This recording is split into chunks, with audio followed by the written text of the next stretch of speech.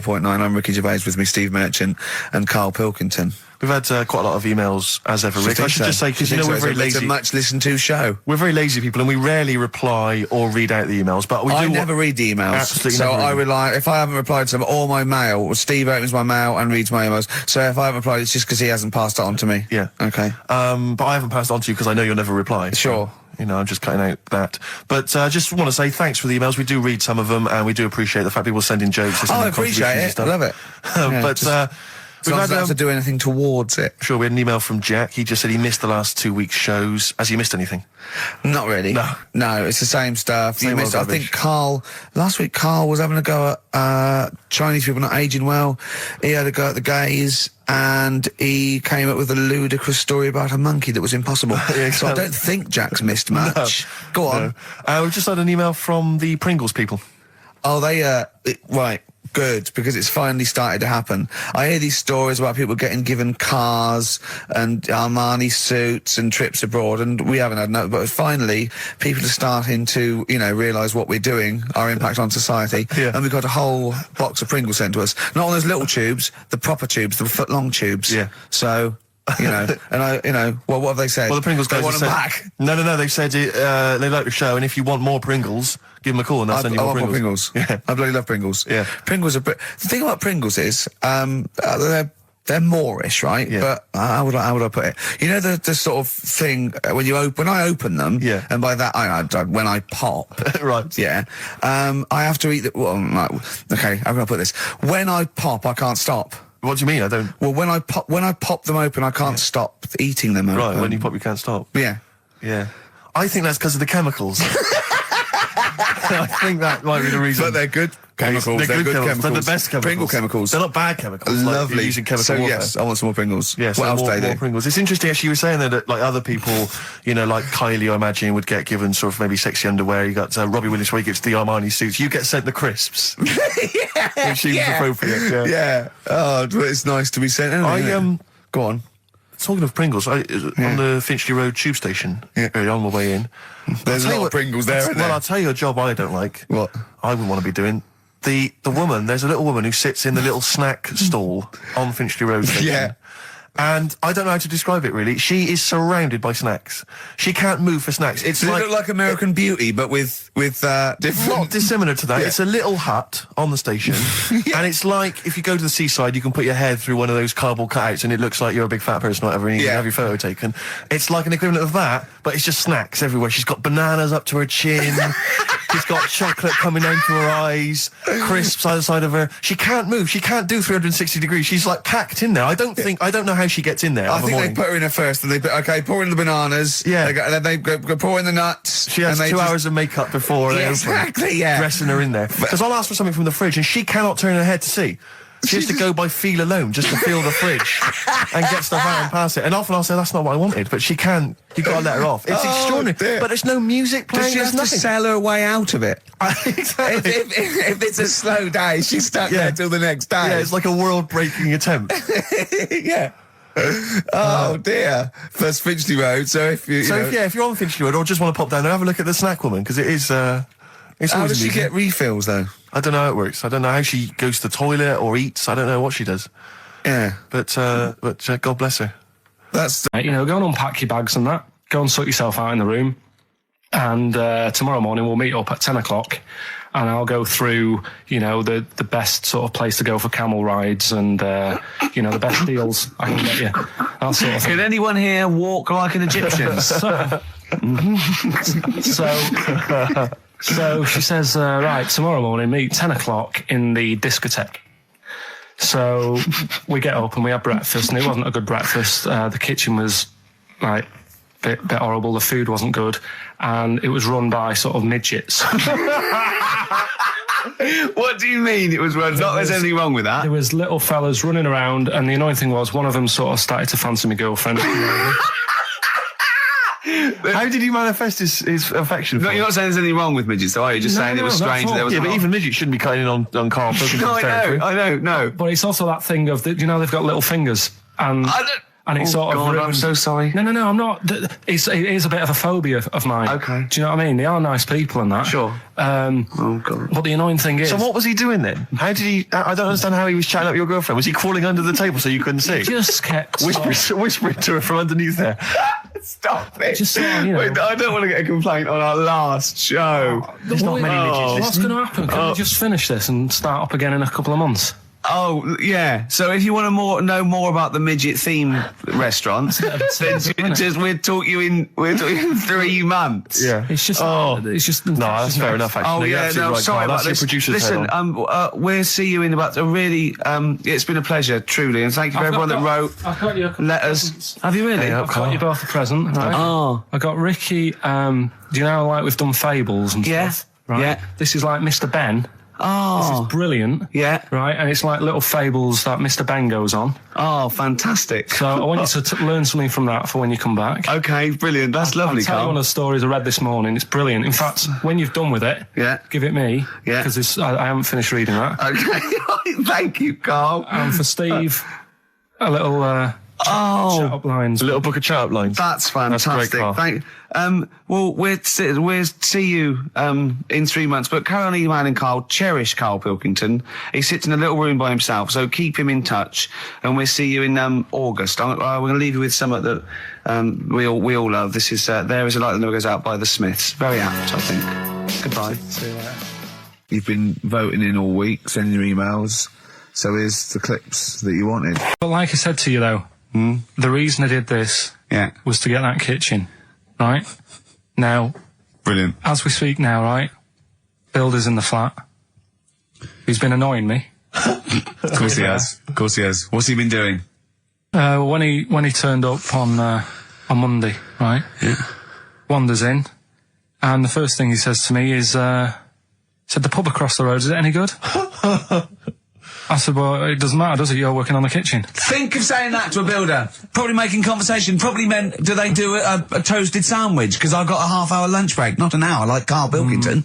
So I'll probably then get a nice, cheese and tomato sandwich. Is that genuinely what you said to him? Yeah. The first thing you Yeah, said so to him? Suzanne had a go at me saying, why have you said that? He hasn't even started on it yet. I cannot believe that. You're unbelievable, Carl. And you say it's us that are rude, crass, I wasn't being thoughtless. rude. I just was letting him know. Do you know what I mean? I know what He they're up knows to. what he was there for. He had it down on his little docket. Do the kitchen this week. Yeah. He didn't come there and go, what did I come out for? Was it to go to the pub for a week? Why am I wearing these overalls? Yeah. Who's the little bald mank twat insulting me? Let me just check. Let me call the head office. I wasn't having a go, though. I mean, they should have finished it yesterday, and they're there now, right, Yeah. on their own. And what annoyed me is they turned up late today. Hold on, Carl, I've just realised something. They're probably listening to the radio. This, I assume, tuned to XFM, isn't it, in your kitchen? Yeah, but they don't know it's me, do they? Do you know what I mean? No. They'd go, he's got a whiny mank voice as well. So's the bloke who owns this place. And the bloke who owns this place, when I said, what's that pub like across the road, said, well, you won't be bothering that. He's working on this. No, he won't be able to put two and two together, will he? You've suddenly, the penny's dropped, doesn't it? You've suddenly realised. Look at his face! Yeah. He's suddenly realised they might know it's him. And they could be listening, and they're going to clean you out, mate. Oh, if you are the builder working in, where is it?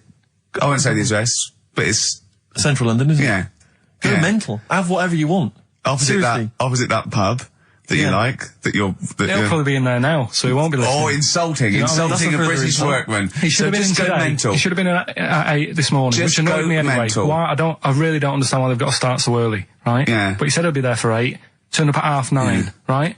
Wanders in, and what annoys me is, he could have left all this downstairs. He had a paper under his arm, Yeah. one of those crossword books, and a pot noodle. Now, I'm not being funny, but most of them take up quite a bit of time. A crossword book, he's not happy with just the one that's in the paper. If you're listening, if you are the builder that's listening now, doing Karl's flat, what about pissing in the laundry basket? Lonesome Day, Bruce Springsteen, on XFM 104.9. So, you've realised now that the builder could well be listening, knowing exactly who you're talking about. There's a chance of it. Do you know what I mean? Yeah. 'Cause I didn't think about it, but you're right, was tuned onto that. I think he did flick it on, thinking about it, thinking back. If so, yeah, he's probably listening now. No, he probably isn't. He probably listens to about half hour. If he's got any sense, he turned it to Heart or Virgin or Magic or something. But, you know, there is a chance. Good advice to the listeners. Yeah. If you've got any sense, if you finish your crossword puzzles. I think, you know, according to our figures, there's a 5% chance of him listening to it. Yeah. So, if we want to be accurate. Although he is in a house with it tuned to that, so I think it puts him right up to 50% straight but away. then again, Ricky's got a job of work, so why would he be listening to this show? Well, he's doing a crossword at the moment. Yeah, well. You better hope he's not listening. Well, I mean, they do annoy me. I'm sticking by it. Yeah, anyway, go on. You might as well keep digging. Yeah, go on. No, I'm just saying they do annoy me the way they wake you up at 8 and then. Well, that's when they start work. Because I told you, I mean. Oh, we'll leave that one then. Yeah. No, but it's like the other day when they came in, I always like to test them. Do you know what I mean? When I had some work done on the last flat that was in, right, that was renting, the builders were sorting the shower out and that. They woke me up about 7:30. Yeah. Right? Were you in the shower? No, right. Good thing about cleaning this shower, there's never any hair down the plug hole. Yeah. Right. So, I left early to come to work, right? Sure. And I thought, I wonder what they're doing. I wonder if they have started. So I walked back to go back in. They'd left the flat and they were outside having a Starbucks. And it just annoys me that they couldn't do that first. Do you know what I mean? Have your breakfast first, then come and wake me up. But don't wake me up to then get me out of the flat and then say, right, let's go and have breakfast. Well, they've probably got to get in, haven't they? What for? What for? They can put all the tools in the little lobby bit. Do you know what I mean? Yeah. Just winds me up. Sure. Now the thing is, the guy today who's doing the tiling, that's narrowed it down a bit more, right? When I knew he was in there, I went out for a bit, had a cup of tea and a bacon butty, right, at a cafe. And I went back and I was really quiet, put my key in the door and opened it really quick to see what he'd be doing. And he had actually started work, so fair play to him. What if he'd just been exfoliating himself naked on the kitchen floor? Yeah. I'd say, right, caught you. Don't use my exfoliate. Yeah.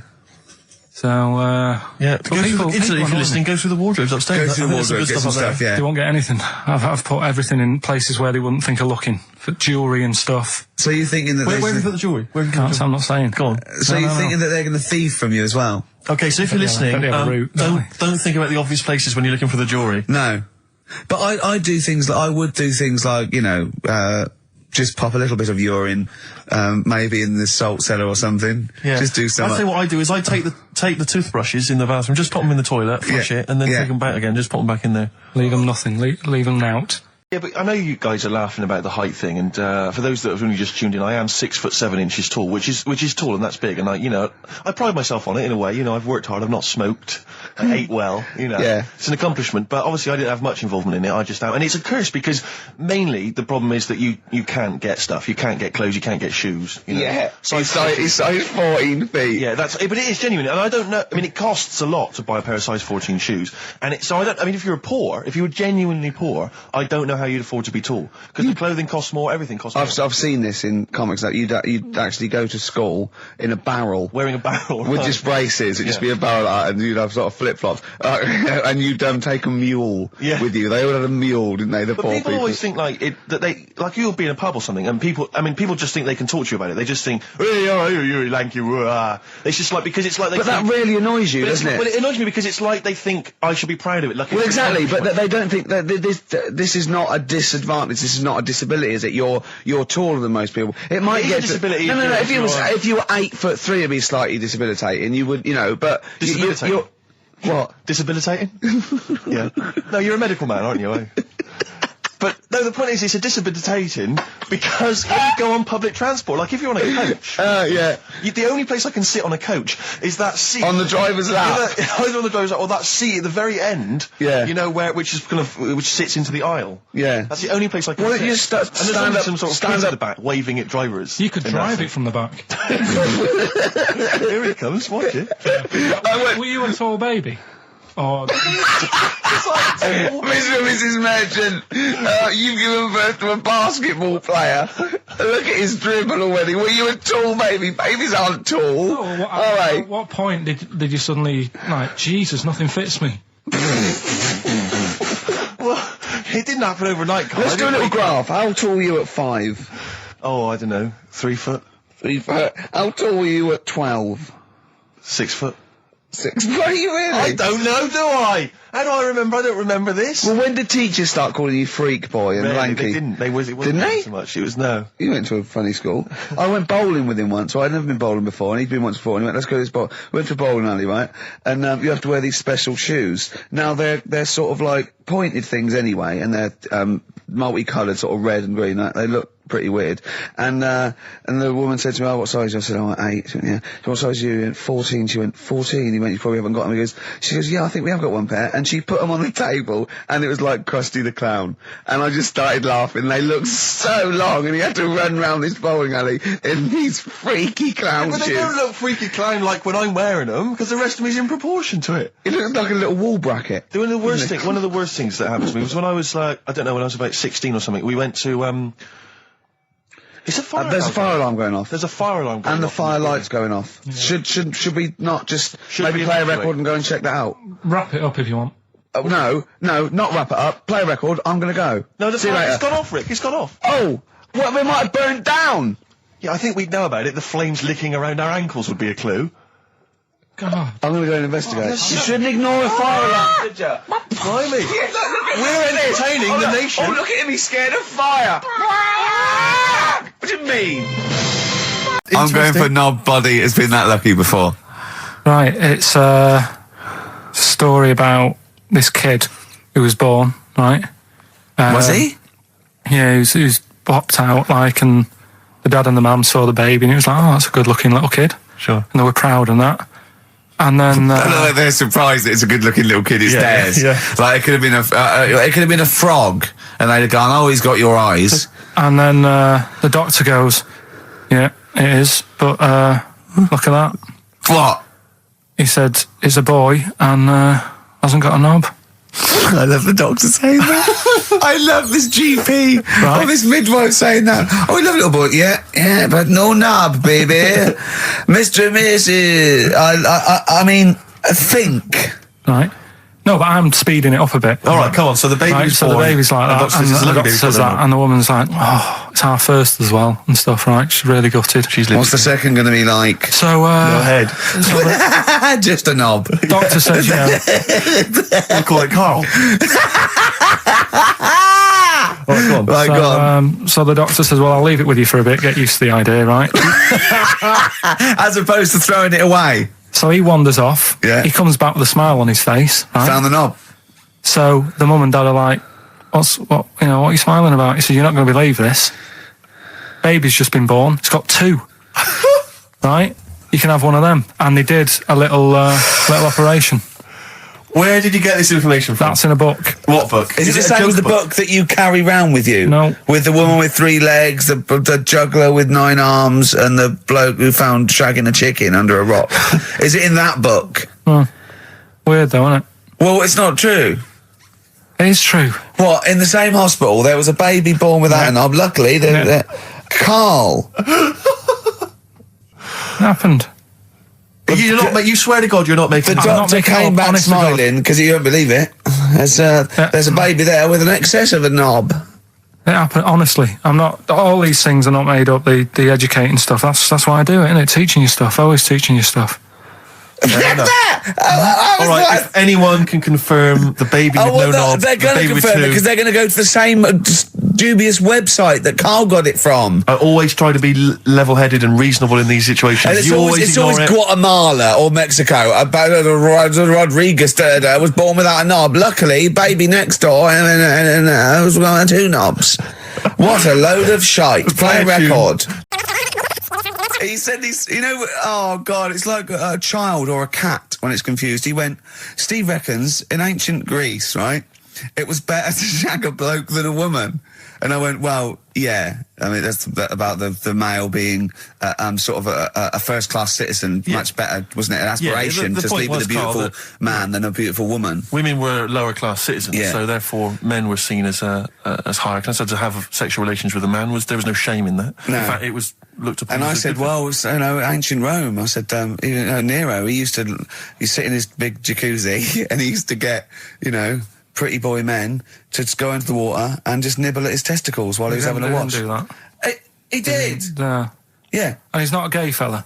No, well, no. I mean, you know, I don't know about Nero, but I mean, it wasn't a case of a big delineation between what was heterosexual and what was gay. It was just, you know, whatever you... So what did this fella do then? This one who's having his... Well, having he his was little pretty testicles? much top boy, Nero, for a while. He was in charge. And, you know, and you did what you're told. If Caesar or... But why were people going round there? Why didn't they go, oh... No, they weren't dropping in. It wasn't like the doors opening. I was just going to see what Nero's doing. You'd have probably been like a delivery boy or a stable boy or something, you know, and you'd have popped round there and you'd have gone, there right, Nero, there's the tablets of stone you wanted. And they go, Pilkington, why you are here? Pop under... I don't know why he's French. What is that? I don't know why he's French. Just pop under the water and nibble at my testicles and you'd have done it. Because he was Nero. I wouldn't. You would have. There's no way I would have done. Well, you would What have. have I done? I've dropped a pizza off. Yeah, you why put am I round to there? Nero's place with the pizza. Right. Right, I'd say I've done my job. Right. Yeah. That's not the sort of tip I wanted. No, he'd have said, get the little baldy chap to nibble at my testicles, and you'd have been under the water. I wouldn't have done it. No, Well, you I have put my head on the You'd wall have near done it. it, right. No, I wouldn't have done it, Can I just say this, Steve? Not only would you be nibbling his testicles, you'd have been going mad. You'd have been noshing him just for extra. You'd have been doing everything he wanted. You'd have been going, he'd have gone, I didn't ask you to do that. You'd have been going mental. They'd have been chewing, slurping, smacking, poking. You'd have chopped, you'd have gnawed his packet off. You think you're eating Walker's crisps. There'd be bubbles, there'd be flood. Oh, it'd be horrible. Week off work. Do you know, like, my mum likes gnomes and stuff? Yeah. Right? Of course she does. She's lived with one for 30 years. She said, you know, get your dad to take us to this park where they've got, like, you know, 6-foot gnomes and stuff, right? Have a walk about. Sounds like a nightmare. Yeah. Sounds like a living nightmare. Keep an eye on Carl. So anyway, He stood still for 2 minutes. Someone bought him. No, you can't buy them and that. It's like a little exhibition thing, Yeah. right? And it's part of a hall, right? This big hall that you have to pay to get in, but we didn't want to see the hall, I just wanted to see the gnomes. Of course you did, yeah. So anyway, my dad says, yeah, well, we can get in there for free. Of course he did. Clever. Right? So we parked up on this little country lane, right? No one about. We walked How much down, was it to go in? Like £2? about £3 each. Yeah. But he said, well, yeah, but if you don't have to pay, do you know what I mean? You enjoy it even more, don't you, when you're walking about and you think, I've got this £3 in my pocket, no one's having it. Yeah. Right? No, looking over shoulder for a bloke with a peak hat saying, can I see your ticket, please? I wouldn't enjoy it more, no. Go on. Yeah, but you don't worry about it, do you? You got a bit of money now then, Rick. You know, you've changed. So anyway, so we had to walk across about 4 fields. For £3. Right? And what happened was, we're walking through all these fields and what have you, big grass and muddy bits and all that, 'cause it'd been raining, and climbing over fences and stuff. And we're in this field, right? And I look to my right, and there's about 30 cows all staring at us, right? And Suzanne started to panic a bit. She said, we shouldn't be here. And Dad says, of course we can. We're allowed to go wherever we want. You know, all this land, it's ramblers' rights and all that stuff. Yeah. And you can take a cow if you want. So, unattended. So Serves him right for leaving him in the field unattended. I'm having one. I keep us fed for a week. across. Anyway, these cows start surrounding us. Surrounding us. And, Oh, brilliant. Oh, no. Face off. and Suzanne's panicking, going, "This isn't right. We're not going to make it to the fence in time. They're moving faster than us." And he started sort of running a bit. Wow. And It's like Dad some was kind of like, bovine West Side Story. Don't A gang of cows coming at you. don't worry about it and stuff. But my dad had to sort of stand there and like wave a stick at him. Of course. And we got away, but Suzanne was like having a bit of a sweat You on, got away. saying, we could have got killed. Sure. And my dad saying, no, it never happens. And I just wondered if it does, if there's a risk of... Yeah, it is rare, but there's been a couple of cases of being trampled by cows. They're not aggressive. They sort of run through you. Well, they're aggressive if they've got a calf. They do have kids. What? They had kids with them. Kids, yeah. That's goats you're thinking of. Yeah. Maybe they were trying to sneak into the gnome thing, and they were worried that, like, if too many people did it, they thought some cows, we can just sneak in. They Where were cows, trying, yeah. no one's expecting cows. And the cows but were going, humans. walk upright like you're human. Don't walk upright. They thought you'd blow their cover. Yeah. Yeah, people have been killed by cows before. Yeah, that was like the highlight, and then So when you arrived there, you were presumably covered in mud, looking like something that had just come from Glastonbury, staggering around this exhibition. It wasn't that bad. It was just like a woods, and it had like a funny sort of funeral, like a graveyard thing, Right. with bodies sort of hanging out the ground and that, and we had What? these 6-foot gnomes, Right. and then we just set off again, walked back. Monkey news, we might as well leave it. Now, come on. No, come on, tell Monkey News. No, it's nothing that great, really. Is it worth playing the jingle? Quickly. Go on then. Oh, chimpanzee that Monkey News. Right, it's about a monkey. 2004, four. It's about this woman monkey who was born in 1834. Right, half monkey, half woman. No, not true. It happened. Apparently, Impossible. it was in the Daily Mail. Right. Okay. The Victorian ape woman was her name.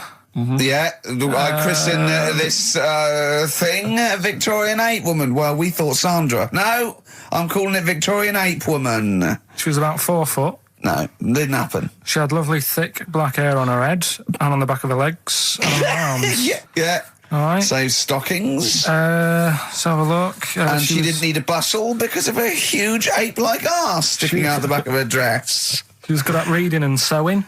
Well, it's good because they didn't have opposable thumbs. So she could speak 3 languages. yes, She was human, monkey, and monkey human. 20 offers of marriage. Does that annoy you, Steve?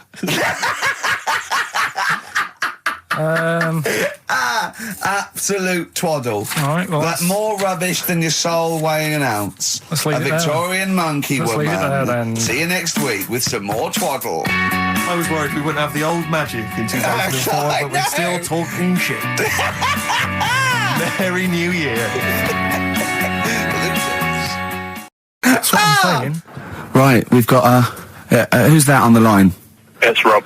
Rob, and are you a doctor? I'm a final year medical student. I'll be a doctor in 2 months, touch wood. That's close enough, isn't it? Yeah. Excellent. So, where do you study? Do you want to give more details, or do you want to remain anonymous as you're calling in to I study at Barts Hospital. All right, great. So, why do GPs sometimes put their finger up a man's anus? To see what's there. You know, if you've got hemorrhoids, if you've got an enlarged prostate, you know, it's either that or they stick up a big tube and have a look up with a light. What? And it's easier to do that. Now, are you dumbing this down for us, or are you going to fail your medical exams by saying stick up a big tube with a light? I'm dumbing it down. Okay, come on then. We're all intelligent people here, and Carl. So you tell us what's that called? It's called a sigmoidoscope. Right. Nice. That was a clever test, wasn't it, Rick? 12 inch long, Yeah. 12-inch long tube that they can put up there. So, Carl, would you prefer that or a finger? Well, so do they sort of do the finger first, and then, I mean, at what point do they say, hang on, we need a light here? I mean... It's normally if there's something wrong. But, so if I go then, say if I go to this well-known clinic, right, and Yeah. they go, yeah, the art's good and that, yeah, finger, there you go, and then they go, hang on, I'm going to go and get me light and tube. I could start worrying then because they've sort of found something. And they're not likely to go straight in with the tube. They'll probably send you off some tests first. Well, Carl, there's nothing.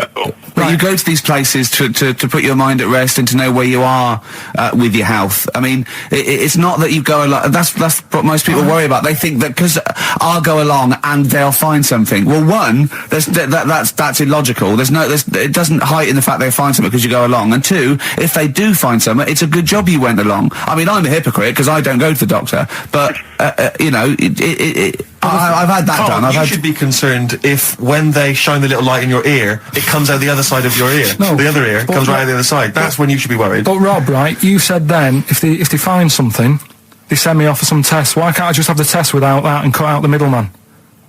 Do you know what I mean? Because you're wasting lots of money. There's hundreds of tests they could do, and they could do every test, and they could all come back with nothing. Or they could do the finger up there and send you for the 3 tests you need to find out what's wrong with you. But in this day and age, with all the technology and that, and like brainy doctors and all that, the only way to find out is sticking a finger up there. What are you worried about, Carl? Is it fundamentally that this doctor who's has done 6 years medical training, is it embarrassing to have a man's finger up your ass? I just don't understand how you can get round to that without... But what don't you like? Is it fundamentally you don't like anything up your ass, or is it the fact that it's a man's finger up there? I don't like going to the doctors. It makes me nervous, because I think if anyone searches you long enough, they're going to find a fault with you, right? And especially if they're going that far into you. They're going to find something. And... Probably not. Well, you know, I just don't... I don't know how to get round to that sort of...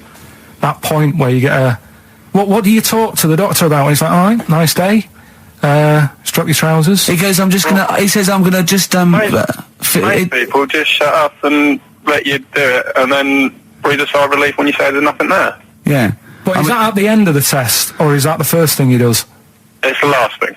So that trousers up out the door. Because he knows it ends conversation. He knows it's a bit of a faux pas. The doctor says, I better not kick off with a finger up the arse. What I do is I'll start on with the, the head, and then we'll then go, one final thing, Mr. Pilkington.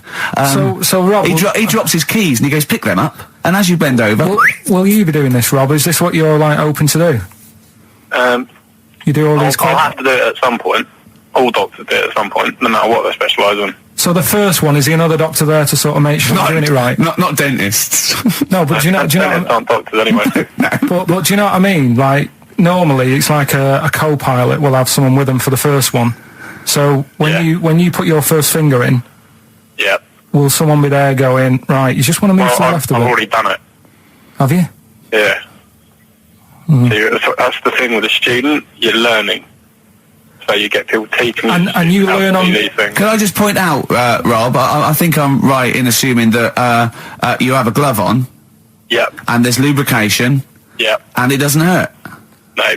There you go. What are you worried about, Carl? Who's this person who everyone's testing on in your class? It's not one person. One person. There's when a patient comes in and they've got a problem, your boss, the consultant, he does his finger up, and if he finds something, he goes to the patient, is it alright if the student has a feel as well? Then the student puts on a glove, puts the leave on the glove, and sticks his finger up and sees what he comes out with. Rob, I wish you could see Carl's face. I mean, his face when you said, and he says, can this fella have a go as well? He looked horrified. That he thought it was a free-for-all, like there's a queue of people trying on gloves and going, let's have a go. That looks good up there. What have you found? No, I mean, how come you had to sort of... Is it not something you could test on yourself rather than waiting for other people to come in? Because then, you know... It's an awkward position to get to, really, isn't it? Well, but you can have a good rummage then without feeling too awkward, but to sort of have a go on your first patient when you don't really know what you're looking for anyway, do you know what I mean? Never really thought about it. Because you don't... If you've never done it before... You pop your finger in there, and you've got to sort of look. You've got to have an expression on your face, like you know what you're finding. Well, they can't see what you look. They can't see your face. There. You got the big boss consultant man going, now move your finger there, and you'll probably feel this. But he's just done it. He knows what's there.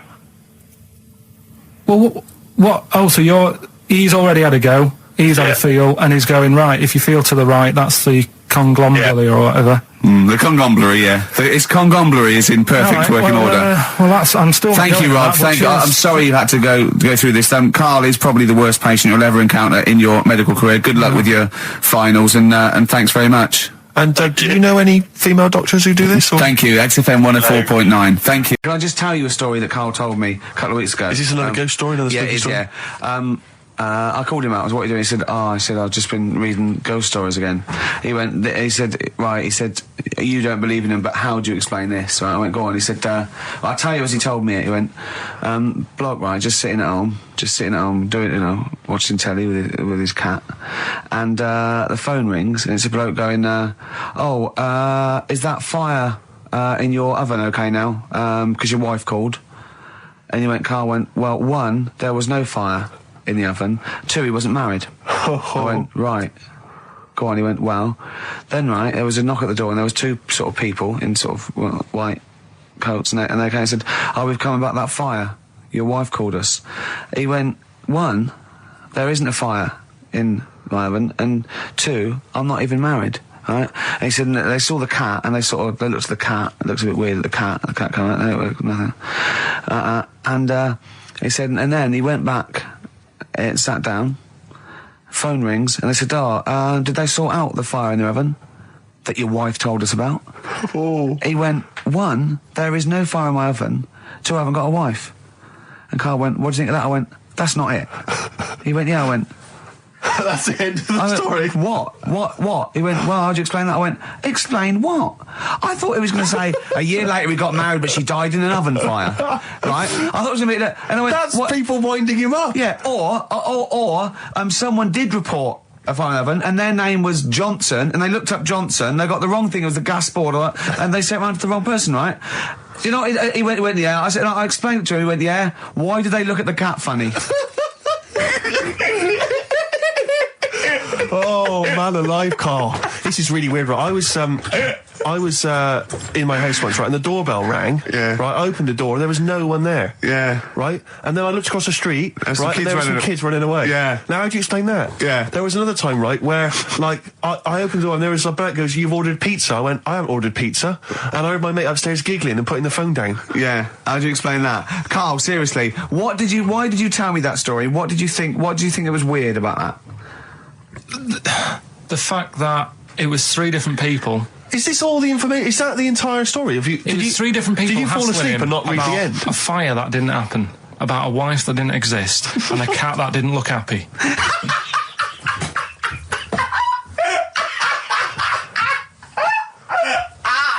Oh, I'm gonna have a heart attack, Karl. What? I mean, why did they look at the cat funny? Because cats don't like spirits, do they? What? The other blokes were ghosts? Yeah. Yeah, that's it. So these are kind of beetle about type ghosts. These are ghosts who walk the earth as the undead, just winding people up slightly. That's lovely. That is lovely. seriously, And a cat that did not look happy. But seriously, why would ghosts wander around just like winding people up? Oh, Maybe something did happen there years ago. Some fire, some woman might have died in a house of a fire or something. Yeah. And it's sort of all happened again. But Yeah, it's certainly a mystery. I mean, if you don't it's a mystery. I mean, I can't. What's this book you were reading? So I did some research. Right. Let's just recap again. There was a guy you read about who had his head chopped off. He was guillotined. Yeah. He had said to the people around him, Count I am blinks. going to blink once I've had my head cut off to So show the brain that life, can still... or the brain Yeah. can continue to work after death. Okay, so yeah, we queried that. So you weren't having any of it? Well, no, possibly for a few seconds till the oxygen stops being fed to the cells because the blood has drained away. But, you know, nothing spectacular. So Right, go on. well, along the similar sort of lines, right? This is quite a few years ago. This fella sort of upset the royal family doing something, right? So they said that this isn't good. Wasn't Ben Out under that Jubilee thing, was it? I can't remember what it was, and they said, right, That was terrible. We're gonna cut your head off. You know, you gotta show people that you can't be doing what you've been doing. What was this, the 1970s? When you say a couple of years ago, you mean maybe sort of... Was it the olden days when the Ages. phones weren't very good? Ages ago. Yeah. Ages ago, sure. So yeah, fair enough. Yeah. So Very philosophical. Yeah, imagine that when you watching the history. Cut your head off. This was literally ages ago. Yeah, exactly. Yeah, go Simon on. Sharma's History of Britain. Yeah. Oh, So- and even before that, which is yonks before, when it was all mental and different. Sorry, Karl, go on. So he's having his head cut off, and he's resigned to it. It's a day before. He's kind of got it into his head now that I'm not going to have my head much longer. Sure. So he said, let's make use of this. Yeah. He said, I wonder how long like the body can stay alive without my head on it, right? So they were like, oh, I don't know. So Hoover. so The jailers? whoever he was asking. These jailers with one eye. Yeah. Get out, pal. So he said, No, wait a minute, I've got an interesting scientific experiment, jailer. Well, Yeah. fair enough. What is it? So he said, what I want to do, right? He said, you know, surely it's my last right. You know, I'm gonna be dead tomorrow. Sure. So let's He do a didn't test. draw it out this long, did he? Yeah, and he said, let's test this out. You know, he said, do us a favour. He said, you know, it's my last day. What I want you to do is, you're going to cut my head off. Let's put a white line on the floor. Right. And see if, you know, because there's no point asking how far he can sort of walk without an head if there isn't a line, because you don't know what to count. Do you know what I mean? If he loses his head and he's running around all over the place, you can't really count That's that. not impressive enough, yeah. So they said, let's make a white line. Sure. Yeah. Who said And- this? He did or they did? I think they started to join in with him and saying, well, let's make this a... Sure. You get it. Go on. So, They got Norris McWhirter down. The Guinness people. Oh, yeah. so they said, let's get this white line. Yeah. And Dedication's all you need. we'll do this tomorrow. And he said, all right, then I'll see you in the morning. So we go, I'll see you in the morning. Night, sleep tight. Bye. I love the fact that Carl knows exactly what was said. Oh, that's beautiful. Yeah, he doesn't know the story or what order it is in or when But it he was. knows exactly what or was who said. said what, but he knows the intricacies. All right then, see you in the morning. Bye, little kissy. Oh, I'm not like that. Oh, you joker. Don't let the bed bugs fly. Yeah, anyway.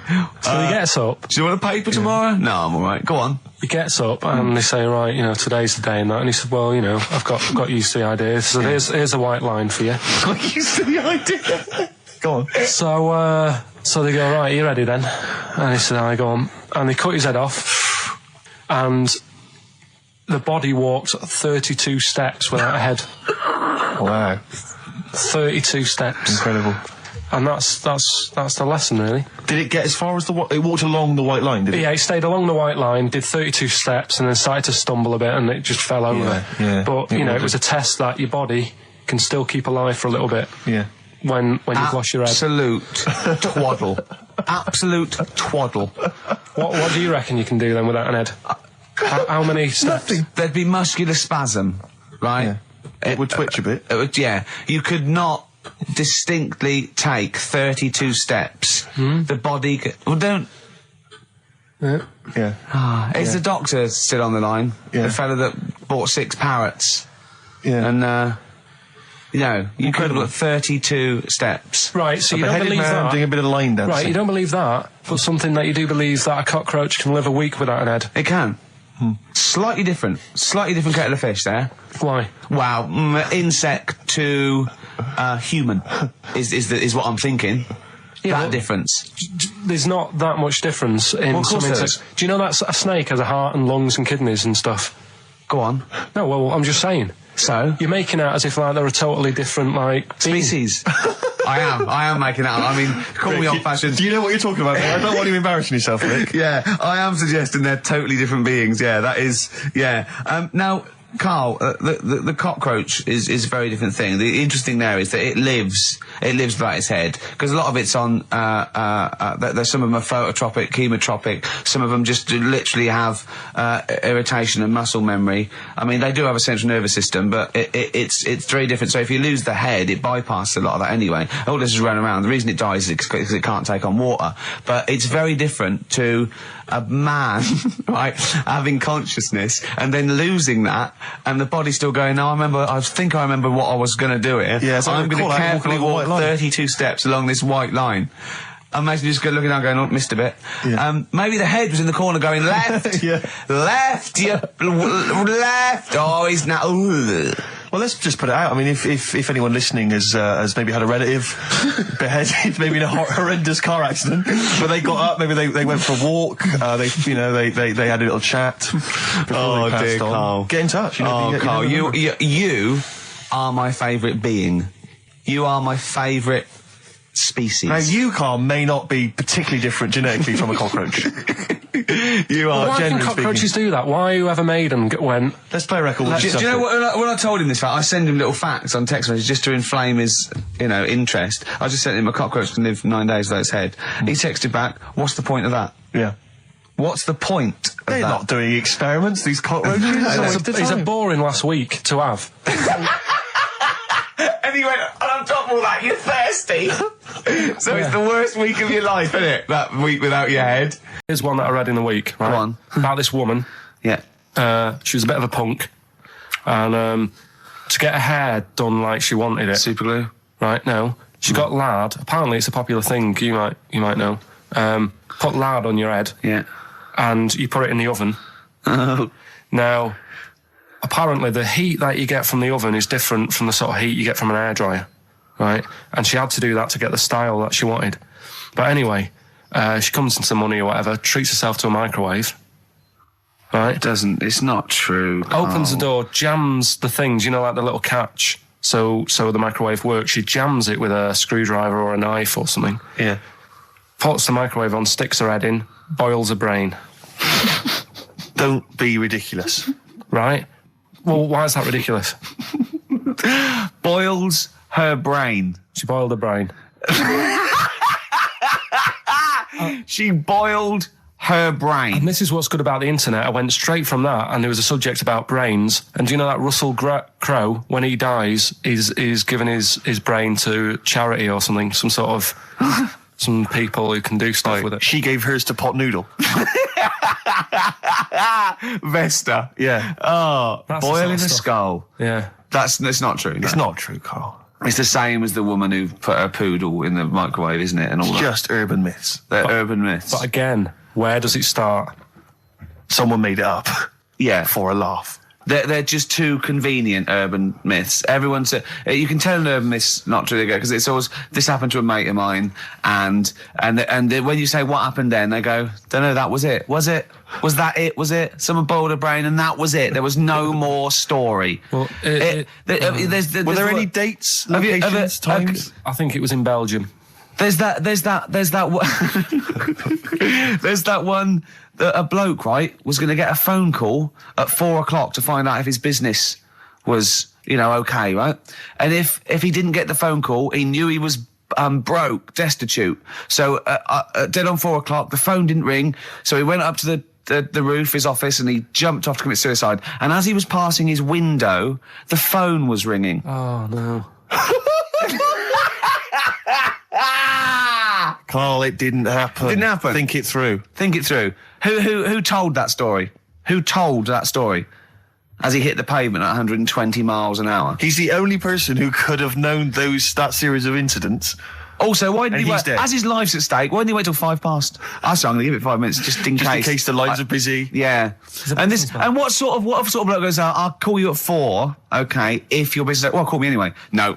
If I don't call exactly 4, then, you commit suicide. Commit suicide. I would, because if I don't call at 4, that's the end of it. Well, call me anyway. No, that's not the way I work. Why can't he just call me and tell me the other way? Well, I'm telling you how I do it.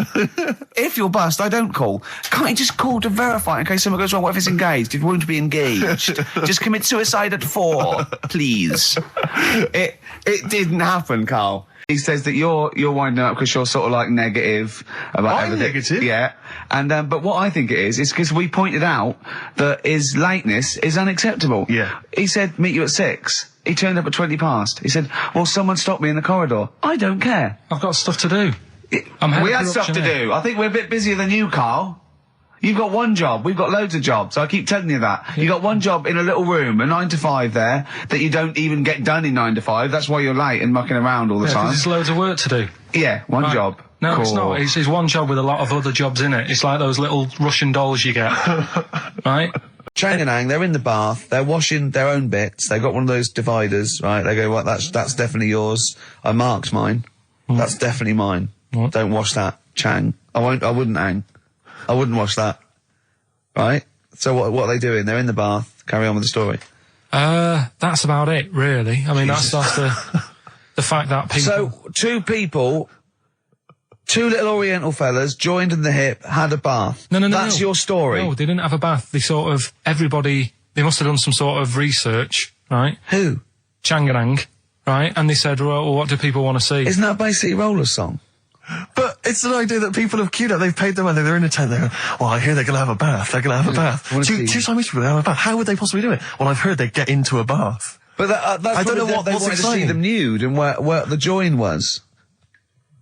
No. More than how do you get in the bath? I don't know. They just that's what they picked. They said what would be good to see. What do you want to see them do?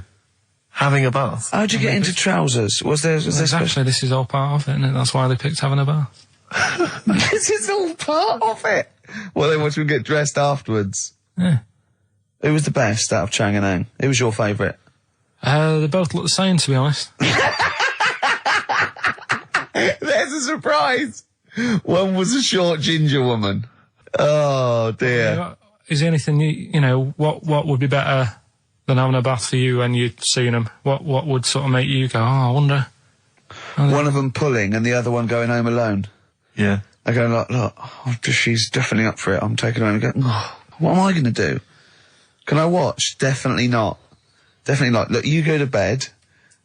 I want to wine and dine her. But if he's got back to their place and they're going at it hammer and tongs, but are you saying one of them? No, hammer and tongs were their cousins. Right. They lived miles away. Yeah.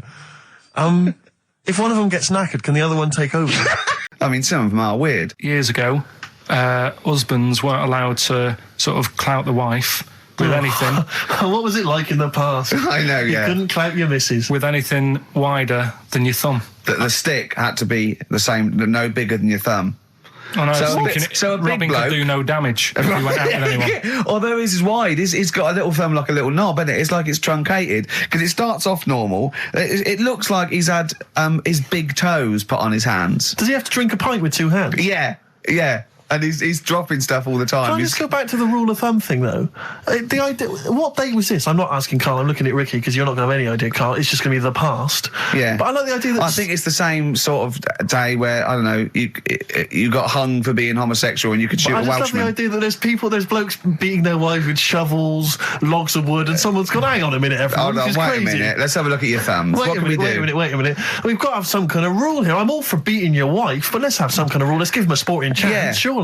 He goes, well, I'll tell you what about you can hit her with the width of your thumb? And the wife goes, make it the width of his knob. I go, no. He slaps her again. Yeah, width of your thumb. All right. Better? My parents won't let me ditch my studies. He's currently reading modern languages at London University. Sure. He wants to follow his dream, but his parents won't let him, of being a dancer. Carl. Worse than that, he says that they're trying to arrange a marriage to a bunch of minging daughters of people they know from good families. He doesn't know what to do, so he's got the arranged marriage coming along, and he's also got, he basically wants to be a dancer. His parents are forcing him into something more practical. Well, the first thing, right, I don't think Live your dreams? The arranged marriage thing is such a bad idea. Okay. Because I think too many people go on looks. Right. And then you soon get bored of that, and you find out the person who you're knocking about with, it's actually not your type. Right. Why don't you arrange marriages for people? Well, I'm just saying, right, so I'd say, Jay, go along with that. I wouldn't worry about it. Okay. I mean, if they're really ugly, then, don't go along with it. But if they're half bad, put up with it. That's Sure. all right. The dancing. Brilliant. Right. That's that solved. Brilliant. I wanted to be a dancer. After I did the boxing, right, I joined a dancing thing just near Man United's ground, right, called Twiggy's. Went along, I wanted to learn some moves. How old were you? Well, it was when Michael Jackson was, pretty big, so about 83, 84, 85, something like that, around there. Wanted to do it. When I went, it was shut, and it had become like a warehouse for toilet rolls. So in a way, I wonder what would have happened. Sorry, how is that an anecdote about you going through dancing? You've told me before you did boxing for a while, you did dancing for a while. You had a true fight in the boxing. You didn't even get in the. That's not an. Imagine if that was a film. This is a boy's dreams of becoming a dancer. Oh, it's shut. Next on. I mean, how is that a story? Yeah, that was Billy Elliot. Do you think it would have won quite as many awards? Yeah, brilliant. Footloose. All right, Yeah. I'm fed up. They banned it. Let's go. Eyes shut. Flash dance. First, there was. It's a warehouse. Never mind. I'm just saying, you'll find something else. I think I got a go-kart after that. I bought a motorised go-kart and kept myself busy with that. So. There's always other things. Just think, Alan Bennett has to sit down and really sweat over his stories. Yeah. He just opens his mouth. You are a living Alan Bennett character. So that's solved. Well, Jay, don't worry about that. There's no emotional problems I can foresee if you follow that advice. So the advice there is do an arranged marriage. If she's not ugly. minging, she's not completely minging. Yeah. And don't worry about dancing. Get a go-kart. Cheers. We're gonna have people just killing themselves. What? Because my auntie Nora. She same thing, pumped her with loads of drugs. She used to have a cabinet next to the bed is like boots. She's got loads of stuff, right, for all sorts of stuff. And I mean, she's not that old, but she's on loads of stuff, right? She's a bit coked up, is she? She called up my mum once. And, you told us this. Go on, tell it again. And she said, "Oh, how are you doing?" And that. She's all right. Bit worried though. My mum said, "Why? What's up?" She said, "I've been breaking wind." So she goes, "Well, She says, "No, but this one is going on and on and on." And she was like, she was like, what do you say? like passing wind, farting, for 5 minutes. one thing. Not like, you know, trumping and then nothing. Yeah. Continuous. Continuous drone of a fart. Yeah. I don't think she had... How big was she? She must be the size of a barn. No, she's not that big. She's, you know, she's good for her age. No, but Quite I slim mean... in that, quite slim. No, It's but just- fighting for 5 minutes. Where's all the gas? Was she circular breathing? Was she sucking it in with her mouth? It was just, I don't know that much about it. But she called up my mum. About 2.5 minutes in. Could you hear it in the background? 2.5 minutes in! 2.5 minutes in, she called my mum up, and it went on for a further 2.5 minutes. Oh. And she just stayed on the phone, did she? Where The whole was- time going, well- can you hear that? Well, Did she hold the phone next to her arse? Listen to that. She was off the I'm ground. trying to work a tune down. she was actually hovering. She was 4 foot off the ground when they found her, the ambulance men. The cat's dead. Don't light a match! Don't light that cigarette! Yeah, it's like that advert. The kids come home from school, switch on the light. Yeah. Then they see Granny hovering, turn the light on. Be careful if you have an elderly woman at home. Yeah. Drugs make you fart. so that's what I'm saying, you know, just let these people... What are you saying? No, wait a minute, what are you saying? I'm saying let people enjoy the life they've got left. No, you're not. You're saying don't put them in hospital, leave them at home to die. No, I'm not. Give them a Rubik's Cube and let them die. What do you reckon you can do then without an head? How many steps? There'd be muscular spasm, right?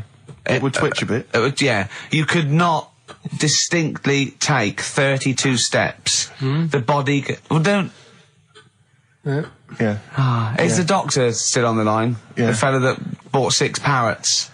Yeah. And, you know, you could have got 32 steps. Right, so you A don't beheaded believe man that? doing a bit of line dancing. Right, you don't believe that, but something that you do believe that a cockroach can live a week without an head. It can. Slightly different kettle of fish there. Why? Wow, insect to human is what I'm thinking. Yeah, that difference. There's not that much difference in Well, of some course there insects. is. Do you know that a snake has a heart and lungs and kidneys and stuff? Go on. No, well, I'm just saying. So? You're making out as if like they're a totally different, like... being. Species. I am making that up. I mean, call me old-fashioned. Do you know what you're talking about, mate? I don't want you embarrassing yourself, Rick. Yeah, I am suggesting they're totally different beings. Yeah, that is. Yeah. Now, Carl, the cockroach is a very different thing. The interesting there is that it lives without its head, because a lot of it's on. There's some of them are phototropic, chemotropic. Some of them just literally have irritation and muscle memory. I mean, they do have a central nervous system, but it's very different. So if you lose the head, it bypasses a lot of that anyway. All this is running around. The reason it dies is because it can't take on water. But it's very different to a man, right, having consciousness and then losing that, and the body's still going, no, I think I remember what I was going to do here. Yeah, so I'm going to carefully walk line. 32 steps along this white line. Imagine you just looking down going, oh, missed a bit. Yeah. Maybe the head was in the corner going, left, Yeah. left, left. Oh, he's now, ooh. Well, let's just put it out. I mean, if anyone listening has maybe had a relative beheaded, maybe in a horrendous car accident, but they got up, maybe they went for a walk, they had a little chat before they passed on. Carl. Get in touch. Carl, you are my favourite being. You are my favourite species. Now, you, Carl, may not be particularly different genetically from a cockroach. You are, Why can generally cockroaches speaking. do that? Why whoever made them went... Let's play a record. Do you know what, when I told him this fact, I send him little facts on text messages just to inflame his, interest. I just sent him a cockroach can live 9 days without its head. He texted back, what's the point of that? Yeah. What's the point of They're that? not doing experiments, these cockroaches. It's a boring last week to have. And he went, and on top of all that, you're thirsty. So it's the worst week of your life, isn't it? That week without your head. Play a record. Play a record, Carl. Competition time next. Oh. We need some call. Look at his little face. Look at his little You've not heard face. Carl's competition. Oh, he could live without an head. Strokes. Someday. I'm already annoyed. I've been I'm in here a bad 3 mood. minutes and I'm already annoyed. Yeah. I'll bring back Claire, I'll tell you. No, it's not his fault. It It's the whole is. place. The library's shite. I tried to get. Oh God! I had to go to Capital Library. Chill. Fancy that. I had to go to Capital Library to get a couple of records I wanted. Right? Place is falling apart. The email's not working.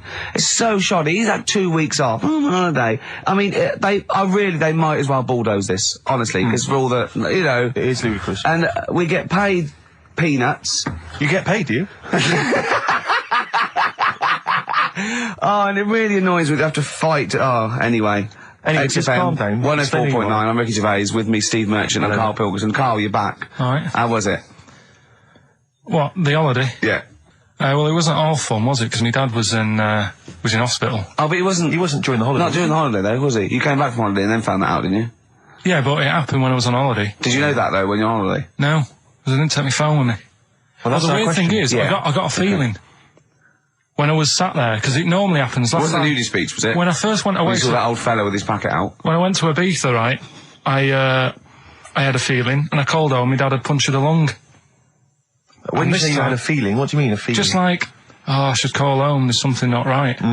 But this time, very specific feeling. How did that manifest itself? How did you get that? What kind of feeling? Is that tingling thing? I'm getting a bit of a lung feeling. Yeah. A bit of a dad lung. If you want to see dinosaurs and that, go to the museum. You were complaining about that as well, weren't you? You went to a museum and there was too many dinosaurs. He said you just need 4. No, well, Steve, have you been to the one in Knightsbridge? I think this so. one that I called up, right? It's nice. You go in, you get a good collection of stuff. You walk in, there's 3 or 4 dinosaurs. You've had enough, right? I went into New York, right? I went to the museum there, hundreds of them. You can't move for dinosaurs. Yeah. It's almost like they're responsible for them being extinct. There's loads of them. So all I'm saying is, if you want to see a dinosaur, go to the one near Knightsbridge. They've got a nice selection, some old vases and stuff. It's worth going. So, do you work for them? Because that was a pretty big sell. Well, you could work that into quite an advert, I imagine. I think that my new TV is too big, Rick. I said that I know, when he I don't bought know it. what I was thinking. But I can't believe it. He talked about this buying it. He's got a bit of cash now, of course. And what is it? 42 inches? 42-inch plasma screen. What did it cost you? $3 grand or something? Don't tell me. That's wow, huge. it's ridiculous. $3.5 grand. Big spender. Of course, it's too big. Well, I can't get far enough back in my living room for it. You know, you're meant to be, I think, 4 times the screen size away from it. Really? To get out from the air. So that's 4 times 42 inches you're meant to be sitting away from it, which is impossible. Yeah.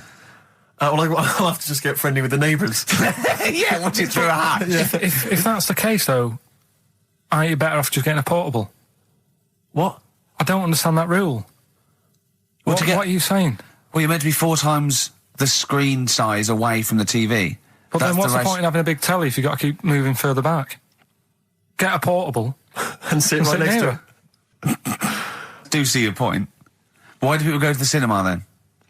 Did you see films that are out yet? Fair enough, he's got you there. Done. I tell you this though, I had it delivered, and are you supposed to tip delivery men?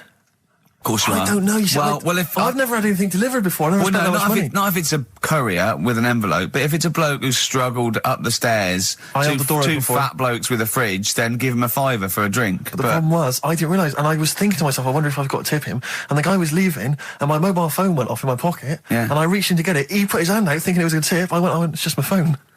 And I felt terrible after he left. I didn't know. What was I going to do? Run down the street and offer him a £5? No, of course not. No. I'm not made of money. I just spent it on TV. Yeah, I got no money, mate. Yeah. I just spent it all on this. I had to clean out my jar, everything, the drawers. Yeah, I'd take some bottles back.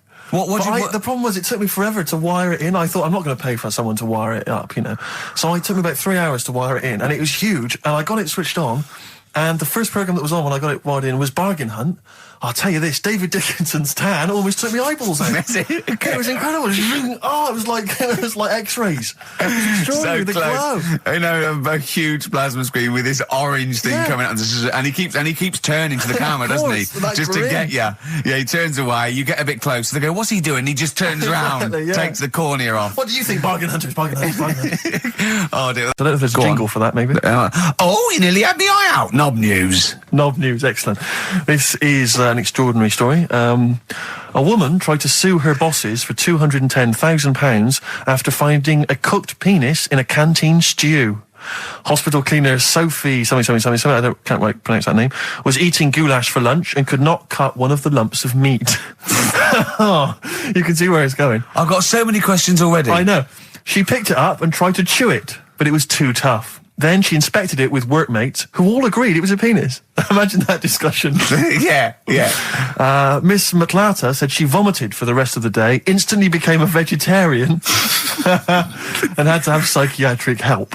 It's not known whether the organ was from a human. The case continues. Well, it can be found out, so that's one thing. Obviously, the doctors aren't confused. They're not going, I don't know, I've never seen one like it. Yeah. Also, why is she eating goulash? I know. I mean, that's my first question. Why? Yeah. You got lunch. Oh, what do you want? I fancy some goulash. Yeah. Oh, some gooly lash. Gooly lash, Thanks very like much it. indeed. Lancashire cockpot Oh, is on the menu. Brilliant. Only £5.50. Wangers and mash. I'd love some wangers and mash, please. Cock o' van. Cock o' van. It's already done for There's you. wangers and mash, cock o' van, Lancashire cockpot. You know. That's just off the top of our brains. Yeah. So, if you've got any of your own, keep them to yourself. We're not interested. What do you make of that nod news? And he's in a hospital. Oh, yes, it was. No, hospital cleaner. You're right. Hospital Oh, cleaner. God. I know how your mind's thinking already. There's been a mix-up. That's been a mix-up. What kind of mix-up? I love that. What, some bloke's gone in, some lesbian's gone in, wanted a sex change. She's got a carrot for a cock. Bit of stew and steak. Stewing steak. Woman says partner ran off to become vampire. Yeah. And it says a young mother says her partner has dumped her to become a vampire. Rebecca Roberts from Somerset says Matthew Barrett fell for a blood-worshipping woman in a US cult. The 23-year-old mother says he began shaving all his body hair, dressed in black, and used Rebecca's lipstick to redden his eyes. Rebecca caught him performing weird blood rituals in front of his computer at night, cutting himself to prove commitment. She said, I thought it was just a hobby. Everyone's got a right to one. I was pleased he'd found an interest. Brilliant. This is apparently from The Sun. Apparently he's left. He's gone to America. He's living in this Ohio-based cult. But it's the last bit where she's been asked whether or not, if he came back, would she take him back? Sure. And this is where I wonder if the journalist, you know how journalists are supposed to just report the news, be objective. Yeah. I wonder if maybe the journalist here has maybe had some interference. Made the quote better for them than go on. Because it says, I never thought this would take over his life. Now, if he came back, I'd say fangs, but no fangs. Oh, dear. I can't believe. Imagine you're the woman, Rick. Okay. And I've come round. You're the to you. journalist. I'm the journalist, and I've come in and I've said, okay, I read about this. All I have to do is not say that thing. You've come. I understand you're obviously quite upset. Your husband's gone gutted. off. If he came back, would you take him back? Definitely not. Right. What would you say to him then if he came Just back? get lost. Right, but I'm really pissed off with you. Would you perhaps say something a bit more pithy?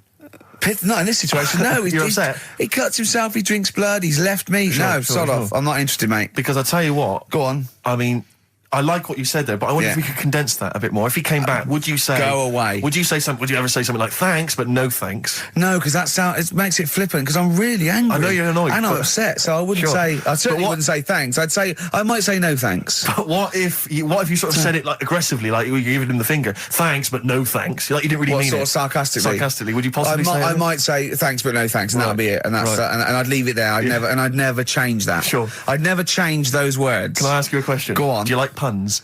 Hate them. Right. I don't like It's Countdown. interesting. I don't like QI. I don't like any of those posh Cambridge, Oxford types. I hate puns. If you had to say thanks but no thanks in the form of a pun, what would you maybe say? I wouldn't. I never would. Right. I'd say thanks but no thanks. I would. I mean, I feel embarrassed that I'd even say that because I don't think I would even say thanks but no thanks. Okay. But if I did go that far, I'd leave it there. Sure.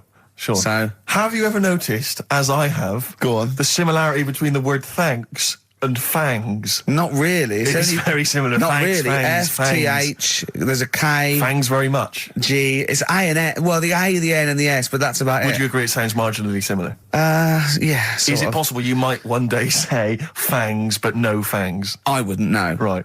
I could put that though, could I? But don't say I said it. Right. I mean, yeah. Fangs, but no fangs. Yeah. This is the thing. Just, if you ever read an article in The Sun, The Mirror, anything, do not believe it. Really seriously question and query it, because... If it ends with fangs, no if fangs. it ends with a pun, almost certainly they never said it. Well, anyway, right, so it doesn't matter. I think I'll go off and do some prep, right? Yes. Do some research for Saturday. Found one of Suzanne's magazines, right? Flicking through, because there's always interesting stuff in there. There was something about swingers. Right. I was like, what's all that about? Yeah. And it had an interview with some people talking about, how they sleep about a bit. Yeah. And I thought, if my wife looked like that, I probably would. Because there was a few pictures of them and they were all pretty ugly. Yes. I thought, right. So I took that in, soaked that up, thought, there you go. Carried on reading. There was a bit in there about how women still have crushes, right? Yes. And the woman was going on about how she's 38, right? But she still fancies Chris Martin from Coldplay. Uh-huh. And, you know, even though it'll never happen, she's still got that little bit in her head that thinks one day she'll leave Gwyneth, right? And end up with her, right? Right. Anyway, so I'm thinking this is a bit boring, but I'm flicking through it all. And, Is this a Rockbusters clue? no, right? And I read further on, right? And, she said, you know, I like to go out with my mates, and we come up with lists in pubs of people who like, oh, you know, they'd be nice to go out with. She also came up with a list of unlikely lust objects, I think she called them. Yeah. Guess who was in that list? Ricky Gervais. Think again. Karl Pilkington. Right, next one. Johnny Vegas. Said, lanky co-writer. Rubbish. Lanky co-writer. What do you mean lanky co-writer? Well, do I need to say any more? He said, hang on, wait a minute. Let's not talk about... I don't know why you're laughing at my expense. I'm an unlikely lust object. yeah, But yeah, what was it called? The list? the unlikely lust object. Yes. You were in there, right? Who else was? Well, you weren't in there. Richard Madeley, Fine. Yeah. He's a good-looking guy. Alistair Campbell. Brilliant. Another handsome dude. What are you talking about? You think I'm ashamed or embarrassed about that? I'm proud of it. What magazine was it? I need to buy a couple of copies. It was. Need to get a t-shirt made. Yeah, and did she leave her number? Yeah.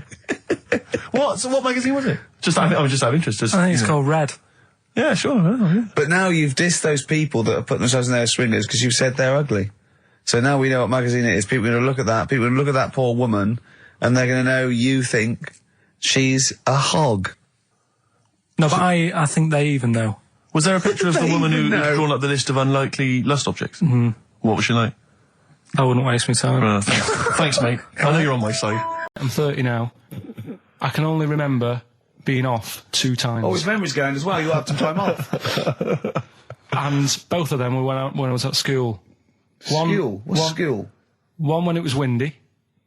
Why did you have time off? Because it was windy. But to be honest, Carl, that lasted for 7 years. Your time off at school. Why did you have time off? Because it was windy.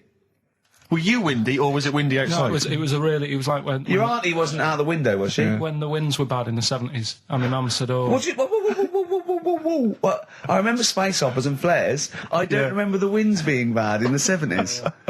Well, my mum just said, you might get blown into the road, so don't do that. She had so much faith in you, didn't she? As a human being. Is that why she got fired from the pie shop? I'm not coming in today, I might get blown into the road. God. The funny thing it was, right, Steve, they had this thing going at school, because a lot of people used to wag it back then. Used to what? Wag it, sort of not go in. Yeah. Right. And they sort of tried to make it interesting for you by giving you an education. A certificate if you did a full week. Reward for the rest of your life with achievement. That sort of carrot. And also, like, let you go home at 3 o'clock on a Friday. Right. If you'd done a full week and that. Yeah. So it was lovely weather all week. Then it just sort of changed on a Friday. And I got up and it was all windy. It was always windy for Friday on the 7th, isn't it? Don't, if you don't go in because, you might get blown into the road and that.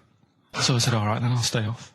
And, so why did you told you to hold on to a fence or walk you there? What's this? Don't go out. Immediately give up. I love this getting blown into the road. Is that based on your cats that kept getting blown into the road? Well, so I got to school on the Monday, right? And the teacher said, Took you a right, long time. today, to punish you, you're the only one who wrecked the whole week, right? Everyone else came in. You didn't. So everyone else is going home at 3 o'clock today. But you're not.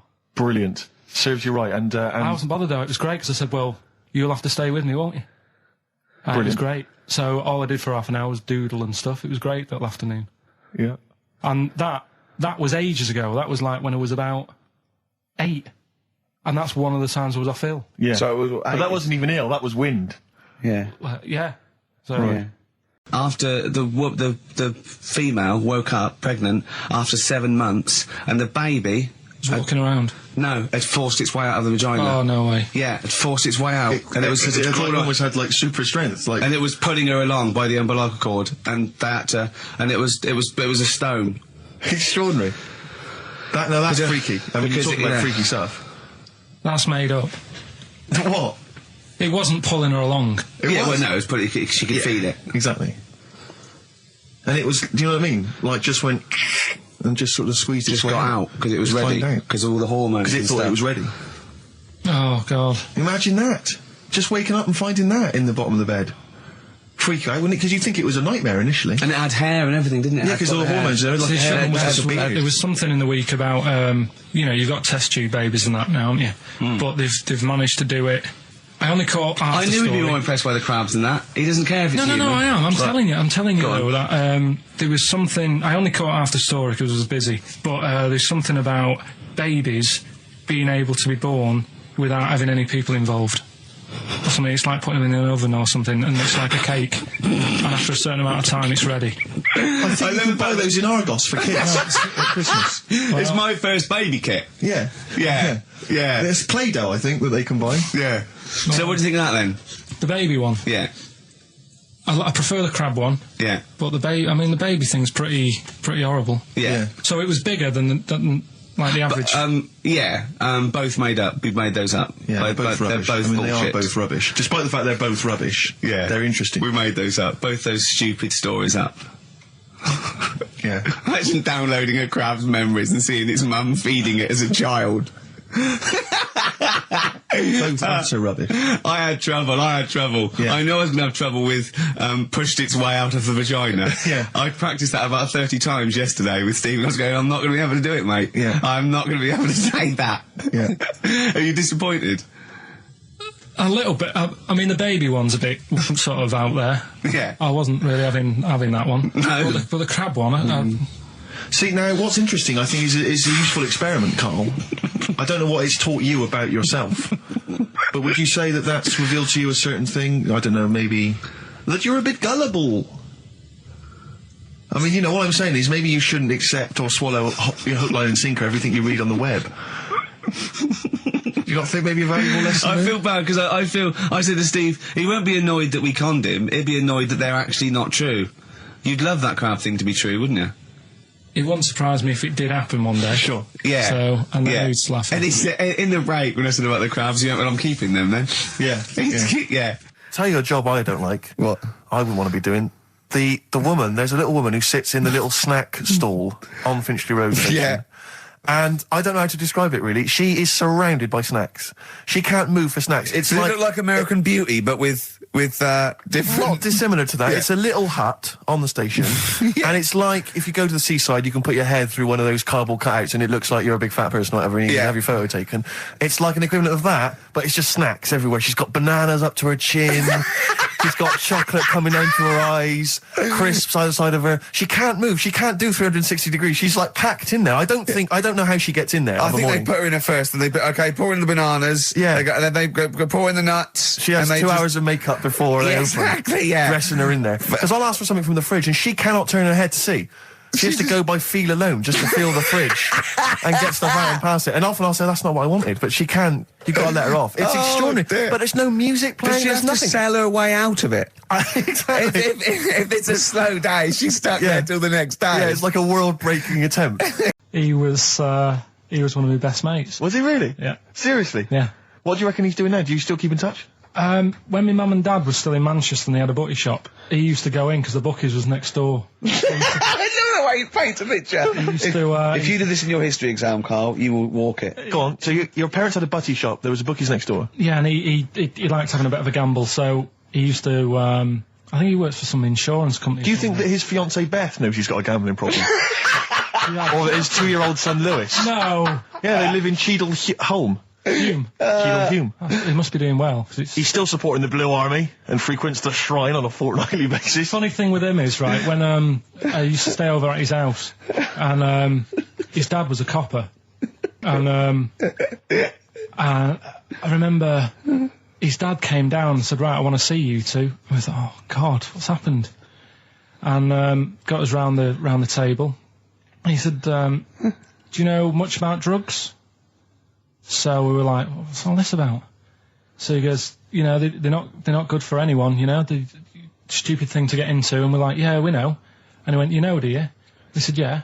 He said, "What's this then?" And he'd found something in his bedroom, and it was a Skittle. What, the sweet? Do you know, little sweets with the S on it? And Oh, really? Drugs. Yeah. So he said, "Well, yeah, it's a Skittle." "Yeah, I know what it is." Oh, he was bluffing like that as a slang word. Yeah, he thought because he was a copper, he probably had to be down with all the terms and that. So we said, "Oh, it's a Skittle." And he said, yeah, I know what it is, but what's it doing in your bedroom? Oh. It was like, "No, it's a toffee." His Russian, that was the Welsh fella. It was bloody awful, but not as bad as his Russian cousin, Ivan. Yeah. Go on. He had a fella doing some work for him, right? Yeah. This fella built his house. Yeah. After it was done, right, the terrible fella was like... fella, Ivan. He was going, "Oh, it's brilliant, you've done a good job there. Yeah. I don't want you to build another one like that." Took his eyes out. Just stopped him making an house like that. Again. Blimey. That's bad, isn't it? Why didn't he take away his trowel? Then he could have seen, but he couldn't have built a house without a trowel. You can't build a house without a trowel. Yeah. I suppose he probably later thought that once he'd been nicknamed Ivan the Terrible. Yeah. He thought, why? Because you gouge people's eyes out. Yeah, but I didn't want to build another house. I know, but take his trowel away. What would I have been then? Ivan the Crafty at most. Exactly. Yeah. Ivan the Jealous. You know, Ivan the spoilt brat. But yeah. Gouge someone's eyes. That is bloody terrible. I'm surprised you're not called Ivan the... Do you know what I mean? You're going to go down in history like with Vlad the Impaler. Yeah. He's mainly remembered for impaling people. Yeah. He did a lot of other stuff. Did a load of great charity work he did. The impaling is the thing that's really gone down in history. When were you reading about Ivan the Terrible? No, it's just... Or Ivor the Terrible is the thing you remembered from this informative article? No, it was just little bits like that. Talking about him, there was a thing about someone who worked for... That fella who painted the ceiling. Sistine Chapel? Yeah. There was a thing, a woman who worked for him in his house. And I love how you assimilate information when it's just bordering on the academic, or just the interesting and true. It's wonderful. Ivor the Terrible gouged someone's eyes out because built him an house. That fella who painted that ceiling had a woman work for him. Imagine if you wrote that down in an essay. Imagine if you wrote that in a school essay. Well, you'd probably end up with not getting a grade, or thinking you turned up to more than you had. Exactly. Anyway, the woman who lived with... Yeah, the woman who lived in a shoe. Go on. Yeah, there was this woman who lived with him, and she used to, like, you know, go out and do all this shopping and that. Yeah. But because she couldn't read or write, he used to have to draw everything that he wanted. Why couldn't he just tell her? I don't know. No, wait. That's an excellent point. Could she talk? Yeah, but if it's a big list and that, loads of different coloured paints. But why couldn't she draw on a piece of paper? Why did he have to do it? Because he's a better drawer, isn't he? That's the point. That's it. That is. We were just looking for the logic of the story. You found it. You've done it. Play a record. With my mum and dad. Go on. My mate Colin, right? Colin Bacon? No, Colin Bailey. Oh, right? Yeah. He had a little Sinclair Spectrum, right? Computer, which was like the thing to have at that time, right? Yeah. You used to always go round to his house. The deal was... Not the one you had to play through the window because you weren't allowed No, that's another lad. Oh, right? yeah. This is a different lad. And the deal was, he came to our house and my mum gave him a pie. And then I'd go round to his and I'd stay there for a few hours playing, you know, Hungry Horace and stuff like that on it. Sure. Right? Now, my mum and dad knew that I really wanted one of these computers, right? So I waited about a year. Came round to Christmas Day. I thought, I reckon might have one. Turned out they bought me the wrong one. They bought me a ZX81 instead of a Spectrum, right? And Christmas Day, I'm there trying to load the games up. It's not working. I'm thinking, what's wrong, right? And the thing with me when I was a kid, I used to get quite sort of agitated. This is the moment, right? I found out that it needed a RAM pack to make it work, right? Looking in the thing and it's saying, and make sure you put your RAM pack in the back. And I was like, oh, where's the RAM pack? And my dad's going, I don't know, I've got you the main bit. That's it. So I was that wound up, I just was sick, right? Just sick. I didn't feel sick or anything, I just was like, oh God. Went to the sink, just sick. Because I was that on edge about it. TV illusionist Darren Brown. Oh, yeah. Yeah, he's bought a new pad. Yeah. And he just came around to tell me about it. Yeah. And it's interesting because... Somewhere to keep his guns. Exactly. And I can never know kind of how much, he's just playing with your mind, experimenting. But he was telling me about the place, and apparently... Say he loves you? he's got a B-day in the house. Now, we were discussing B-days because... Never understood that. I've never got my head around it. To this day... He's not meant to. Well, no, but I don't think I've ever met anyone who's used a B-day. Oh, Darren Brown does. He's known as the cleanest arse in Modern Magic. Yeah. Shiny arse, they call him. But we were chatting about it, I don't really know, to be truthful, I don't really know how you use them. I don't know. Well, I assume you just sort of go over it and let... But do you face the wall with your knees on the tiles, No, or do you I face think away from the wall? No, it's sort of like you just... I don't... And no. it's got the little Do you nozzle. sit on it, or do you sort of hover above it? Do you hover above it and just splash things onto them? No, it's a little jet, isn't it? It does it for you, doesn't But it? is there a jet? This is what I'm wondering. Is there a jet of water that goes up the crap? It's like it's a drinking fountain. That's used to have in school. yeah. Which I remember Mr. Mellows used to embarrass himself every time. I go, no, he's in the playground, Mr. Mellows. Yeah. It's not a B-day. We're not at your French, cottage again. Yeah. I don't. B-day sounds French. I'm assuming it's French. After, they're probably so embarrassed about just sort of like squatting over a hole. Yeah. They go, well, at least we can clean it. Have they? Because I haven't been to France for years. But are they still persevering with the public toilets? Which is just the hole in the ground? I think they have Has a single Frenchman travelled anywhere else in the world? Yeah, and seen that now this you can is actually uncomfortable. I know, my trousers go down to Delhi, and I think there's proper decent porcelain. I know, I can't believe it. I think they have got the flush ones now, mainly for the tourists. Sure, yeah. But I've never really understood that. But it's not. You don't go in. It's not like because they're literally crapping into an open sewer, aren't they? That's the French approach to the public lavatory. Do they have the bidet next to the hole? No. The toilet is a toilet, isn't it? Right. But it's just like. It's sort of like it's like going in the bottom of a shower with a big hole at the bottom. But I don't know. And do you I mean, again, not wishing to get graphic, but do you use the bidet instead of the toilet paper? Is it used in conjunction with, or instead of? Do you know what? I've honestly never used a bidet. Because it's not really a working class thing, is it? The bidet. No, but it sort of came in with sort of like purpose-built houses, didn't it? They sort of like shot up all over the. No pun intended. All over the sort of 70s. You know what I mean? It was like in salmon pink. There was toilet, sink, and bidet. Yeah, we won't be using the bidet. Exactly. Fill it with ice. Put some beer in that. Yeah, because none of my friends washes their arse. There are people who refuse to touch their, the hole with the hands, and they only use a bidet. So if they're at a party and there's no bidet, well, Carl doesn't like feeding his bollocks for cancer because he says he doesn't like the texture of them. Sure. Well, so so he'd probably love a bidet if he didn't have to go. Are there kind of upper class women who just waddle into the dining room in sophisticated trousers around their ankles, going, "Where's the bidet? It's filthy. Where's the bidet? I don't know. We use the paper. The what? I think the fish was off. I'm going berserk up there. Get me a bidet. Yeah, one of you lie on the floor. Or I am climbing into the sink and turning the tap upside down. It's the only way I can do it. Yeah. B-day. Thoughts on B-days? Have you ever used one? Well, no, you told me all this, but you still haven't got to the bottom of how you use them. No, I don't know. I don't know how to use it. Do they come... you need to ask Darren Brown, does it come with, like, instructions, like a flat pack I think you're supposed to know. I think you're supposed to... if you've bought a bidet, the assumption is you know how to use it. Imagine someone installing it and going, there you go, there's a bidet. Go, could you show me how to use it? Well, you like this? Well, no, go to the toilet first. Do the whole thing. Otherwise I won't know in context. I'll just sit here in the corner, that's fine. Okay. Do you read a magazine when you're normally going? Or? I just suddenly thought of him listening to this and thinking, I wish they wouldn't play my songs because I don't want to be associated with that drivel. Yeah. Yeah. Most people get a buzz out of it, get it on the radio. Do you think people say, don't let Gervais guilty by association? Do you know what I mean?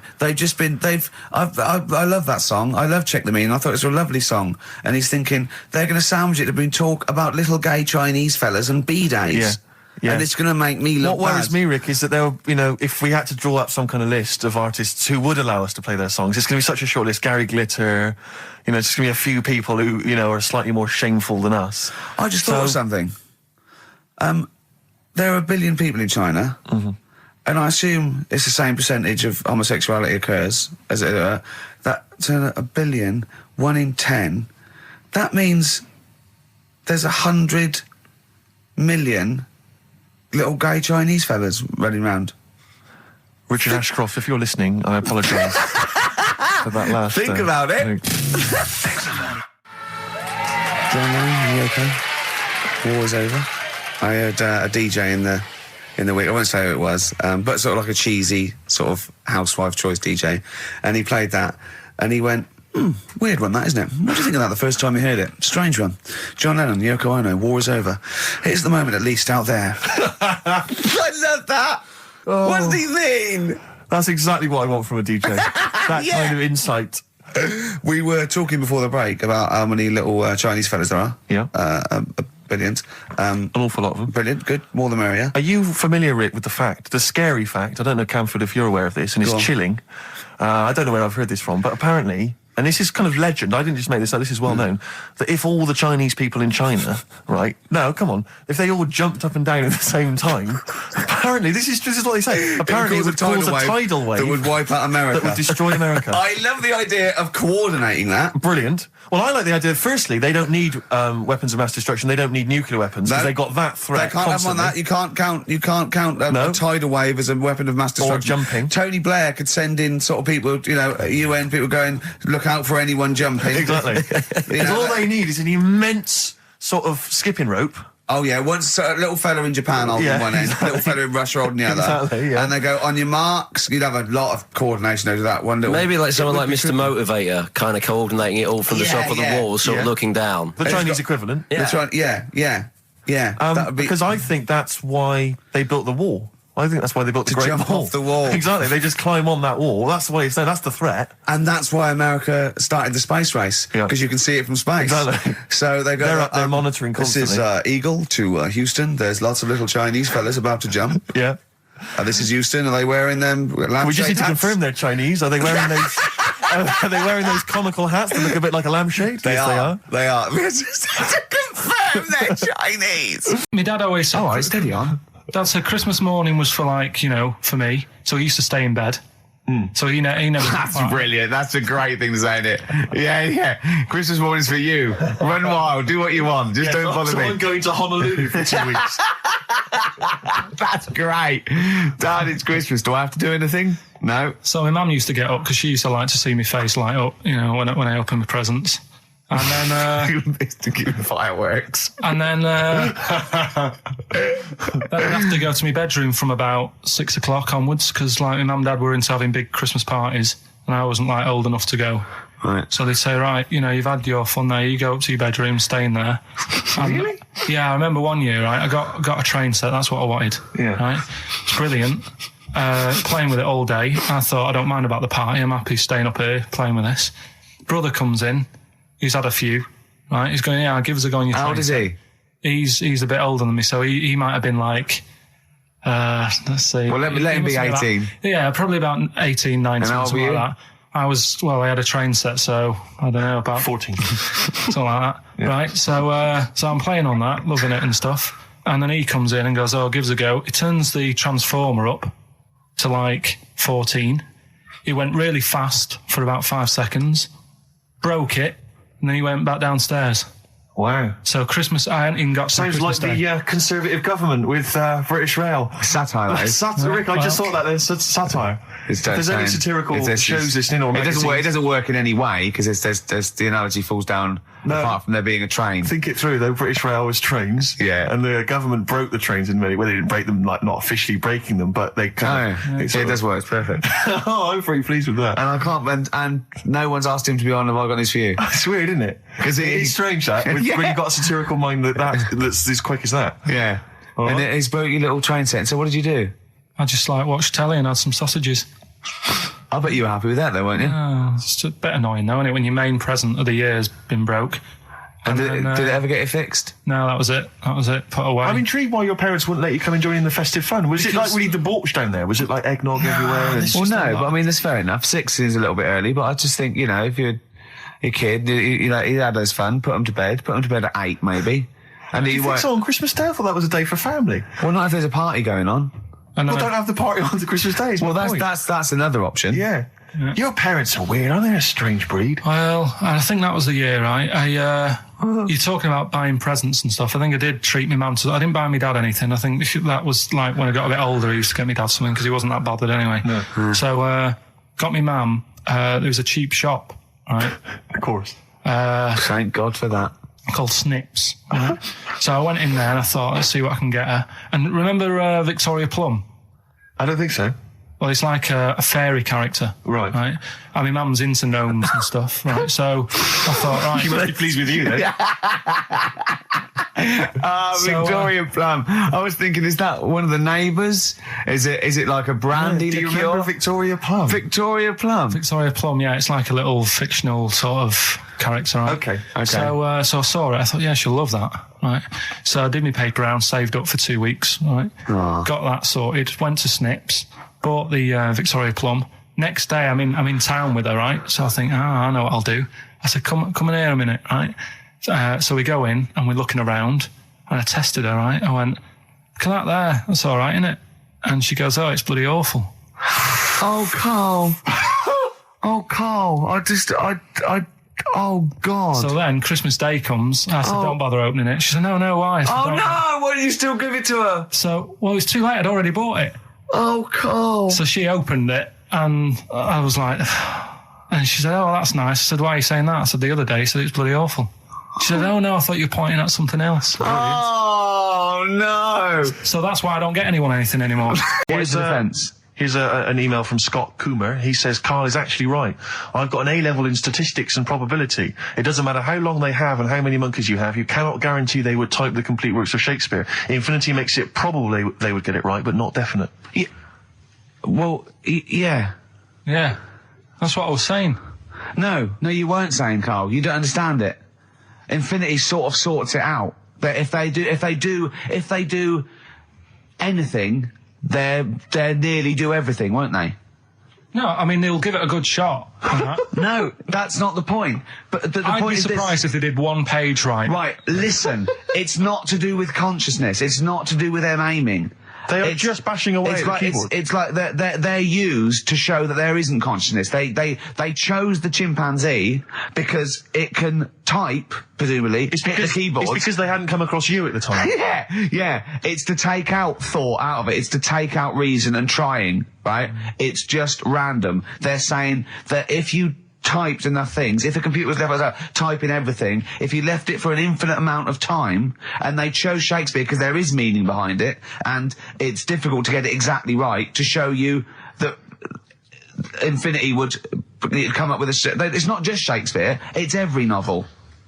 It's everything. Fairly eloquent there from Gervais. A quick riposte, please, from Karl Pilkington. No, I'm just saying, what I don't understand, if it hasn't read it, then how does it know where it's going? What do you mean by coming in here at this time of day? I've just been doing some Christmas shopping, haven't I? Probably do some more shopping on Monday, because it's my day off, isn't it? Yes, I know it is. You don't have to tell me. Do you want to see what I've bought, Suzanne? No, thank you. I don't mind showing you. It's only a Christmas present, isn't it? Just bought some more condoms. Why? Well, I bought some last year. Got 2 boxes. They all got used, so... I'm very glad to hear it. How much do I pay you? Why are you asking? So the presents I buy has got nothing to do with what I earn. Like I say, if I won the lottery, I wouldn't go mental on her. Do you know what I mean? I probably wouldn't even tell her because I think she'd want to travel around the world and all that, and I'm not into that, to be honest, so I'd probably keep it quiet. Why? Well, once you've been around the world, where do you go next year? Each to their own, though, innit? You know what I mean? Well, what do you want? What for Christmas? Not that fussed, really. And you, it's just as well I'm not that fussed, because do you know I do some work at XFM? Do you know what they're giving me for Christmas present? Nothing. No, might as well have been nothing. 2 CDs. That's it. I was well fed up. I'm sure you will. They give you a list of about 30 albums and you get to pick 2 off the list. So I've gone for Kings of Leon album and the best of Bob Marley. Mr. Marley has been dead these 7 years. In fact, he died 7 years ago this very day. Did he?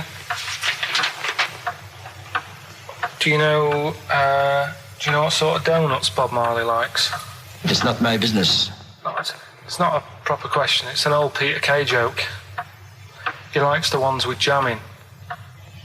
Yeah. In the week, I called Karl up. I said, "How are you, mate?" He went, "Not too bad." Now, as you know, his girlfriend's been away for ages, hasn't she? Covering the World Cup, the African Nations Cup. She's a sports journalist. Well, yeah. All right. Okay. I love the fact you're thinking, what does that mean? Like, well, she's not much of a journalist, Rick, to be honest. I've read some of her stuff. No, but she's not on air. She does stuff, you know. Yeah. Behind the scenes. Yeah. Sure. A lot of journalists do. You always want to make clear that you're not going out with Kate Adie. That's what you want to make clear, isn't it? Yeah. Now, so she'd seen none of the meteoric rise of Karl as a Right, 'cause broadcaster. she's been away for the whole time a since you've sort of raconteur, become... a wit. Yeah. A cult figure, to be honest. And he hadn't told her this, so, apparently he went home and she was sitting there, looking a bit grumpy, went, "Alright," she went, "Yeah." She went, "Should we go out then?" She went, "I'm not sure I want to go out with an idiot." Right? Oh, no! Yeah. And she went, "Loch Ness Monster. Why don't you just think, of course the Loch Ness Monster lives in Loch Ness." And she was giving a bit of a hard time. And she went, "That's why he said, that's why I didn't tell her." I think all kids go through a phase of shoplifting. Well, and when I was going through it, I used to just little things, just like magic markers and magazines, Mars bars, that sort of thing. Yeah. And one day, right, my mate Anthony, his mum called up my mum and said, I've got to meet up with you. I've got to have a word with you." And she said, "What about?" She said, "I don't want to talk about it over the phone." So she goes, "Oh, right. Well, yeah, come round tonight then." So anyway, my mum sees me. She don't want to be in an awkward position and, like, be a bit embarrassed and what have you. So she sees me and she goes, "Right, Anthony's mum's coming round. What have you been doing?" Yeah. So I go, "Oh, God." I said, I've been nicking stuff." So she goes, "Like what?" So, not big stuff. I've had a few calculators and Mars bars and stuff. How many? I'll just work it out. Hold on. Works out at 7.2 per day. So, How many calculators do you need? So it was when that phase. You failed maths, didn't you? Everyone wanted a calculator. It was like a trendy thing, wasn't it? Right. Oh yeah. In Manchester a couple of years ago. Yeah. So anyway, so I told her all this and I confessed to, like, Computers will make it there one day. I confessed to There's magic in the back of battery. Go on. confessed to nicking all this stuff. She comes round. She only wanted to borrow some money. Brilliant. She said, "Oh, I don't like asking. I was a bit embarrassed to ask you over the phone, but can I borrow 20 quid? Oh, that's fantastic. And there's me. That's great. And it's similar sort of thing to yours. And did you... And he went, "Hold on, I'm going to work out the interest on that. I bank 10%. She'll owe you £4.40. Yeah. Oh, dear. So your mum was a loan shark. There's a bloke lying on the floor, right? He's cut his head, blood's coming out of his head, and all his mates come running up, and they're all stood round him. Yeah.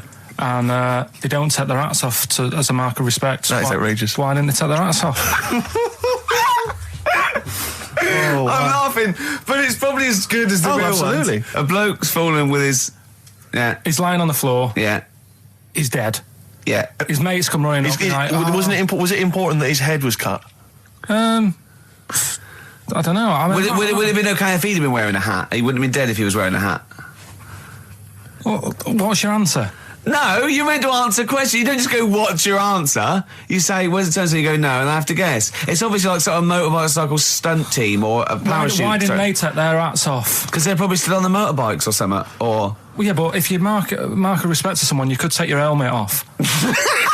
getting angry. What? They're parachutists. Why can't they take their helmets off? Because they're coming down from the sky. But he's on the floor dead. Well, yeah, but they can look down and see him on the floor. Are they on the floor, Carl? They're on the floor as well. They're walking, are they? Yeah, well, they sort of stood there looking at him. They're stood there. Yeah. They're stood on the floor looking They're at him. soldiers. Why? But why? Because it might be in a battle zone. They might have their helmets on, and he's been shot in the head. No. Well, that does work. You see, this is my point. That one works. That one works. Unless you've given us a piece of information where that doesn't work. What's the difference? Why is yours different to he's been shot in the head in the trenches and they're looking at him and they keep their helmets on? I just don't think it matters as much. If they're in the trench, they're already guarded a little bit, so they could take their hats off. It's the best mate, for God's sake. Okay, he's dwelling on this. Are they normal hats? What kind of hats are Give you they? the answer. No, don't get ratty. What kind of hats are they? Baseball hats? If I told you what sort of hats they are, you'd have the answer. Whoa. Okay, I've got to guess what sort of a hat it is then, have I? Right. Is it a trilby? No. Is it a bowler? I know what it is. What? They're spacemen. No. Oh, that's a good That one. one works as well. This is my point. I like that one a lot. It works. He's fallen on the moon, and not that the moon happened. It was set up, wasn't it, in the studio? We know that. Yeah. Okay, Carl. What's your answer? Builders on a building site. Why is that different to soldiers? Because bricks don't fall in wars. But bullets fly. Right. Let's play a record and we'll come back to it, Carl, while you think about what you've done. Oh yeah. You've embarrassed Let's play yourself. some classic Suede. Yeah, and this is for David and Kieran. I think you wanted a bit of Butler. This is a bit easier, but I still think it's a good one. So this is, we should explain what this is if you just tuned in. It's one of those stupid lateral thinking problems That Karl himself has created. Yeah, that was his homework. Right, this one. It's a fella. He has a normal day doing stuff. Nothing wrong with him. Right. And It's the twist in the tale. It's just like Tales of the Unexpected. Just a normal day, nothing wrong with him. Hold on, though, he's got the legs of a fish. Go on. So, that's why he's been hiding his legs. so Go on. he does his The normal, legs of a fish. Sorry, Carl, carry on. He has his working day and that, Yeah. and then he gets a bit tired. Goes to bed. He puts the light on, leaves it on, goes to bed. Oh, That's crazy. that's mental. I can't think what's happened. Anyway, here's Radiohead. Right, okay. The question is, why does he put the light on when So he's a going man, to bed? he's had a normal day, he's come home from work. Is that right? He's come home from work or he's not been working? Yeah, he's just been out? no, it's been working and stuff, I think. You think? You've made it up, Carl. You can decide. So the question is, why has he put the light on when he's asleep? There's a reason that he's put the light on when he's asleep. Has he gone to sleep? No, Carl, don't shrug. You're meant to answer these questions. He put the light on before he went to bed. Yeah, and the question you're asking me is why? What's the scenario? And the light's on and that, but he's gone to sleep. Yeah. He started reading and then he fell asleep. No. Did he intentionally, for some reason, put the light on? Every night. It's mad. Sounds mad. That's Carl, doesn't it? Every night he does it. Yeah. He puts the light on. So- when he goes to sleep. Carl, is the point of this, he puts the light on for a very good reason. Not for us, but for some people. He's blind and it's always been on and he thinks he's turning it off, but it was on in the day and he thinks he's turning it off, but he's turning it on because he's blind. That'd be stupid. That works. No, that works great, Rick. Yeah. Thank you, Carl. So you've got to come up with what... Hang on. If What? you're blind, why would you put a light on? No, he thinks it's off. Yeah. But why would he turn it on anyway? Just think so he doesn't get burgled, so people know he's in because he can't see him. So he just he puts the light on when he's there, then he turns the light off when he goes to bed, so people think it's fine. But he's got it out of kilter, and actually he's walking around in the dark all day. I don't believe that if you're blind, you turn your light on. I don't think you'd be living on your own, would you? I'm not having that for a Do second. blind people live on their own? For a second. Well, some people do. Lonely blind people live on their own. No, if you got bad eyes. Any even women? Are there any blind women who are living on their own, Rick? No, I mean, if you know of some blind women. Oh, wait, 700, 800, 1234. We've gone through this. If you are a blind woman with no standards and you don't care annoying voices and smell. Oh, yeah. And every time I come to Chinatown, the same thought always strikes me. I always feel like I want to just gather all the little locals, all the little Chinese fellas, just gather them round and just go, guys, in what way is this a town? It's not, is This is not, at best, what you've got here is a novelty street. Yeah, Gerrard Street is not a town, No, mate. it's not a town. You've had this here for like 100 years. It's not expanding. Yeah, yeah. You can't just call it Chinatown and claim it's a town. If I was them though and you do that, I go, what are you talking about? It is a town. It is a town. It's What- our in what town. way? It is a town. It's our town. We got all lots of stuff. Where's your church? Where's your mayor? We got a betting shop. Not enough. It is. You see, all you've got here is restaurants. No, that does not town make. no. Got a little supermarket with snacks. What does it sell? Snacks. Specifically, I would imagine crackers. Yeah. Do you want to buy a dragon? Do you want to buy an ornamental dragon? If I wanted to buy one, this is where I would. Do you want to buy a gold dragon? Is it made of gold? No, it's made of plastic, but it's sprayed gold. Do you want to buy that? It's not a town. It is a It's town. not a town. Yeah. And it annoys me because when I first came to London, I genuinely thought Chinatown was going to be this amazing, what they've got there is you'd hear a gong and every time you went in there, and there'd be rickshaws and people walking on those little sort of wooden shoes. You know those ones? They're brilliant. They are just comping around in them, but nothing. It's nothing. It's just. Yeah, exactly. Yeah. It just reminds me of, have you ever been to any of those sort of museums? You tend to have them up north where they've got you sort of sit in a little cart and it sort of rides you through kind of, I don't know, it might be Newcastle, the Victorian era. Yeah. Can I have half a pound of those sweets, please? Exactly. Of course you can. If there was some animatronic then, it would just be an exhibit. Yeah. Although their concession to being 100 years ago is that there's some scales in the shop and there's a horse outside. Yeah. That's it. That's it. Exactly. Yeah. The traditional sounds and smells of old England. And the voice of going, of course, there was no television. Exactly. Amazing. Yeah. Amazing. Brilliant. Yeah. Welcome to Chinatown. Ding, ding, ding, ding, ding, ding. So it's not, it's a good point. Is that a piece of traditional music? Ding, ding, ding, ding, ding. Yeah. Is that some traditional Chinese music, or is that music that someone in this country wrote, thinking it sounded like Chinese music? I think it was the Vapors, wasn't it? Oh, is that what it is? That? It sounds so, that's the music, isn't it? But are you sure they didn't take that from some other source? It's that pentatonic scale, isn't it? What is it called? It's the black notes on the piano. Right, that's the one I can play along with EastEnders. Yeah. Do you know what I don't get with it? Go on. Chinatown. Yeah, Chinatown, because I always walk through it on the way to work. A couple of things annoy me. First of all, I think it's bad business, just because if you've got a Chinese restaurant, put it somewhere where there isn't any others. It's a good point. Yeah, but it's also a community. They're not just a theme park for other people. I remember going out one night with Suzanne and some friends, and you got there and there's so much choice. It's that dilemma of, forget it. Well, not really. Specifically, do you fancy Chinese? Well, no, but why do you go to the one with the dead ducks hanging in the window? That's my favourite. That's the other thing as well. It's like, normally you put your good stuff in the window. If that's what's in the window, yeah. Right? Yeah. And the other thing that annoys me, walking through it today, there's always lard on the floor. What, in the street? In the street. It is, honestly. I'm scared I'm going to slip over. It's because all the restaurants and that. But why is it? That's another point. Well, it's not oozing out of the restaurants. No, but why is it? I don't know what they do. Careful. Listen, no, but why is That's why they used to wear those little wooden shoes. Okay, we've got... No, but the thing is as well, they try and wash it with water, which doesn't work with lard, and it's like oil. Famously, yeah. You know what I mean? Even I know that. Yeah, you've got to scrub it. So, you think sorted that out. Yeah. You think they'd know, wouldn't you? Yeah. Right. Anyway, thanks for your thoughts on Chinatown, Carl. Then, educate me. Did I tell you the time when the doctor said I was going to die? All right, keep talking. Right, ages ago, must have been about 15, right? And at lunchtime there was this... We used to have a choice of stuff to do at lunchtime, right? We used to have like a burger place that had an arcade machine in it, right? So we used to go there and play on that and have a burger. Or there was this baker's, right, that my mum worked at, and did great cakes and stuff, right? So she used to bring some home and that, but she couldn't always bring them home every night because, you know, they'd cost money, and she used to get them for free.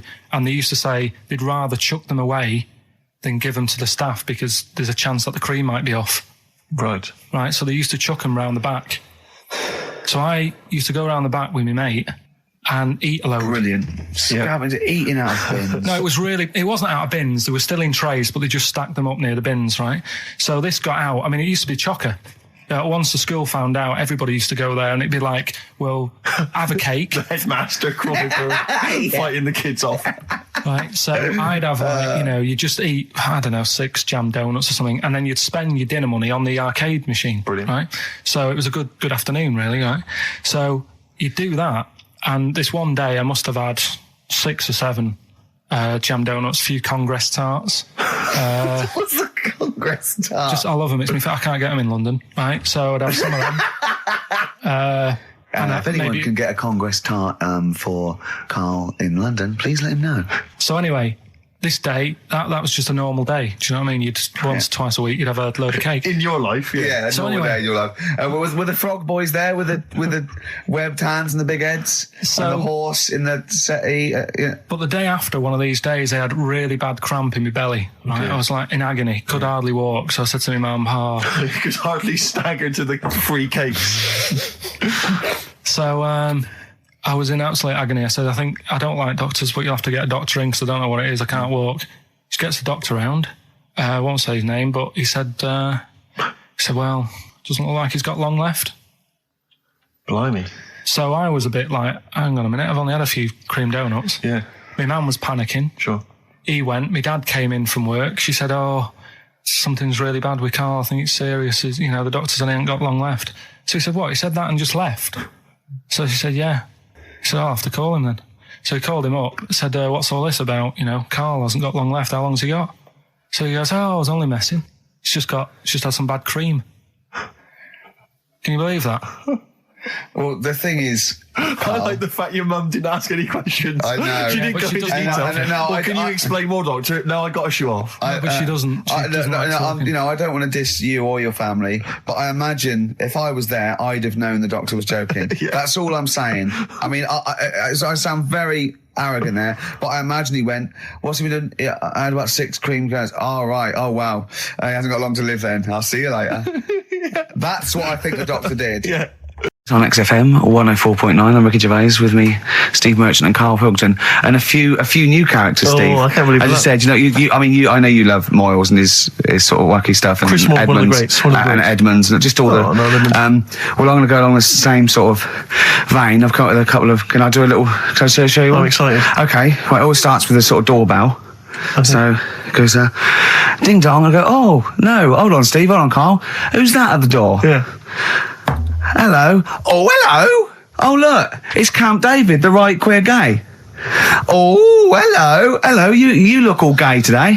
Is that because it's nice weather? Oh, no, that's not what it means. Oh, have you got a girlfriend, Camp David, the right queer gay? No, but I've got a boyfriend. Oh, bye. Right. Oh. Ding dong. Oh, it's another one. Hang on. Another comment. Hello. Oh, look. It's Holy Fuck, the little funny Chinese fella. Wait, that's his name, That's Karl. his name, Karl. Go. Hello, Holy Fuck. Harold. Right? Yeah, that's fine. Mr. Fuck. You can call me Holy if you want. No, I'd prefer to call you Fuck. Yeah. Right? You're right. Nothing wrong with this so far. No. Have you got a girlfriend, Mr. Fuck? Achoo. Oh, you haven't got that SARS, have you? Yeah. No, that's my girlfriend's name. See? Yeah. Clever. Oh, just before you go, Mr. Fuck, I've got two things here. I've got a nice Trilby hat that you could wear, or I've got a little lampshade. Right. Which one do you want to put on your head and walk around? I presume the Trilby. No, but it's not. No. Yeah. Lampshade. Lampshade, of course. Bye. See you later. Yeah. I thought they were genius. Can I be honest? I'll be honest. I thought they were brilliant. I thought they were. You didn't steal them off Chris. No. They're original. They're original. Sometimes characters. Chris Moyles has done stuff as good as that. I know. Yeah, I know. But no, these are all mine. So there you go. We'll be hearing more from Camp David, the right queer gay, and Holy Fuck, the funny little Chinaman. What? All right, Karl. Yeah. Is that your sort of humour? It might not be your sort of humour. You just should have run it past me before you did it. Yeah. What one are you worried about in particular? The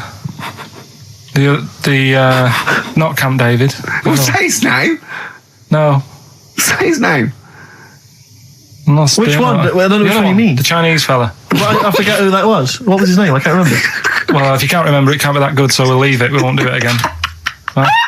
I'll tell you what I've got, Steve. Oh, what? I'll tell you what I'm thinking. Go on. Right. Do you know, like, TV programmes sort of get rested in the winter? Ding dong. Oh, no. Hang on, who's this? Oh, go on. Hello again. Not now, Mr. Fuck. We're talking. Bye. Is that Holy Fuck again? Yeah. God. Look at Carl's face. Right. Okay, that's it now. I'm not answering the door anymore. Right. Okay, go on. Right. Yeah. Ding dong, ding dong, ding dong, ding dong. He's trying to get in. You've got. Don't be impolite, Rick. Come on, Rick, he wants to come in. No, it's too late. It's too late. He's gone away now. Go on. Right, anyway, what I'm Nice thinking is Rockbusters coming back for a bit. What? What are you talking about? He likes my idea. He likes my characters. He doesn't like that idea. If I What? Carl, no, what? I was going to say, if I came up with With what? Name it. with that Chinese fella What was his name for again? a I keep sketch. forgetting. But do you not think that Columbo looks like he smells?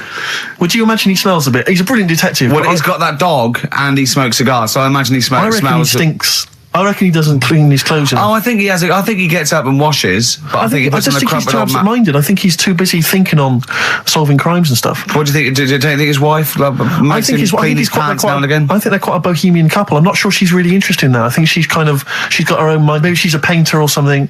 No, maybe she's losing it a bit, and he's a bit embarrassed by it. Yeah, that could be the truth. And she's probably incontinent, so while she's ironing his trousers, she just all over them, and he goes, "Oh God, she's shatting my pants again. I gotta wait a little." Yeah. Yeah, so that's what. Oh, ding dong! Who's that? Who's this? Oh, hello! Oh, look, it's David Gray, the bent piano player. Oh, all right. I thought it was going to be Columbo. That would be the joy. Ding dong. My wife loves you. Hello. Oh, I don't believe it. Look who's turned up, Carl.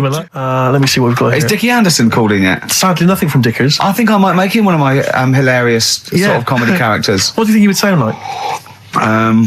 What would he sound like? Sort of probably like that, I think. Ding dong. Hello.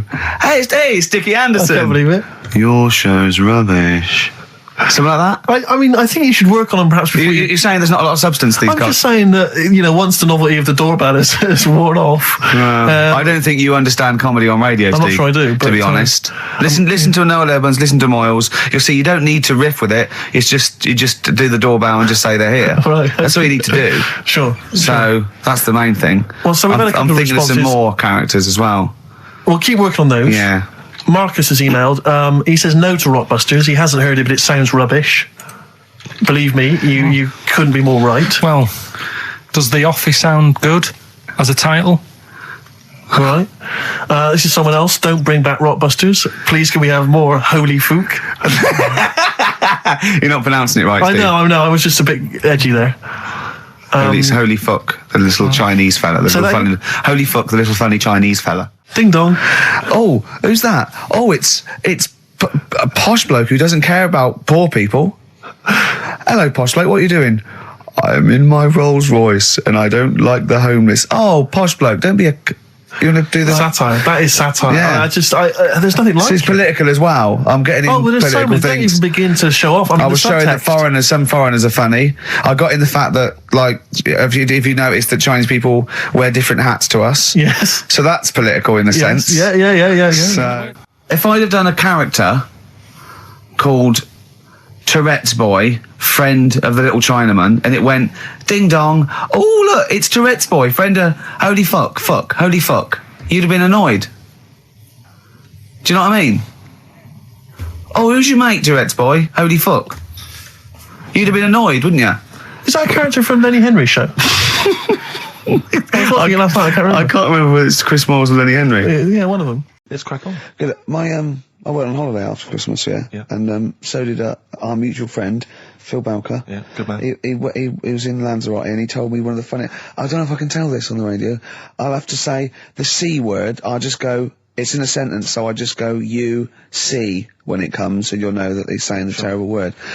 Just, didn't want to ruin the anecdote. Anyway, they're walking along one evening in Lanzarote, and there's lots of Brits there apparently, and Phil overhears a sort of married couple arguing. They're having to go home a bit early, and she's saying to him, she went, for Christ's sake, every time we come out drinking, you always shit yourself. Right? Wow. Always, not once. So he's going, I've told you, he said, it's not the drink, it's the weather. She went, the weather. You'll be blaming the food next, you see. I don't think they should have got married. Wow. Or mate, when did you think the shitting themselves started? Must have been after the marriage, because if you're courting, and you go, went out with Derek again, did you last night? Yeah, how was it? The evening was lovely, the meals must be shut himself. Again. That's 5 dates, 5 different heaps of shit. But I think I can change him. I think I can change him, yeah. It must have happened after the marrying. Or you just might think, oh God, always got to that age where I think, look, I'll just empty it when I get home. Yeah. I'm not going to keep going up and going to the toilet, you know. It's the ice that does it. Yeah, Carl is right, I think. It is the ice. What do you mean? People forget, you know, they say, oh, don't drink the water when you're on holiday, and they don't. They drink, you know, they buy Evian and stuff. Oh, I see. They forget about the ice. The ice cubes, you're right, in a bar. Made from tap water. And that can do it, can it? Yeah. But what she said every time you're drinking, didn't she? I assume that she wasn't drinking ice then. Yeah. What, I mean, why is it just happened to him? Let's be honest, everyone that goes on holiday doesn't end up crapping themselves. Yeah, they usually make it to a toilet. He does it every time he drinks, doesn't he? Yeah, well, apparently. Just don't let him carry the baguettes. Can I just remind you, when we were in the office recently, we've got a little office that we write in, we work in, and many moons ago, we were doing some work. This was when we were writing the first series of the office, and I was typing away. I was just typing something up we'd written, and I read it back to Ricky, just check he was happy with everything. I was reading it back, and as part of the thing, there was a knock in the script. It said, you know, knock, and so I was acting out for him, and I knocked like this, and I realised he wasn't listening. He was in fact asleep underneath his desk, and I knocked like that as part of reading the stage directions. I knocked. He thought someone was coming in. He leapt up, plunked his head, zipped up, thought someone. I said, Rick, it's not. I'm just acting it out for you. He just wasn't paying attention. He wasn't listening. And can I just draw in? So recently, we're in another office. We're typing away. I look round. He's got his shirt off. It was hot. He's taking his shirt off, right? So he sat there, 41-year-old man, or whatever you are, 40-year-old man, there with his shirt out. Beautiful. I mean, I've seen most parts of your body now at one point or another. I think from the early days when we used to work at XFM, you started showing me bits of your anatomy, which is something he does to people he likes, friends of his. I'm sure you've seen most of it, Carl. No. And so, It's not that sort of relationship. Go he on. was sat there, and there was a knock at the door because we'd asked someone who worked in the building to bring us something, and so I had to delay it by sort of not opening the door so he could get his shirt back on. Yeah. So he was running around trying to get his shirt back on. So what would they have thought? What would they have thought? they'd have walked in, he'd have just been sat there, stripped to the waist. Didn't they sort of think, hang on, what's going on? Look through the keyhole. No. No. It was ludicrous, because as they came in, he was flustered and he kind of was just leaning against the window, just looking like, I often stand here with my shirt back to front. I was getting like Bernard Manning. You see Bernard Manning, whenever he goes into the house, he has to go upstairs to take his trousers off. I love that. The fact that in your house, you've just got your pants and your vest on. That's what you want to do. Yeah, but it's all the time. It's not just, I mean, you haven't done that with me, taking your clothes off and that yet. But, like, last night we were sat in the pub and I was saying, right, you know, let's not even worry about new features then. Let's get the current ones, you know, going. Like getting what? Good. Like, the one that I was trying to work out, the cheeky freak of the week. Think of that! Yeah, but I was Think of saying, that, though, as a normal conversation. yeah, but I'd looked online, right? I didn't find that much. I found, actually, I'll tell you what I found later. Brilliant.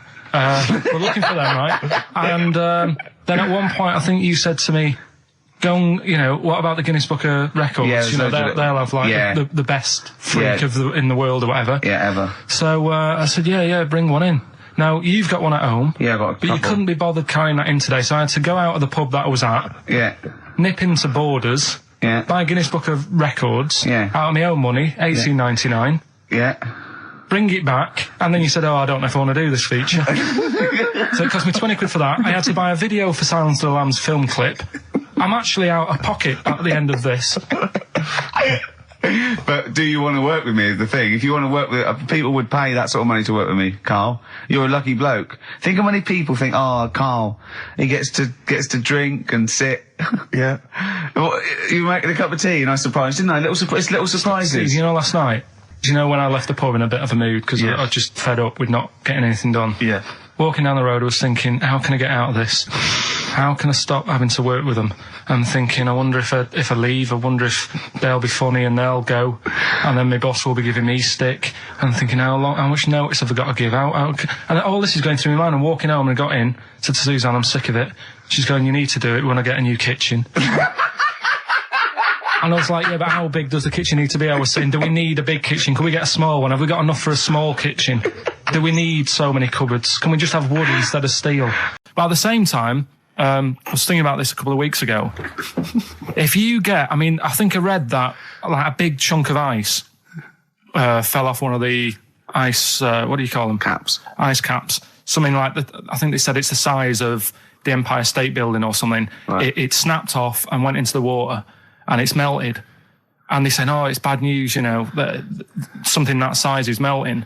But the way I look at it, if something that size falls into the water, it's like a big ice cube, and it's gonna freeze it up again. Are you with me? Not really, Carl. Go on. Right, you get a giant ice cube, the size of the Empire State Building, stick it in the water, it's gonna make it's gonna stick back on again, isn't it? Well, no, only if again. it freezes up again. Yeah, well, it will freeze up. The water's going to get cold again because you've just put a giant ice cube in the water. So when you put an ice cube in a drink, the drink doesn't freeze, does it? No, the because ice melts. If you put one the size of an Empire State Building in your glass of Jack Daniels, it's going to make it freezing. It's not going in a glass of Jack Daniels, it's going in the ocean. I know, but I'm using my fables. Imagine the world. Use your brain instead. Imagine the world. Imagine the sea, like the Arctic or whatever, as a glass of Jack Daniels. Okay. A big ice cube falls into it. Yeah. It freezes. It melts back on again. So we're all right. I don't know why everyone's worrying. Thank God for that. I was getting panicked. Oh, fine. Do you understand what I'm saying? Yeah, no, you're right. Yeah, that will happen. Should we play some more music? I always imagine your house as having, and actually, to be fair, I imagine your house has been very much the same. Always stinking of chip fat. Yeah. Also, my mum was always cleaning. So again, it was always sort of like clean. It was just it smelled. It smelled and cigarette smoke, maybe. Yes, it smelled of Dettol, pets. Yeah, and cigarette smoke. Yeah, and such chip a fat. working class and smell. Chip fat, yeah. That's a real working class sort of smell and look and stench. Yeah. Are you talking like me now? Yeah. I mean, the interesting thing is that Carl's cleaned up his house. I clean. I have 2 baths. No, you're obsessed. It's It's just really bad of me. I was in Waitrose earlier buying a sandwich. I got a bit of money now, Carl. I like to splash out on a sandwich. I like £2.50. You ever seen any of it? Benji's shop. He does go to Benji's. I'll tell you what. I love Benji's. We go for lunch, right? And if he looks in the restaurant and it's sort of like $6.50, he goes, Rick, I'm not made of money. Yeah. He is. We have to go to Benji's. He gets 2 sandwiches that have to fill him up, right? Because they're a quid each or something. But I'm a big guy. I need a lot more food. I genuinely need more food than most people. I'm like a brontosaurus. It is. He's just grazing all day. So I can't afford to sort of splash out in Pret a Manger all the time with your fancy French sandwiches. I like to get a lot of bread for my money. I want a lot of bread. So I was in Waitrose and some guy came in behind me, and he was sort of, I don't think he was mentally doolally, but I think he'd been homeless for just too long, and he was really. What's just right amount of time to be homeless? Well, I think it was. You want to get out of that game early, don't you? He's past the point of no return. This guy. I think it was like it was too late for him. I think there was no going back really. 6 months. He was sort of walking at a bit of a weird angle. He walked like the Elephant Man, even though he wasn't deformed. It was probably like you were in the week. It was quite unpleasant. And he sort of came up to me and he went, and weirdly he spoke a bit like I'm speaking now because of my throat. And I thought, if I speak to him back, is he going to think I'm taking the mick? So I kept quiet. And he went, all right, what's your name? And I said, Steve. And he shook my hand. He forcibly took my hand and shook it. But he had these cuts and bruises on his face. Oh, the open sores. Yeah, and he was shaking my hand, and I was just terrified. I was just thinking, get off my hand, let go of my hand. And thankfully, did he have a bow round his neck? Well, he may as well have. I mean, seriously, and I caught the eye of a security guard. I had him thrown out. I'm all heart. This man does not have the funds to be shopping here. Please have him removed. This is part of the John Lewis partnership. And so they had him thrown out. And seriously, then I was just freaked out. I had to wash my hand as soon as I could. I couldn't imagine the kind of grime that was crawling across whether his kind of homeless ways. Are you still doing your social work? Or whenever I can, Rick. Yeah. Yeah. At least he used to give it to old people biscuits. You'd have gone, I'm not going near them. Look at them gums. Wouldn't that have been grim? But would you have wanted that though? Old kind of homeless people touching you? Well, no, I'm not Jesus Christ. No, I know. It's not on the list. I don't have a shopping list on. What do I know? I need some batteries from a Walkman. I need to be touched by some old people. See you later. Cheers. I was watching, the one thing I did watch all week was Columbo, which seems to be on constantly. I was watching Columbo, and I know you're a fan of Columbo, Rick. One of my favourite programmes of all time. Right. I was like, do you not think that All right. I just thought you were going to talk about it. Well, which one? They do you mean? they Taped made it? about 90, and they're showing on about 4 channels in rotation. But it doesn't matter if I tell you who did it, because you'll find out in the first 5 Yeah, minutes. exactly. You find out in the first 2 minutes I mean, anyway. let's be honest, if Robert Vaughan's the star, it's probably going to be him. Or Culp. Often Robert Culp. Yeah. Yeah, sometimes Patrick McGowan. But do you not think that Columbo looks like he smells? Would you imagine he smells a bit? He's a brilliant detective. Well, but he's got that dog, and he smokes cigars, so I imagine he I reckon smells... he stinks. I reckon he doesn't clean his clothes enough. Oh, I think he has. I think he gets up and washes, but I think he puts I just on a think he's crumpled too old absent-minded. I think he's too busy thinking on solving crimes and stuff. What do you think? Do you think his wife makes him clean his pants now and again? I think they're quite a bohemian couple. I'm not sure she's really interested in that. I think she's got her own mind. Maybe she's a painter or something. No, maybe she's losing it a bit, and he's a bit embarrassed by it. Yeah, that could be the truth. And she's probably incontinent, so while she's ironing his trousers, she just all over them, and he goes, "Oh God, she's shatting my pants again. I gotta wet it up." Yeah, yeah. So that's what. Oh, ding dong! Who's that? Who's this? Oh, hello. Oh, look, it's David Gray, the bent piano player. Oh, all right. I thought it was going to be Columbo. That would be the joy. Ding dong. My wife loves you. No. Hello. Oh, I don't believe it. Look who's turned up, Carl. Did you, do you want to do Rockbusters, Steve, now? Can we do listen, it? with the whole Rockbusters thing, I don't want to be responsible for bringing it back. So I think we should put it to the vote. You should email in. We'll give people 5 minutes to email in. I'll take a straw poll. Do you want to see the return of Rockbusters or not? We're leaving it to you, the audience, to decide. Okay, Steve. I guarantee it's going to be a landslide. They are all going to want it. But why have we ever trusted our listener? We know what they're like. You've just described some of them with a bloke in Waitrose and Columbo's wife shitting herself. So that's the sort of people that, you know what I mean? Yeah. It was weird because the Waitrose guy did ask for my autograph before he was hauled away. So maybe he is a listener. But all I'm saying is maybe the posters have drawn in some fresh blood. There's some people who've maybe not heard Rockbusters before. They're the ones who probably vote for it. Anyone else who's heard it before, surely they're not going to see the return of that. No one wants to see the return of that. What's the number? No, that's email only. We don't want to speak to these freaks. Ricky.Gervais at XFM. I love the fact we don't want to speak to these freaks. We work with one of them. Yeah. God. Yeah. If you want to see the return of Rockbusters, vote yes. If not, no. Tone it down a bit. Let's not do 3. No, it's got to be 3, otherwise it's too easy. Oh. Ricky.Gervais at xfm.co.uk. Right, just choose the best one. The Seeker from The Who. Brilliant. Classic rock. On XFM 104.9, I'm Ricky Gervais, with me Steve Merchant, Karl Pilkington. All right, well, unsurprisingly, the overwhelming consensus is that people would like to hear the return of Rockbusters. I should, however, point out just some of the no responses. Let me see what we've got here. Is Dickie Anderson called in yet? Sadly, nothing from Dickers. I think I might make him one of my hilarious sort of comedy characters. What do you think he would sound like? What would he sound like? Sort of probably like that, I think. Ding dong. Hello. Hey, it's Dickie Anderson. I can't believe it. Your show's rubbish. Something like that? I mean, I think you should work on them perhaps before You're saying there's not a lot of substance to these I'm guys? just saying that, once the novelty of the doorbell has worn off. I don't think you understand comedy on radio, Steve. I'm not sure I do, to be honest. Listen to Noel Urbans, listen to Moyles. You'll see you don't need to riff with it. It's just, you just do the doorbell and just say they're here. Right. That's all you need to do. Sure. So, that's the main thing. Well, so we've had a couple I'm of thinking of some responses. more characters as well. We'll keep working on those. Yeah. Marcus has emailed. He says no to Rockbusters. He hasn't heard it, but it sounds rubbish. Believe me, you couldn't be more right. Well, does The Office sound good as a title? As we're having so much fun with penises, I thought perhaps I should just mention... That's a slogan. We should just mention this story, briefly. It's in the paper today. A Russian is selling what he claims is Hitler's mummified penis for £12,000. Yeah. Ivan Zadurprov says his ex-Red Army soldier dad hacked it off as a souvenir after storming the tyrant's Berlin bunker after his suicide in 1945. Yeah. Not. You Why convinced? did he wait till now? He's found out that. That might get a bit of £12,000. Which doesn't seem a great deal. Doesn't seem a great deal of money, really. Well, it's useless, isn't it? True. You're not going to be able to use it. It's not going to be able to. It's not going to be a donor. Imagine that if you walked round. Yeah, you'll never. making love to a girl. You'll never believe who this is. Yeah. You never believe who's doing you, love. Exactly. This is going to freak you out.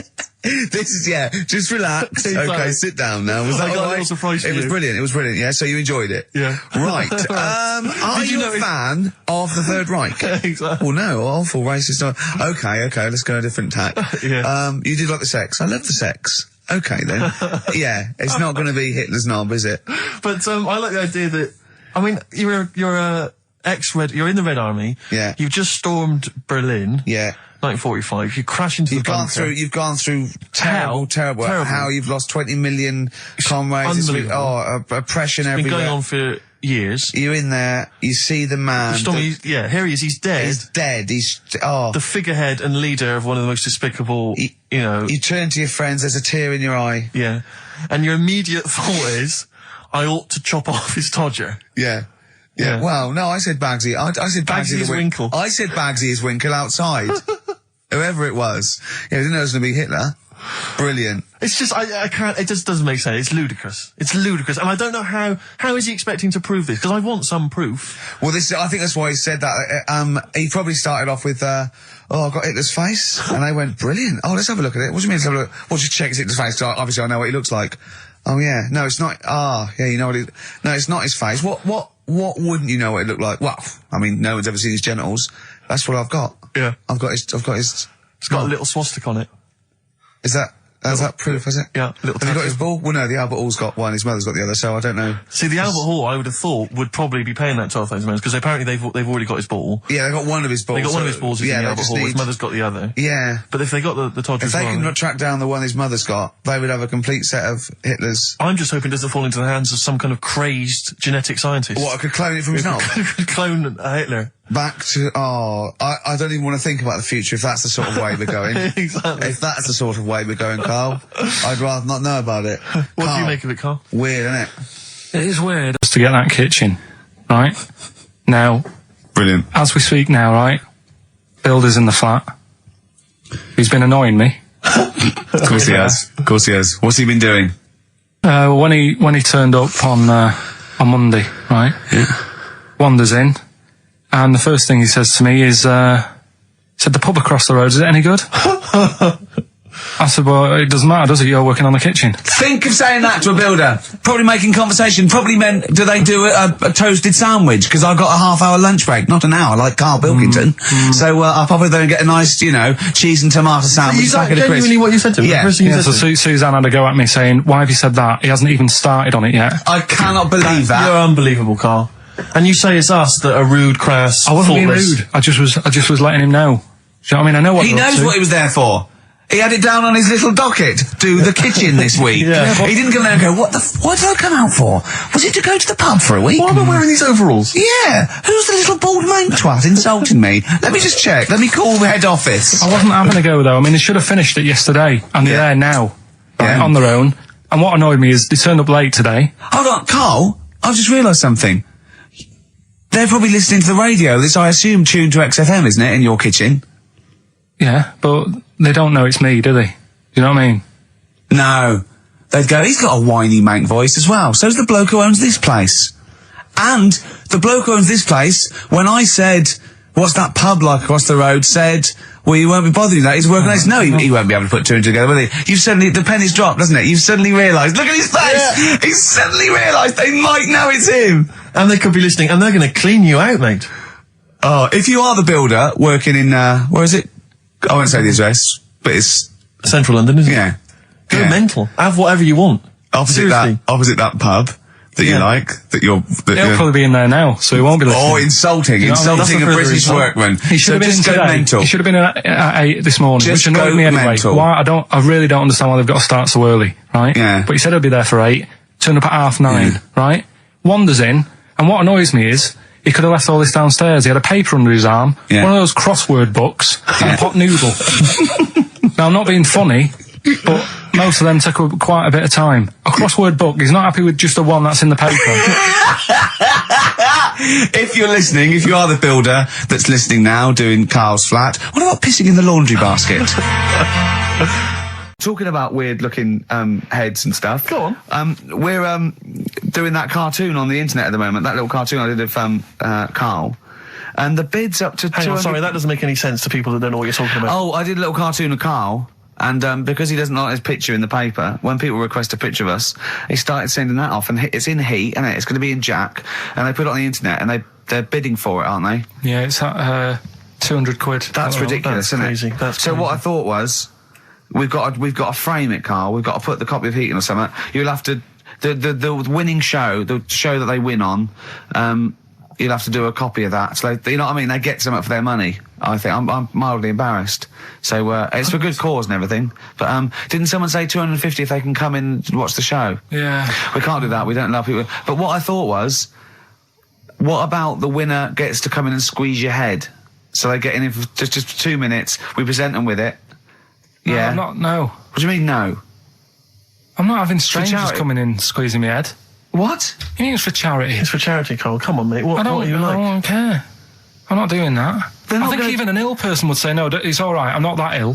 What do you mean? You don't have to have your head squeezed for us. Squoze. Squoze. You don't have to have your head squoze. All right, let's move on. Karl, So how was do your they holiday? bid then? How will they just know go they've to won? xfm.co.uk/Ricky. You can see the picture on there. If you're interested, if you think it's worth more than 200 and you got some money, then you send an email in saying I'll give you, 220 quid or something. But are you not going to let them squeeze your head? So we get someone here, the art department here. We'll frame it up. I'll put a little note of authenticity. Yeah, Brilliant. A picture of us. Can I have a real picture of you? A little Imagine behind the David scenes. Dickinson examining that in a couple of years' time. This is as cheap as chips. You can sue him then because he ripped off your phrase a little bit. The one that we didn't get round to on Educating Ricky was I'll be no buying one of them. Go on. Are you familiar with the saying white elephant? Something is a white elephant. I don't think so. Hold on. You phoned me last night and said, what does white elephant mean? And I told you. Yeah, I know, but I know where it came from, but I just was wondering what it was about. So how, in what way is Educating Ricky you calling me up and asking me something? Or do you know how it came about? You've given away some of the secrets of the show there, it would appear. I didn't realise he was phoning you for information. Well, he just asked me what the term white elephant meant in sort of like colloquial. Did he say, why are you interested, Karl? No reason. No, go on. Well, what it is, ages ago when... So what do we understand white elephant to mean? Well, some of the useless that's like a bit of something that you wouldn't want around that's just stood there doing nothing. Yeah. I'm looking at you, Karl. So years ago, when people used to use elephants... Years ago, go on. When people used to use elephants? Yeah, more than they do now. Right. More than they do now! This doesn't involve a midget, does it? No. So they'd use them in the workplace and stuff. To sort of- as factories. sort of, yeah. Yeah. To move stuff around and ladies. that. Yeah, security guards. Yeah. Can't trust them with the buns, though. That's why they stopped using them. Oh, Right. God, go on. So there was loads of elephants knocking about, and the thing is, right, You couldn't move from. if you have a lot of something, you also have a lot of demic ones, don't you? A lot of what? Sort of demicky ones that aren't right, really. Demicky. Well, like they weren't properly. They weren't. They weren't properly. Sorry, what, Karl? What are you doing? Right, I'm getting to the story. So what I'm telling you is, They were a bit demicky, so they weren't Basically, properly. Have you started making words up? Right. Yeah, you Stanley Unwin. Listen. Reincarnated. Demicky? Yeah. there was a lot of albino elephants knocking about. Where? Where is this? Olden times. Africa. Yes! Should we say Africa? Yeah. Yeah. If an answer's got a question mark at the end, I'm not Well, sure. it's either Africa or India, but I'll give you a clue. Well, these elephants, do they have big ears or little ears? I didn't sort of notice the size of the elephants. What I noticed is they were white because they were albino elephants. Okay. Right? So that's why they're heading, I'll be no buying one of them. Okay. Right. So what would happen is people who didn't know what they were doing, like, you get people making a mistake buying cars that are full of problems and that. Back then when people were buying elephants, they'd go up to someone and say, I'm after an elephant, and the fellow would say, yeah, I've got one here for you, this is a nice one. And it was all white and stuff, and it had like blue eyes. You should never trust a used elephant salesman. This elephant that's white with blue eyes. Right, so, this is great. So a fellow who didn't know what he was doing would buy the elephant and he'd get it back and it'd be all sort of lazy and stuff from what we're doing and stuff. And he'd say, what's up with this? And his mate, who's a bit of an expert with elephants, and go, oh, where have you bought that from? And he say, oh, I got it off that fella. And he goes, oh... All this embellishing nonsense he does with the story. You shouldn't have bought that. So he goes, why? And he says, it's only albino, isn't it? And he's like, what does that mean? And he said, oh, it gets tired. Yeah. It's not that good at doing work and that. You shouldn't have bought it. It steals from you. But elephants back then were like a god. You know what I mean? Right. You couldn't say, oh, I'm sick of this and I'm going to abandon it or anything, because elephants were seen as like pretty high up on the chain of things. So they'd end up being stuck with an elephant, that's an albino, couldn't do much, gets tired, basically gets in the way. So they said, that's where they're saying, like, you know, but a bit of a white elephant there. What do you reckon, Rick? I feel like I haven't been educated. I feel like I've lost something. So at that time in my life that I could never get back. I feel like I've sort of been soiled and I don't know where to start. I'm angry. Do you know what I mean? I'm angry. Sure, yeah, I can see that. And all that rubbish around. Look at his little face. Well, what was that, all that shit about a second-hand elephant salesman and his mate knew about elephants? What is it? They had blue eyes. What are you? Well, albinos have red eyes for a start. That's it. We've run out of time. Oh, again. What? I mean, what are you going to do about this next week? Are you going to actually do some educating next week? And what about Rockbusters? Are you going to make the clues proper cryptic clues? Well, that's the teaser, isn't it? That's what we'll leave them with. Will it be any good next week? I've been doing that. I've been protesting against war for ages. Yeah. I'm eating hamburgers. Yeah, absolutely. Against war. Absolutely. I just go into Burger King on the way here. I went into the counter. But of course, that's not product placement there. And there's a number of other burger joints that people may wish to go to if I they often go to choose. McDonald's. Yeah, I often go to McDonald's. But I went into Burger King because it's close. It's convenient. It's convenient, but then often McDonald's will be convenient. McDonald's is just convenient. Depends where you are. Just as convenient depending where you are. And I said, could I have a cheeseburger and small fries? Take away, please. And he recognised me. He went, oh, so you're not telling enough one, yeah? He went, there's your meal. So I went, thanks. He winked and went, I'll put large fries in. Brilliant. So that's so it's paying off. At last, true genius is being rewarded by the burger joints. Because, I mean, there's been a couple of times where I've been with you and, we've gone to a restaurant and someone's given you a free meal or whatever. And it's the way that it's like, you don't ask for it. It's just kind of offered. But I don't know what they're expecting in returern. Nothing. I mean, do they think that you'll go away and you'll always think fondly of, Chad, who works in Burger King? I just think they think, oh, I don't know, they make I'm going to give him a little treat. Yeah. I know, I don't like it, but then I'm always grateful, and I never... Yeah. But the thing is, I'm slightly embarrassed. Did anyone around you hear what had happened?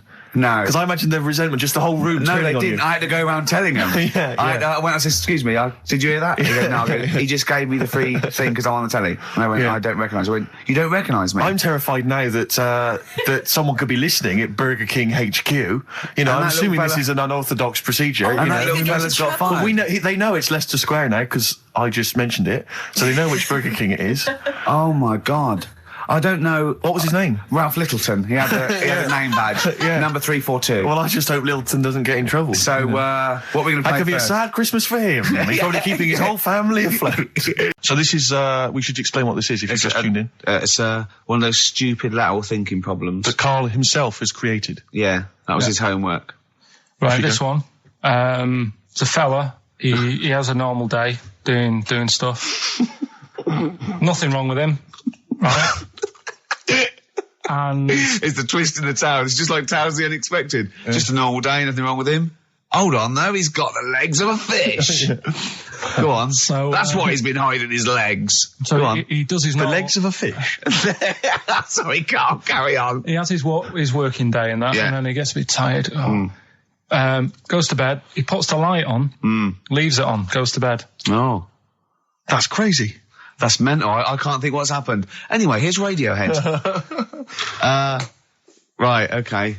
What? The question is, why does he put the light on when he's going to bed? He's had a normal day. He's come home from work. Is that right? He's come home from work, or he's not been working? Yeah, he's just been out. No, he's been working and stuff, I think. You think? You've made it up, Carl. You can decide. So the question is, why has he put the light on when he's asleep? There's a reason that he's put the light on when he's asleep. Has he gone to sleep? No, Carl, don't shrug. You're meant to answer these questions. He put the light on before he went to bed. Yeah, and the question you're asking me is why? What's the scenario? And the light's on and Yeah. that, but he's gone to sleep. Yeah. He started reading and then he fell asleep. No. Did he intentionally, for some reason, put the light on? Every night. It's mad. Sounds mad. That's Carl, doesn't it? Every night he does it. Yeah. He puts the light on when So, he goes to sleep. Carl, is the point of this, he puts the light on for a very good reason. Not for us, but for some people. He's blind and it's always been on and he thinks he's turning it off, but it was on in the day and he thinks he's turning it off, but he's turning it on because he's blind. That'd be stupid. That works. No, that works great, Rick. Yeah. Thank you, Carl. So you've got to come up with... Hang on. If What? you're blind, why would you put a light on?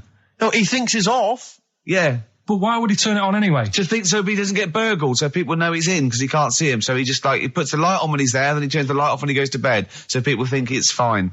But he's got it out of kilter, and actually he's walking around in the dark all day. I don't believe that if you're blind, you turn your light on. I don't think you'd be living on your own, would you? I'm not having that for a Do second. blind people live on their own? I'm not having that for a second. Well, some people do. Lonely blind people live on their own. No, if you got bad eyes. Any of them women? Are there any blind women who are living on their own, Rick? Well, never mind your concern for the partially sighted or sight impaired people coming to London. Get on with this. Yeah. So there he is. Yeah. It's like, oh, a bit tired. Yeah. Just put the light on. Get to bed. Yeah. So he turns the light on and he goes to bed. Yeah. Oh. Should we play a track? He's not sleeping on the job. He's a lighthouse keeper. Well done. Is he a lighthouse That's not keeper? it, Carl. He's a lighthouse keeper. Right. Why wasn't the light on all the time? Because it's light in the day. You idiot. Play a record. What? Play a record. You're a buffoon. No, actually, the light isn't on in the day, is it? No, Rick? it's not. I think you're the buffoon. Oh, yeah. Carl has won! I think that my new TV is too big, Rick. I said that I know, when he I don't know bought what it. I was thinking. But I can't believe it. He talked about this buying it. He's got a bit of cash now, of course. And what is it? 42 inches? 42-inch plasma screen. What did it cost you? $3 grand or something? That's Wow, huge. it's 3.5 ridiculous. grand. $3.5 grand. Big spender. Of course it's too big. Well, I can't get far enough back in my room, in my living room for it. You know, you're meant to be, I think, 4 times the screen size away from it.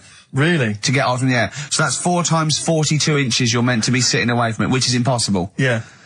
Well, I'll have to just get friendly with the neighbours. Yeah, watch it through a hat. If that's the case, though, are you better off just getting a portable? What?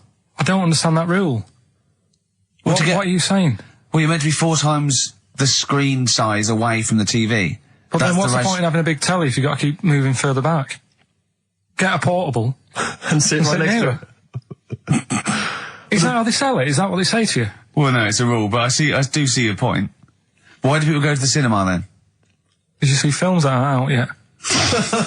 Fair enough, he's got you there. Done. I'd tell you this, though.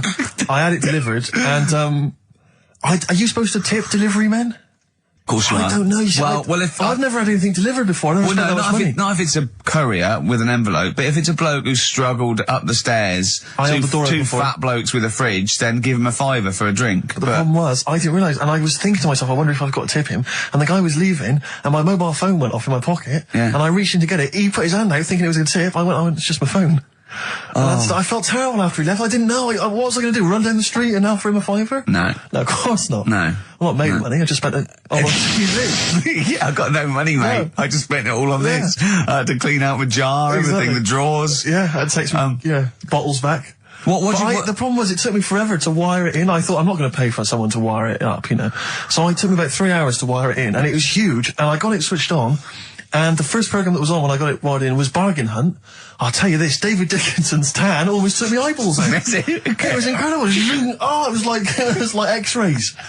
So close. I know, a huge plasma screen with this orange thing coming out, and he keeps turning to the camera, doesn't he? Just to get you. Yeah, he turns away. You get a bit closer. They go, "What's he doing?" He just turns around, takes the cornea off. What do you think? Bargain Hunt is Bargain Hunt. Oh dear, that's why I'd buy a plasma screen to watch Bargain Hunt. That was it. Because I just want to mention to people that they should be very excited because it's going to be Karl's special night tomorrow.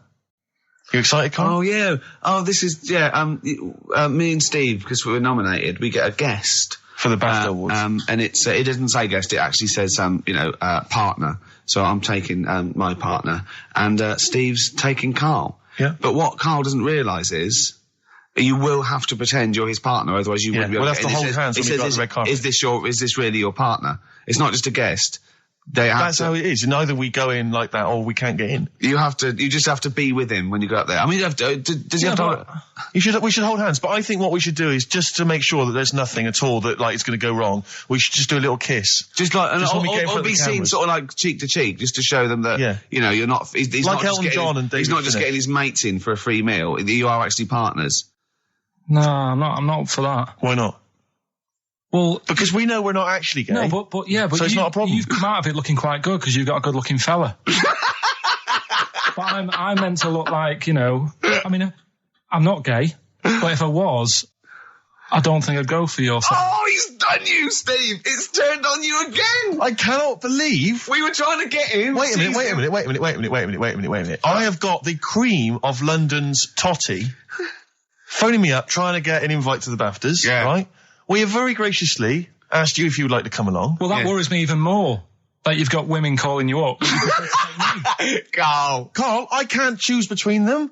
If I let one of them down, they're gonna destroy them. They'll be ruined. Their lives will be ruined. It's better for me to take you and not, ruin the lives of any of those poor women. When he told them he was taking you, it was like a scene from Graceland. There was just like there was weeping. They were crying. Like it was horrible. Hundreds of them, and really? He just went. And I got upset. He just had to say, "Look, just chill out, bitches," didn't you? I did. I just said, you're all my hoes, but I can't choose between you. So I'm taking Karl.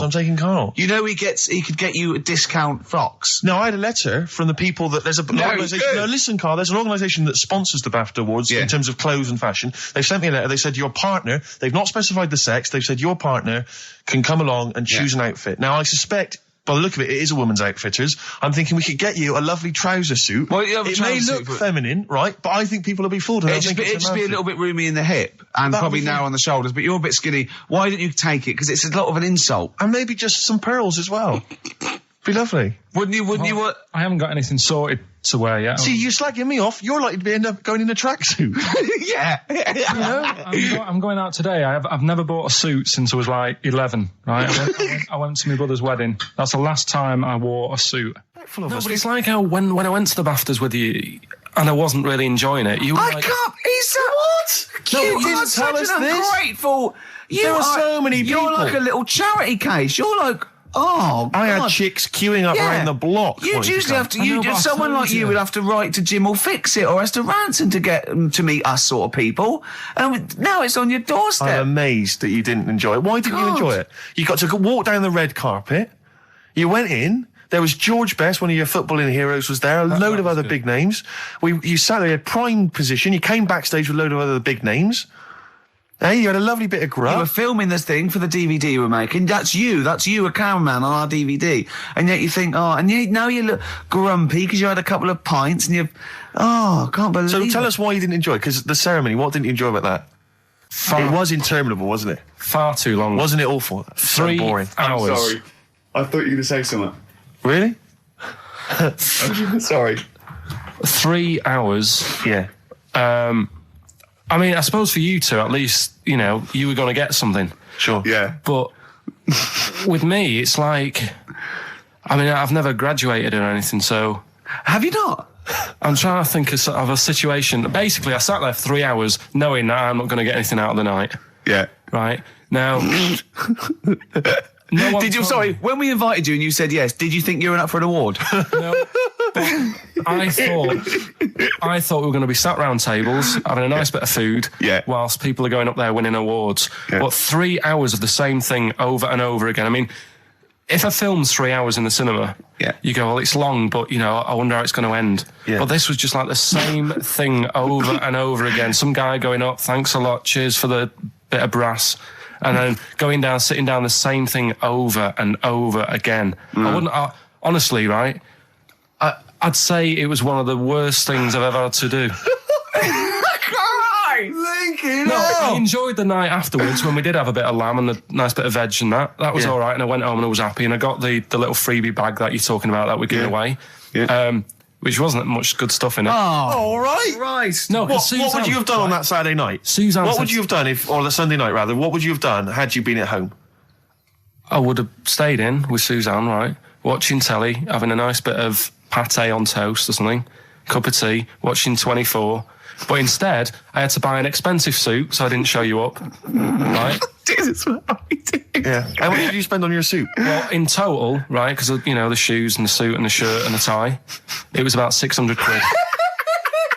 That's the most expensive evening ever. And that's what I'm saying to you. And the daft thing is, it's dark in there. I don't know why you've got to wear a nice suit. You can't wear a tracksuit, for goodness sake. It's dark in there. No, just the shirt and that. It doesn't make you a better person wearing a suit. No, doesn't Do make you you know a what I better mean? person, no. We're not claiming it made you a better person. No, well, that annoyed me. Yeah. I mean, it was an experience, isn't it? That's why I went, because you think, if I didn't go, if I would have said to you when you invited me, no, Steve, I don't want to go, then I would have never known, right? Yeah. And that's my sort of thing in life, right? Yeah. If something comes up, you should take it, even if you're not going to like it. It's a bit of an experience. Right. Do you know what he said to me? I phoned him up because we had to meet up, and obviously he had to pose as my gay lover. Yeah. To get in, right? Yeah. He phoned, what? You said something to me like, I bought a suit, I'm looking good. He said, I'm looking good.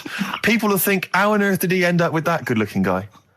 So he got into the role. That was what he said to me. He started getting into it. Such an insight. Play record. I just must say that we've had an email from Daryl Foss. Lots of people have emailed in and said, well done on the BAFTAs and well done on your Room 101. They really liked that. Thank you. There's one guy, and it's Daryl says, Ricky, has your dad only got one D-Mob suit?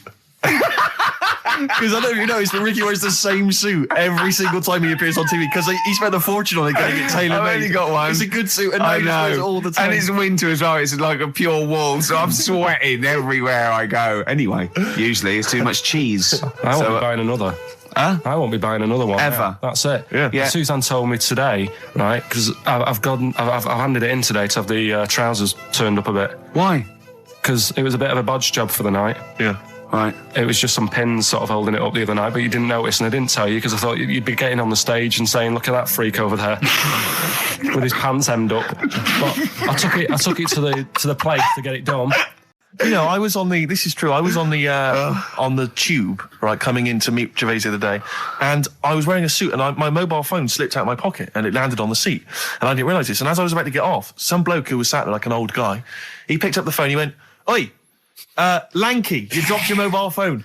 And I was like, "Well, I thank you for pointing out I dropped my phone, but did you have to do the Lanky?" But you knew who he meant. I bet you turned round straight away.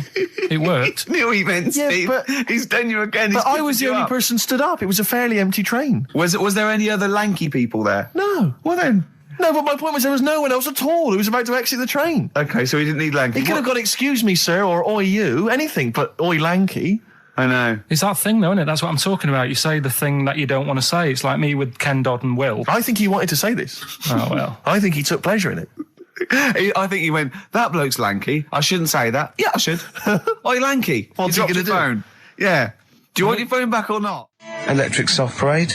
It's amazing, isn't it? You look at his face when you say a word that you know, he doesn't understand, and it just goes dead. It's Yeah. like when your computer freezes. Yeah, it is like that. Yeah. Is there an equivalent to Control Alt Delete when On Carl call. just doesn't understand? So we have to press like knob, bollock, finger up arse. It takes him out of his sort of stupid, doesn't it? Now that's three things to press, but you've only got two hands, so Wow. Yeah, I know. God, what would I do? know, I'd have, hold on, so I could have the thumb of my right hand, pop that up his arse. I'd have probably my index finger of my left hand on his knob.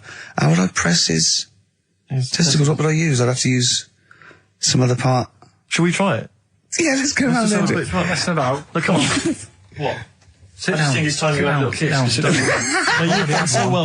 I've already had a little... What happened, Carl? He loves it. He loves it. I'm just going to give you a little kiss. Just for the webcam. Right, hurry up then. All right, on the lips. No. Oh, come on. Oh, God. I love it because he hates it so much. You won't get that radio on. But maybe I could have kissed Chris Moyles. What? I could have kissed Chris Moyles on Radio Well, 1. Milesy, give Milesy a little kiss for all his good work. Do you enjoy that? Oh, I'm looking forward to it. Was it Nelly? Nelly dead. It nearly died. Nelly died. I was interested in it. I remember reading it, and there was one element of the story. You were thinking it was going to be a cheap holiday. Well, You're not going to pay those prices. 400 quid, host seasons, you're having a laugh. That's nothing. Mansfield car park. and there was an element. It said in the news report, it said that while he was down in the ground, he began and ended a relationship with a woman. While he was down there, some fan who was a fan of what he was doing, he started communicating with her through the tube. I don't know the ins and outs of it, but they began a relationship and it ended. And I have to say, I remember thinking, you know, when you read that there's a man... How did it end? Well, I Why have did no you go idea. that this isn't working? That's twice you've stood me up. Yeah. Well, I can't get out, can I? I remember thinking at the time, you know, I was to say, I was not the sort of the ladies' man that I am now. I remember at the time reading it and thinking, there's a bloke, you know, he's pulling women 10 feet underground through a tube. Through a tube. I I'm out and about with some of the most expensive hair products on the market. I've got to sit down and ask myself some very serious questions. Oh, dear. Extraordinary. We spent New Year's Eve together, me and Carl. Oh, yeah. It was me and Jane, Carl and Suzanne. Her hair doesn't really look like Dave Hill, I must You didn't confess. see it when it was done, though. Yeah, she had the coat on that you bought her to say sorry, though, didn't she? Yeah. And Martin Freeman and his girlfriend Amanda and Glyn and we all went for a meal and then we all went back to ours and sort of saw in the new year and all that and saw the fireworks, and then in the wee hours when just the drinking seriously starts, we started playing parlour games. And do you know that game when you go round, started off like with pop bands or rock bands, you have to say a band and then they have to come up with a band immediately that starts with the letter that your band ended with. Right. So Suede, E, Erasure. Do you know what I mean? Go around. yeah. We did that, right? And then we had to change that because people were sort of using the same ones crop up. So I said, well, let's do animals. We were doing animals. And I gave Carl one. I think Carl panicked. You know, do it quite quick. I want to just test it on you. Okay. Is this bands? What is it? I said... Now, what did I say? So basically, I said an animal, and it ended with E. Okay, so I go skate. Eagle. There you go. Yeah, but hang on. I think I was the third person. Right. So think of another one. Hurry up. Eel. Yeah, I had that. Yeah, I did that one. All right. Right. Yeah, a lot of E's coming up. Elephant. Yeah. Do you know what Carl said? Go on. Ready? Yep. Egg.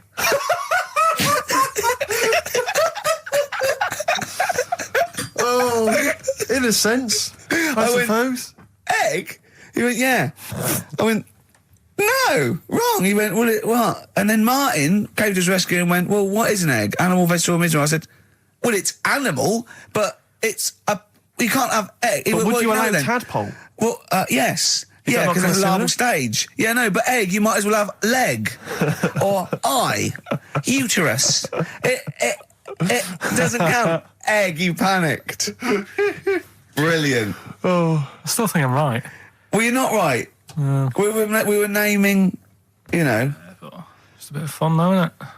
Yeah. Exactly. Yeah. You meant, why obey the rules? It's just a Exactly. bit of Yeah. fun. No, that is true. Don't That bother is with the true. rules. That is You true. had the fireworks in the year, did you? Yeah, What, we- you had them yourself? Or No, you no, just no, no. watched You them? could stare across the river. We could see him, but actually very impressive. And I'll tell you what, they got it right this year. Instead of 2 hours of letting off fireworks, people were going, "Oh, can we go now?" It was 3 minutes, and they spent £1 million on the 3 minutes, and that's it.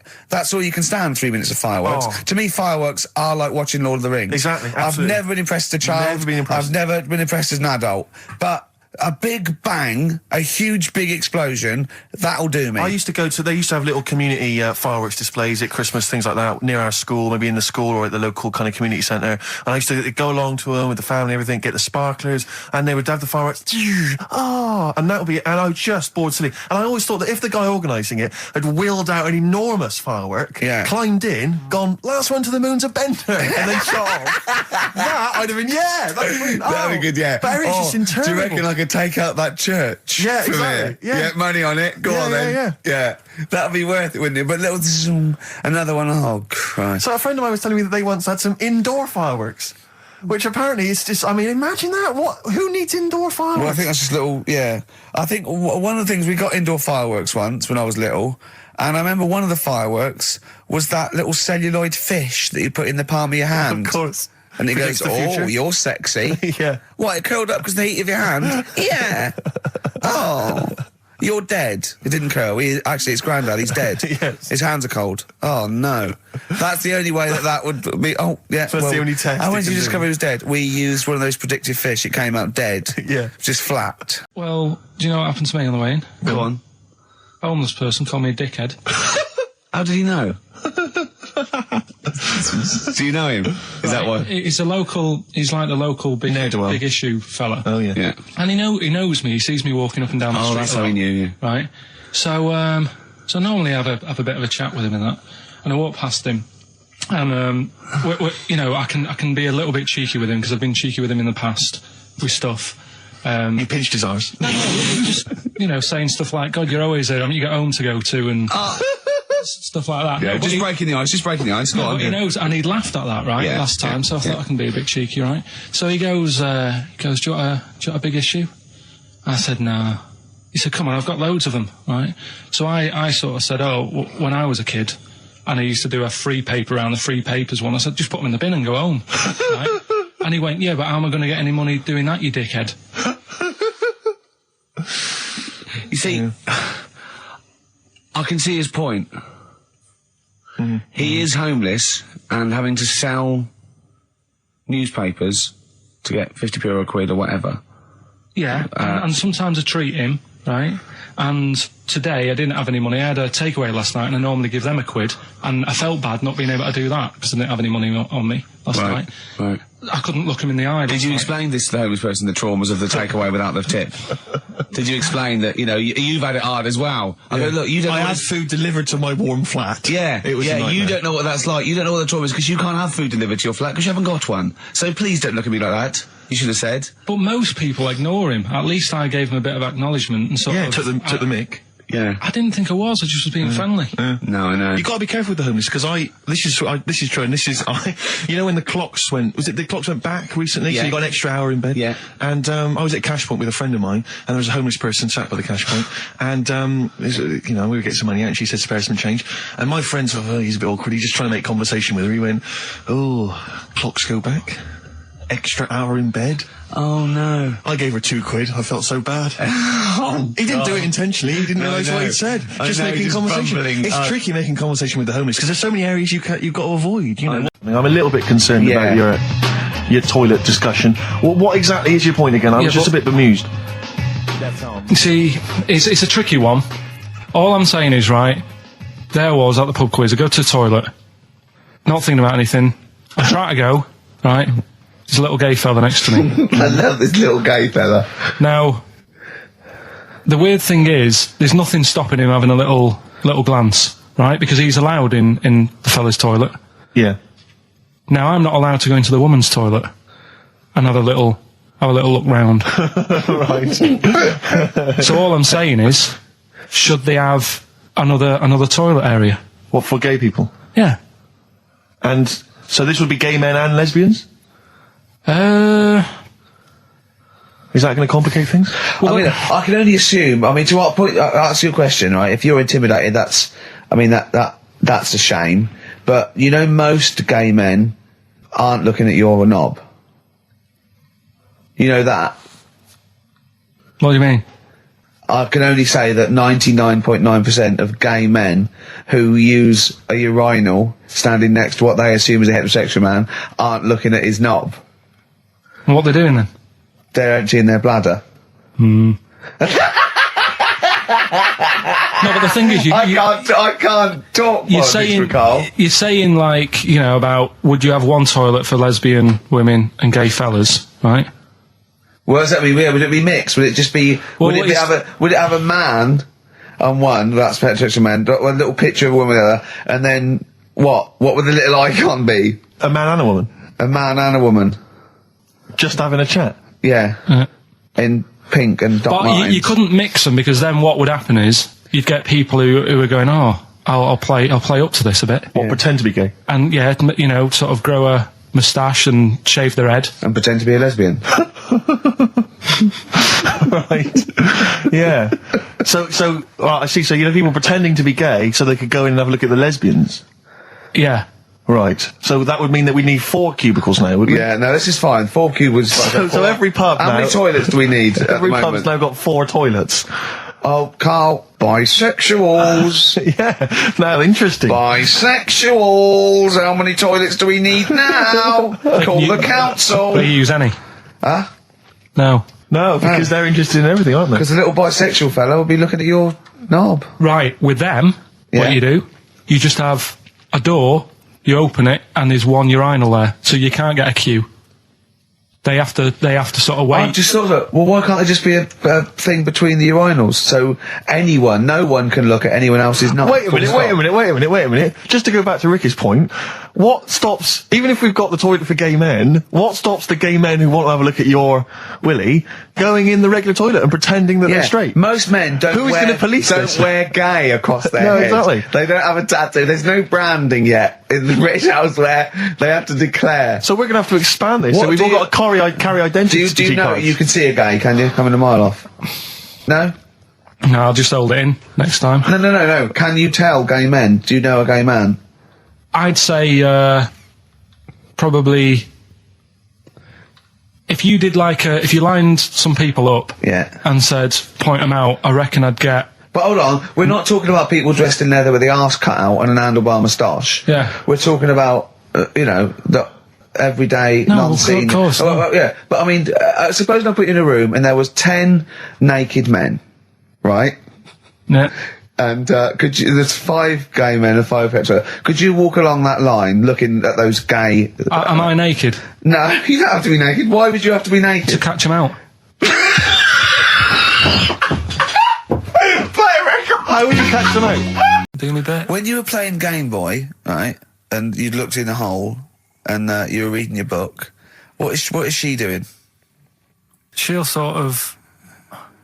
make things seem more interesting to me. Do you know what I mean? So like when we're at the Owl and the bus driver said, "You got an hour here," I said, "Why have I got an hour here? I go to a funeral with someone who I loved in the ground and don't spend an hour around it. Why do I want to?" Do you know what I mean? Why do I want to spend an hour looking in this? And Wasn't then that she'll- terrible when your auntie just shot up in all this magma?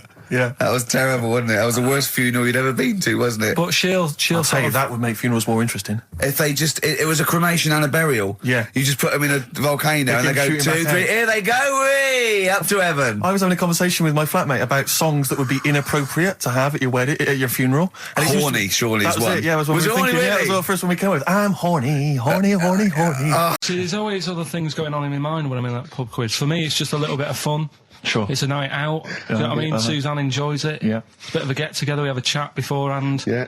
We have a bit of fun. Yeah. But there was other things on my mind. What were you Carl, thinking? I could do that here. I don't have to lose a tenner. Wait, what were you thinking during the quiz then when the questions were coming out? What were you thinking of? Well, what it was, right, just before the quiz started, I had to go to the toilet, right? Because the rule is, right, people who don't go to it, once it starts, phones off, Oh, yeah, no you more can't leave toilet. the room, They yeah. take it dead serious, don't they, right? Yeah. So I went to the toilet. Now, I'm not being out of order here, it just got me thinking, right? I went to the toilet. The gay fella in there, right? There was a gay fella in there. Gay fella in the toilet. Now, How could you tell? How did you know? just typical, everything about it, right? Everything about it, right, yeah. Oh. What, Just large imagine- handlebar moustache, leather cap. Butt plugs, amyl nitrate. Could I just say that these views do not reflect the views of the management of XFM or me and Steve? Or Go on, most Carl. of the people in this country. Go on, Carl. What's your problem? Yeah, but this is what I'm worried about, really. But this is why I only got Danny Minogue right, right? Because this was floating around my mind. Went She's to the a big toilet. gay icon, Now, isn't she? go into the toilet. They have like men's cubicle and they have women's cubicle. Yeah. Now, without sounding out of order, is it wrong for me to think gay men should have their own little cubicle? Go in. They should have their own... Well, not cubicle, you mean an actual toilet, I suppose. When I was at the urinal, Yeah. normally, there's a fella there and then you go, all right. And there's no pressure. But I couldn't go. I was thinking, should I wait? If I go into the toilet, it'll look obvious. Yeah. I had loads of pressure and But this was what were you going on. worried about? I'm so sorry. What were I'm you so concerned sorry, about? Viewers. I'm so Well, sorry. it's like, right, listen, when I was a kid, right, and it's all right for you to go into women's toilets when you're a kid, it's like, oh, it's a bit cute, Yeah. right? As long as you're not, like, over 15 or something, right? Right. But when I was a kid, I went into a toilet, and women, when they use their little cubicles, they don't shut the door. Some of them just sit down on the toilet, right? And you see everything. And, no, seriously, that's probably one of the first times I saw, like, a woman. Yeah. That, right? And my Auntie Nora, when she was staying over. What happened with your Auntie Nora? She was, she's into wearing caftans. Into wearing what? You know, caftans. Oh, yeah. What caftans? Big, bellowy sort of dresses. Right. And, yeah, I used to sit on the floor at home in front of the telly. Sure. She was on the chair behind. Yeah. She did a bit of a sort of a Sharon Stone scene. Oh, God. Yeah. Did you see it? There was no underwear? No. What age were you? What was it like? What age were It you? was like a ripped tennis ball. What? Right, we're off air. Either that or put us in for the Sonys. And there was also a fella in the week who said that women shouldn't be wearing trousers. Why? Because they don't look good in them. What do you think? What do you think about that? It's rubbish. Yeah. These are the only things that have caught your eye over the last couple of weeks. This is the entire news. Galileo did something with light. A French fella said women shouldn't wear trousers. See, that to me wouldn't pass as education. It's not education. I don't know where you could ever use that. I don't know when that would ever be applicable to life. I just like reading stuff that sort of reminds me of... Do you know what I mean? If I read it and it gets me thinking, I think that's a good little piece. But, I mean, but surely can't you just sort of like sit near something that vibrates to keep your brain going? Or shake your head every now and again? I mean, what does this do? You mean it makes you start using your brain? But what aspect of a Frenchman said women shouldn't wear trousers got your mind working? What questions were you asking? Because I thought that's a bit daft, isn't it? Right? Yeah. Okay, it ends there with me. There's nothing else. There's nowhere else for me to go on that. He closes your the mind's gate. still worrying. Yeah, go on. What do you think? Let's go through this. Oh, I wish we could download his thoughts. I know. Just watch it. Yeah. Wouldn't it be great, like a DVD? Like a cartoon. Imagine that extra footage on the Office DVD. Yeah, Carl's brain. That would be with amazing. Oh, with a commentary. Go on. Women wearing trousers and that, right? On the estate that I grew up in, on right? There was a woman about 4 houses down, right? Rough. Now, she used to wear leggings. Yeah. Now, they're a bad idea. They are a terrible idea. I agree with you there, Carl. If you're a lady of What the colour? normo persuasion... Were they pink? No, they were sort of black, but with all bits on them. Oh, right. Do you know what I mean? What, toast and Just horse bits. droppings. Yeah, go on, yeah. And she used to... she's quite a big woman. Sure. Pauline Quirk, I think Yeah, we described her as. Looked like a light bulb when It she was is those bending kind over of in women that are leggings. attracted to leggings. Yeah, I know, yeah. They are drawn to them like a moth. to a flame. Yeah. She used to wear them, and that's what I remember when I read this piece. And she used to work on one of those sex line things. Right. She used to do that. But what was she, an engineer? the weird thing with her was she had big eyelids. Right. Go on. That were too big, and this is what I was thinking. What right? do you mean she had big eyelids? How big do eyelids have to be for you to go, they're big eyelids? What was she shoplifting with them? Would she come out of Dixon's with, like, radio stored in them? What do you mean she had No, big eyelids? It was another one of them popular things round our way. Do you know? Like, What do you mean popular things? think people have They go, oh, I'll tell you what, they're all the rage. Can I get some big eyelids, please? No. It was just like one of them things that people suffered with. Just big eyelids. They could hardly open their eyes. What do you mean? What do you mean? That's one of them popular things round where I grew up. People had big eyelids. They could hardly open their eyes. What does that mean? What sort of freak town were you born in? You had webbed feet people with big heads. You got women with big eyelids. What does big eyelids mean? Are you confusing her with the horse? Yeah. Did she have hooves? Look, what? Anyway, so there's this big eyelidded woman with the leggings. And that's what I'm saying to you, though. That's when I read that story with people with trousers. Yeah. I went from that. Yeah. To into a woman who used to have big eyelids. I still don't know the point. But then, and also the other bloke who had the eyelid problem was a mate of mine. Right. His dad had it, and same problem, massive eyelids. I don't know what that means. I don't know what that means. I used to say to my mum, I'm going round to Dave's house. Yeah. And Or to Drew say, Pete, well, as you call him. that's all right, but make sure his dad doesn't take you out in the car because he could hardly see. He had to have his head. He had to tilt his head back to keep his eyes open. Sure. Didn't he have a couple of matches with him at all times? What a load of gobbledygook. This began as educating Ricky. I know, So it's what, like he was people thinking, with eyelids. But it's like you're supposed to make that leap as well. Yeah. If I mention the trousers, Ricky will probably be thinking about people with big eyelids and women wearing leggings. Wow. Yeah. Because your dad was a cabbie, wasn't he? Yeah, it was, yeah. Couldn't stand it, but it's good money. He was he wasn't like a chancer though. What was he doing when he put that little Forrest Gump in a wheelie bin? That was part of the cab company thing. They had to do like a charity event once a year, and he did it one year. Never asked him again. Tell us the story again. I'd rather not, because we got a few sort of complaints about it. Why? Why did you get complaints about it? Because he put a kid in a bin, and it's not the thing to do. So, but we could use it as a sort of sobering lesson for people. Yeah, tell it like a you shouldn't do it. Nah, yeah, but that's how I did it last time. But people still didn't like it. All the stuff I tell you, we don't take the mickey out of people on purpose. No. It's real life, innit? And that goes on in life. Yeah. My dad was saying that in hospital, though. Do you know I was in hospital? Yeah. He did some jokes about old people and that. And he said, at the end of the day, if something makes you laugh, it's funny. And if it makes you laugh, you can't help laughing, can you? Do you know what I mean? So, what are you meant to do? And laughing's good for you. Yeah. So... But being laughed at isn't as good for you, is it? No, but there's probably more people laughing at one person. So if you balance it out, there's only one person who's upset and there's a bunch of people laughing. So it's That's genius. Give me an example of that. Give me an example. Well, for instance, Karl Pilkington as he talks and the people listening. Yeah. No, give me a little example of I can't, because again, that's what I'm saying. I can't tell you the story because there might be someone out there who... This person might even be listening and think, I forgot about that and you brought it all back to me. So I'd prefer to leave it, but I think people know... Why did he put him in the bin in the first place? Because he was getting out of hand. What was he doing, though? You see, I can't explain. You can, don't be silly. I prefer to leave it, honestly. What was he doing? Was he annoying him? He was annoying my dad and the other people in the cab. Right. And he thought, how can I deal with this before it gets too out of hand? Yeah. He pulled over and put the lad in a wheelie bin.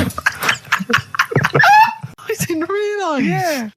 I think that my new TV is too big, Rick. I said that. I know, when he I don't know bought what it. I was thinking. But I can't believe it. He talked about this buying it. He's got a bit of cash now, of course. And what is it? 42 inches? 42-inch plasma screen. What did it cost you? $3 grand or something? Don't tell. That's wow, huge. it's 3.5 ridiculous. grand. $3.5 grand, big spender. Of course, it's too big. Well, I can't get far enough back in my room, in my living room for it. You're meant to be, I think, 4 times the screen size away from it. Really? To get out from the air. So that's 4 times 42 inches. You're meant to be sitting away from it, which is impossible. Yeah. Well, I'll have to just get friendly with the neighbours. Yeah, watch it through a hatch. If that's the case, though, aren't you better off just getting a portable? What? I don't understand that rule. What are you saying? Well, you're meant to be 4 times the screen size away from the TV. But then what's the point in having a big telly if you've got to keep moving further back? Get a portable and sit right next to it. Do see your point. Why do people go to the cinema then? Did you see films that are out yet? Fair enough, he's got you there. Done. I'd tell you this, though. I had it delivered, and are you supposed to tip delivery men? Of course you are. I don't know. I've never had anything delivered before. I've never spent that much money. Not if it's a courier with an envelope, but if it's a bloke who's struggled up the stairs, two fat blokes with a fridge, then give him a £5 for a drink. But the problem was, I didn't realise, and I was thinking to myself, I wonder if I've got to tip him. And the guy was leaving, and my mobile phone went off in my pocket, and I reached in to get it. He put his hand out, thinking it was a tip. I went, it's just my phone. And I felt terrible after he left. I didn't know. What was I going to do? Run down the street and offer him a £5? No, of course not. No. I'm not made of money. I just spent it on TV. Yeah, I've got no money, mate. Yeah. I just spent it all on this. To clean out my jar, everything, the drawers. Yeah, I'd take some bottles back. The problem was it took me forever to wire it in. I thought I'm not going to pay for someone to wire it up, So it took me about 3 hours to wire it in, and it was huge. And I got it switched on, and the first programme that was on when I got it wired in was Bargain Hunt. I'll tell you this, David Dickinson's tan almost took me eyeballs out. It was incredible. It was like X-rays. It was extraordinary, the glow. I know, a huge plasma screen with this orange thing coming out, and he keeps turning to the camera, doesn't he? Just to get you. Yeah, he turns away. You get a bit closer. They go, "What's he doing?" He just turns around, takes the cornea off. What do you think, Bargain Hunters? Bargain Hunters. Oh dear, that's why I'd buy a plasma screen to watch Bargain Hunt. I mean, it's ludicrous. This is the problem, is because what do you watch? I mean, have you watched anything that's been worth having? The only thing I've watched really worth watching. 24. Well, 24 works great, but also films. Obviously, that's the main reason I bought it, because films just look amazing on the DVD on the plasma screen. There's that one. There's that one that a bloke, right, was going to get a phone call at 4 o'clock to find out if his business was, okay, right? And if he didn't get the phone call, he knew he was broke, destitute. So dead on 4 o'clock, the phone didn't ring. So he went up to the roof of his office and he jumped off to commit suicide. And as he was passing his window, the phone was ringing. Oh no. Carl, it didn't happen. Didn't happen. Think it through. Think it through. Who told that story? Who told that story? As he hit the pavement at 120 miles an hour. He's the only person who could have known that series of incidents. Also, why didn't he wait? As his life's at stake, why didn't he wait till 5 past? I said I'm going to give it 5 minutes just in case. Just in case the lines are busy. Yeah. And what sort of bloke goes out? I'll call you at 4. Okay, if you're busy. Well, call me anyway. No. If I don't call exactly 4, then you commit suicide. Commit suicide. I would, because if I don't call at 4, that's the end of it. Well, call me anyway. No, that's not the way I work. Why can't you just call me and tell me the other way? Well, I'm telling you how I do it. If you're bust, I don't call. Can't you just call to verify in case something goes wrong? What if it's engaged? If you want to be engaged, just commit suicide at 4, please. It didn't happen, Carl. What was that one you told me about with the porn? That was a good one. Oh, this was fantastic, right? Right. There was this. Sorry, can I just check now? We're just remembering classic episodes of the Tales of No, this is important. Well, I saw one, right? I saw one on Tales of Inspector, right? And it was these two gents. What they used to do, they look down the obituaries and they'd blackmail the wife or the son of a dead eminent person, like might be a priest or a doctor, something like that, and they'd go and they'd say, he bought some erotic stuff from us before he died, and he owes 100 guineas and all this sort of stuff, and they'd pay up because it'd be so embarrassing. They just didn't want them, so they'd just pay him, right? And this one bloke said, who are these people? I'll meet with them. And he goes round there, and he goes round, and they go, your father. He goes, my father could not have bought any erotic material from you. They did. He goes, he couldn't have. He's blind. Right, and that was the twist. And Carl went, so it was magazines, not videos then. Yeah. Now think about it, Steve. Is that so stupid? Well, presumably it was set in olden times because professional pornographers don't tend to call it, erotic material. Yeah. They tend to call it, juicy jugs or whatever. But more than that, I don't understand how a video is going to be any use to a blind person either. I know that you can hear the sound, Carl. Look at him nodding like he's caught me out. Yeah, what sound were you hear? Do. Your meter needs looking at? Yes. Cut. What's then? What's that? Then it's just noises, occasional groans. Yeah. Right. You could listen through the wall at your neighbours. He does. I mean, that's why I save a lot of money. But I thought you were going to point out, Carl, that they could have had a Braille porno. Now, have you thought of that? Look, feel the lumps on that. Exactly.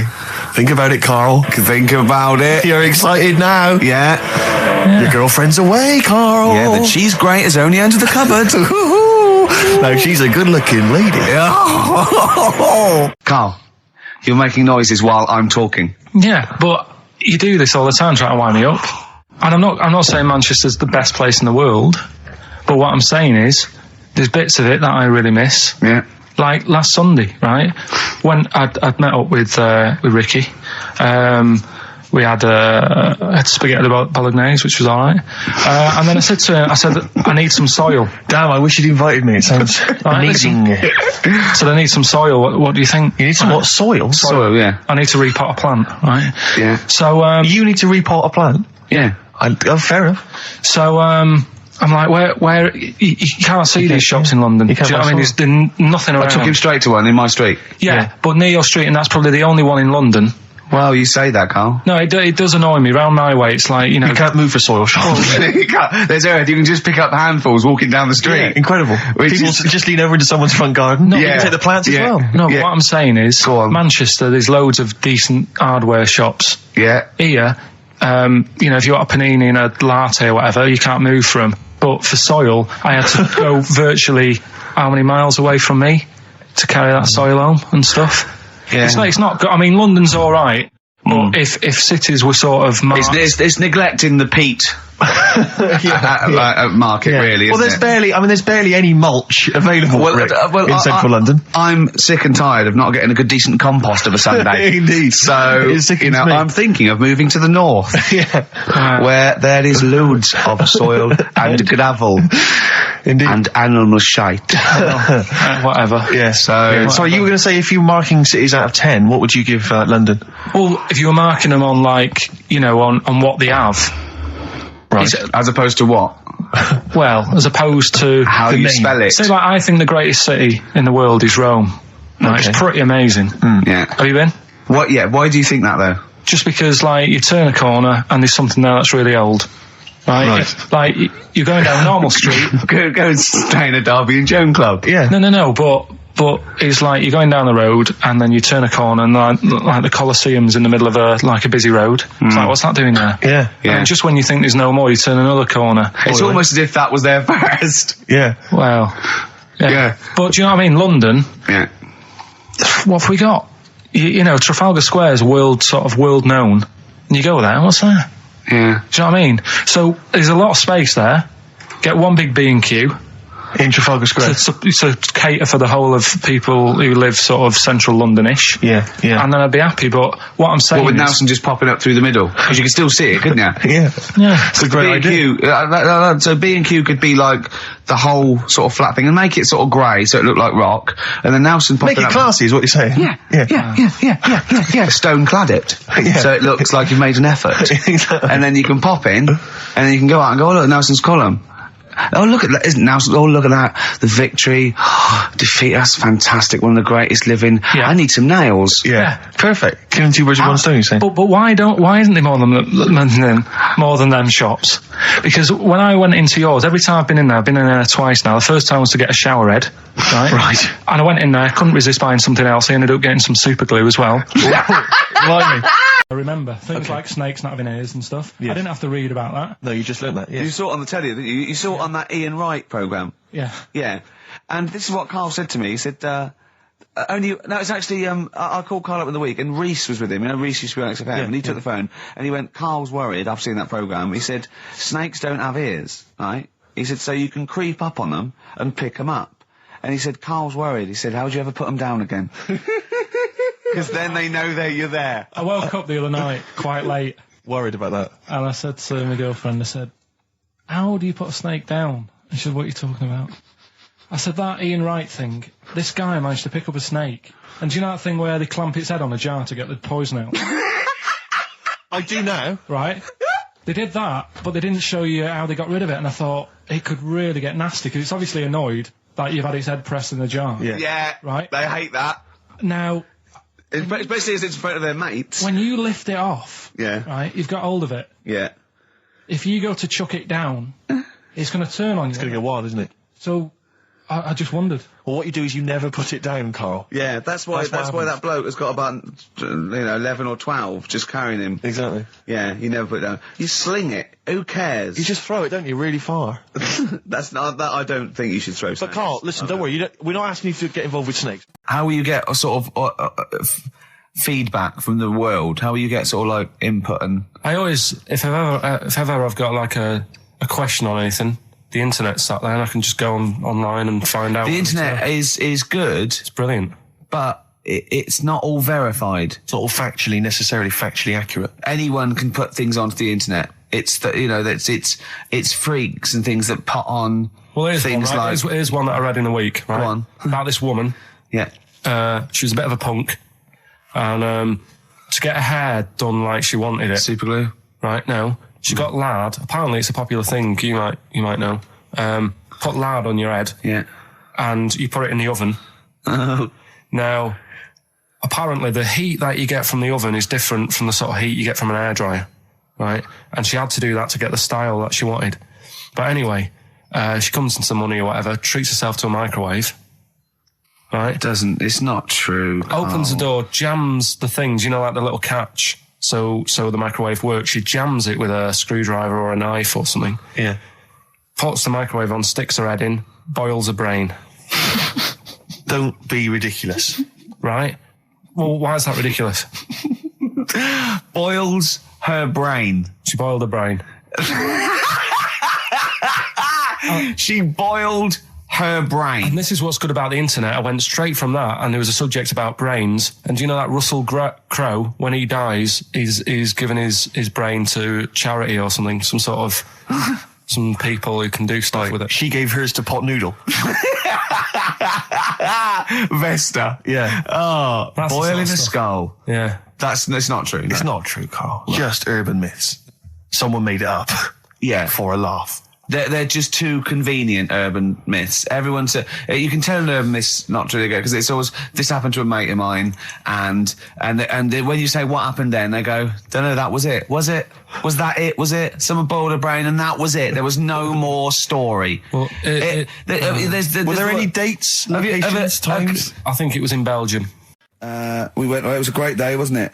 Brilliant round of golf, absolutely brilliant. Such a beautiful place in Stoke Poges, it's like a really posh place. And are you a good golf player? Well, we'll get to that. Oh, okay. Wow, he bought the shoes especially for it. Oh, I'd love to have seen him in those little shoes. I know, and they were no good because they were metal spikes. We had to change them. He was annoyed straight away. He spent over £22 on these golf shoes. We hired a buggy that was brilliant fun. I was bombing along, wasn't I? I don't drive, but it was great on that buggy. Well, you've been on a buggy with me and you were a bit scared. Yeah. What I nearly killed us once. I was just taking banks and things, but you don't see sort of bunkers, and he'd scream and go, stop! And he'd put his foot down the brake, and then I reversed. At one point, he sort of did a handbrake turn next to the lake, and then we had to reverse, right? And you just flick a switch and put your foot down. He did that without looking. I look behind, there's a big oak tree there. He screams, watch the tree, right? He's so Dukes of Hazzard.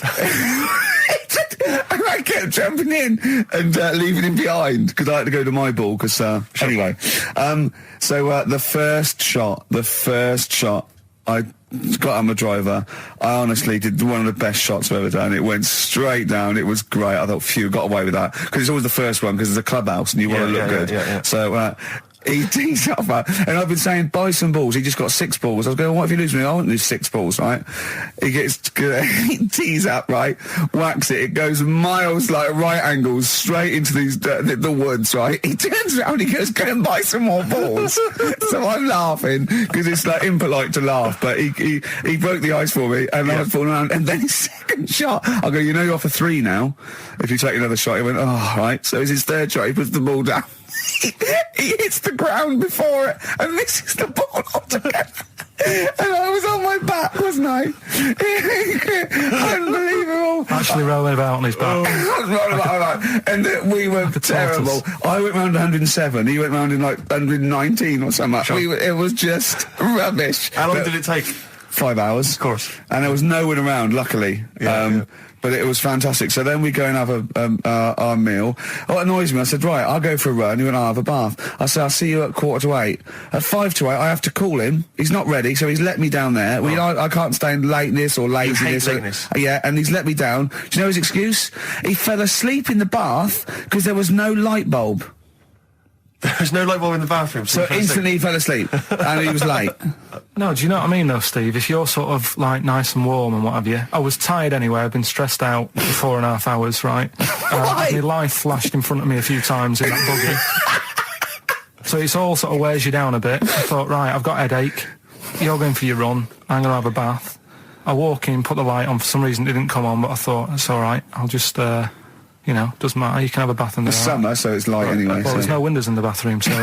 So you were in the darkness? So I'm in the darkness. I nod off because I'm shattered. he calls up hassling me. So I said, well, yeah, it doesn't normally take that long for me because, you know, I haven't got, like, long hair. I've got a dryer and so I can sort of one wipe. Yeah, he's already 10 minutes late, though, when I called. Well, 10 minutes. 10 wow, minutes. late. This is late, this. Next. Doesn't matter. Dinner wasn't until 1:15, so we had, like, another 20 minutes anyway, so it doesn't really matter. Yeah, but we said 1:45. So he's calling up, hurry up. So I said, yeah, all right. So I get out and dry and like my tackle and what have you. Calls back again 30 seconds later. You know? No, I don't, I don't like that. Not going to do that, no. Give it a wipe. 30 seconds later, come on. So I end up going downstairs to the meal area. Naked. With a wet shirt on and wet socks. I've got headache as it is. Meant to be a relaxing weekend. But anyway, so we have our meal, which is really nice. And then we're sitting in the bar. I'm having a cigar by the fire. Yeah. Like, we're having a rather nice Pinot Grigio. Yeah. He's there going, I've got headache. Is this 1955 that you live in? I know, yeah. It's so right. And we are knackered because, you know, he's not used to work. I've seen him moaning, falling asleep. He's not used to it at all. And you've been on your feet for over half an hour. Yeah, right. So, we didn't even walk round the golf course. We had a buggy. Yeah. It wasn't even exercise. Lloyd Cole. She's a girl and I'm a man. Good that, innit? On XFM, 104.9, Ricky Gervais, Steve Merchant, Karl Pilkington. Okay. Right.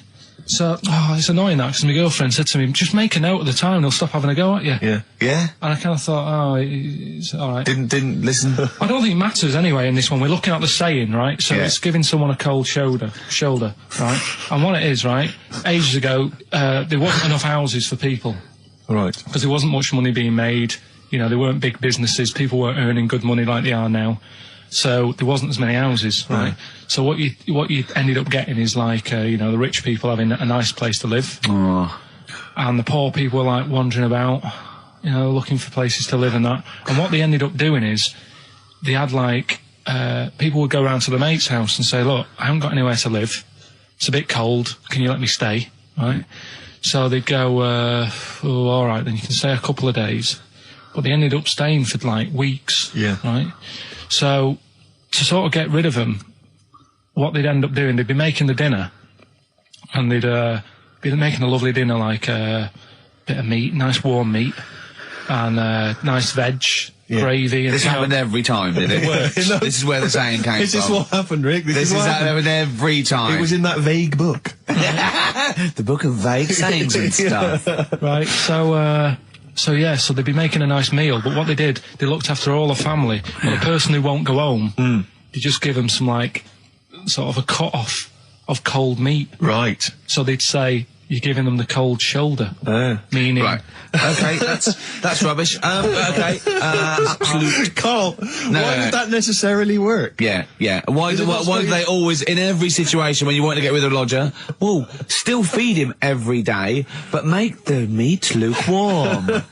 So they always leave then. Yeah. Oh, this food's lukewarm. I'm going to become homeless and again, they go, wandering the hold streets. on, are you giving me the cold shoulder? Yes. Do you want me to leave? Yes, just say leaving. No, I like to do it cryptically. That way, in years to come, someone will have a little saying about it. Well, anyway, that was our bacon in the morning. If you've had enough of meat, we'll leave that. Well, Bacon in the morning! Oh, bacon in the morning if you've had enough of me! come back. What are the others? Just tease us again with the others. We'll come back to those. He's a bit of a nuisance. And we'll have a big fire tomorrow. Nice, looking forward to that. Right then, so we've got, we'll have a big fire tomorrow. Yeah, go on. Is that the one you want? Let's go for it. Right, I think this was like round the 1700s. Bluffing. And Just bluffing. Who was the king then? Dunno. Go on. But it's about the word bonfire, right? Bonfire. Bonfire. Yeah. Do you know where it comes from? No, go on. No. Right, what happened is it's got nothing to do with Guy Fawkes and that, which is what I thought when I saw it. It's got nothing to do with that. But ages ago, at 1700s, right, they didn't have enough houses, like I mentioned. Okay. Yeah. So if that happens, you get people living on the streets. You get diseases, people aren't cleaning properly. So you get more deaths. All right? Yeah. So think about it. You've got all these dead bodies lying around. They're running out of space because there's like I don't know why they're running out of space, but they haven't got much. I don't know why, really. I was going to say they should have just buried them, but there's probably more land back then than now. He doesn't need anyone else in the room to have a dialogue with himself. Yeah, we could leave and we'd come back and he'd go, I've sorted it. Yeah. Anyway, for some reason, they presumably, if it's going to be they burnt them, it's presumably to that it also kills the parasite or whatever's carrying the parasite on them, as opposed to burying them and not killing the disease. Well, yeah. So there you go, you've worked it out. They piled them up and they turned it into a celebration because there was a lot of fed up people at that time. Is it going to be the word bon, meaning good? No, I'll tell you in a minute. Go on. So you've got all these people who are like going around and like, oh, you know, so-and-so died the other day. And, you know, nearly every week someone they knew was dying. Yeah. So you can imagine like just constant like being depressed. So, and they've got all these bodies lying everywhere. It's like, oh, God, what are we going to do? So they said, we're all too fed up at the moment. Said, let's make this a better world. This was 1701 by the time they got together. Yeah. So they said, what we need to do is have a big party. So they said, yeah. Good thinking. See what you're thinking. So they go, right, well, we'll put all the bodies in a big pile. And they're all diseased and that, so they set fire to the bodies. And they said, let's have this as a celebration to remember them by. And, you know, we'll have a drink and that and have a chat. We'll have this big fire going. And it came from bone fire. Ah, right. So it was all the bones. Bomb fire is bone fire. Yeah. Excellent. Yeah? That's interesting. So that's how it came about. Yeah, in the 1700s. Yeah. That was? No, probably. I reckon it was 1600. Probably earlier. I reckon it was the plague. I reckon it came from. But interesting stuff. Interesting stuff. So that's. Did you celebrate Bonfire Night? Is that a big celebration for you? Do you like the fireworks? I'm sick of fireworks. I just think they're rubbish. I'm not impressed. I've never been impressed by fireworks. Even as a kid, you know, you have to go to like sort of community kind of gatherings with a bonfire and fireworks, and some local vicar or whatever would come out. But I also think the adults think the kids love it, and if they just got together and said, "Should we go this year?" They'd all go, "No." Yeah, absolutely. Let's not go this year. What would be better is if the vicar had wheeled out like a massive rocket, climbed in, gone last one to the moon is a bender, and then fired himself off. Now that, I'd pay to see. That's a firework display I'd like to see. As it is, it's just rubbish. Oh dear. Yeah. That's excellent. I'm not keen. No. Sorry, what clue was that? We'll have a big fire tomorrow. Bone marrow. Bone marrow. Incidentally, last week, you remember, we began the show by talking about knobs. Yeah. I think we've got a bit more knob news this week. The knob is coming up, is it? The knob news is on the way. After Radiohead, more cock. Radiohead and go to sleep. That's not to you. Please don't go to sleep. We've got another hour and 35 minutes of fun chat and great music on XFM 104.9. I'm Ricky Gervais, with me Steve Merchant and Karl Pilkington. Pilky, little K-Man Pilkers, little baldy twat mank whinging, a little bit bent Pilkers. There he is. There he is there. Now, Rick, you may remember that last week we opened with some quality knob news. Knob news, yeah. It was Hitler's knob. Hitler's knob was one of them. That just sparked off into a whole bunch of other kind of knob-related discussions. Yeah. And I'm pleased so far to see that we're almost at the halfway mark for this first hour. And so far we've only talked about nudity and/or todgers. Yeah. So excellent work from us. Well done, lads. Yeah. I'm looking forward to Dr. Fox and the rest of the Sony award committee listening to this one. Yeah. But more knob news. I don't know if there's a jingle for that, maybe. We nearly had the eye out. Knob news. Knob news, excellent. This is an extraordinary story. A woman tried to sue her bosses for £210,000 after finding a cooked penis in a canteen stew. Hospital cleaner Sophie, something, I can't pronounce that name, was eating goulash for lunch and could not cut one of the lumps of meat. You can see where it's going. I've got so many questions already. I know. She picked it up and tried to chew it, but it was too tough. Then she inspected it with workmates, who all agreed it was a penis. Imagine that discussion. Yeah. Miss McClarter said she vomited for the rest of the day, instantly became a vegetarian, and had to have psychiatric help. It's not known whether the organ was from a human. The case continues. Well, it can be found out, so that's one thing. Obviously, that doctors aren't confused. They're not going, I don't know, I've never seen one like it. Yeah. Also, why is she eating goulash? I know. I mean, that is my first question. Why? You got lunch. Oh, what do you want? Oh, no, I fancy some goulash. Yeah. Oh, some gooly lash. Goulash, Thanks very like much it. Indeed. Lancashire cockpot Oh, is on the menu. Brilliant. Only £5.50. Wangers and mash. I'd love some wangers and mash, please. If you've got any knob-related puns, knob-food-related puns, then call XFM on 3426 14094. Ricky.Gervais at xfm.co.uk. Call Chris Miles at radio1.xfm.winginmank. Yeah. Cock-co-gay. Cock a van. Cock-o van. It's already done for There's you. some, there's wangers and mash, cock-o van, Lancashire cockpot. You know. That's just off the top of our brains. Yeah. So, if you've got any of your own, keep them to yourself. We're not interested. What do you make of that, knob news? And he's in a hospital. I don't think so. Oh, yes, it was a hospital cleaner. You're right. hospital Oh, cleaner. God. I know how your mind's thinking already. There's been a mix-up. What kind of mix-up? I love that. What, some bloke's gone in, some lesbian's gone in and wanted a sex change. She's got a carrot for a cock. Stewing steak. Stewing steak. Oh, that would be great. You're not a doctor, you butcher. It's not funny. There was some other news, whilst we're doing the knob news, just cram this one in. There was some story on some news website about some lad who wasn't happy with what he'd been given. Right. What do you mean? He had an op? No, he wanted to have an op. He wasn't happy with what God had given him. Yeah. Yeah.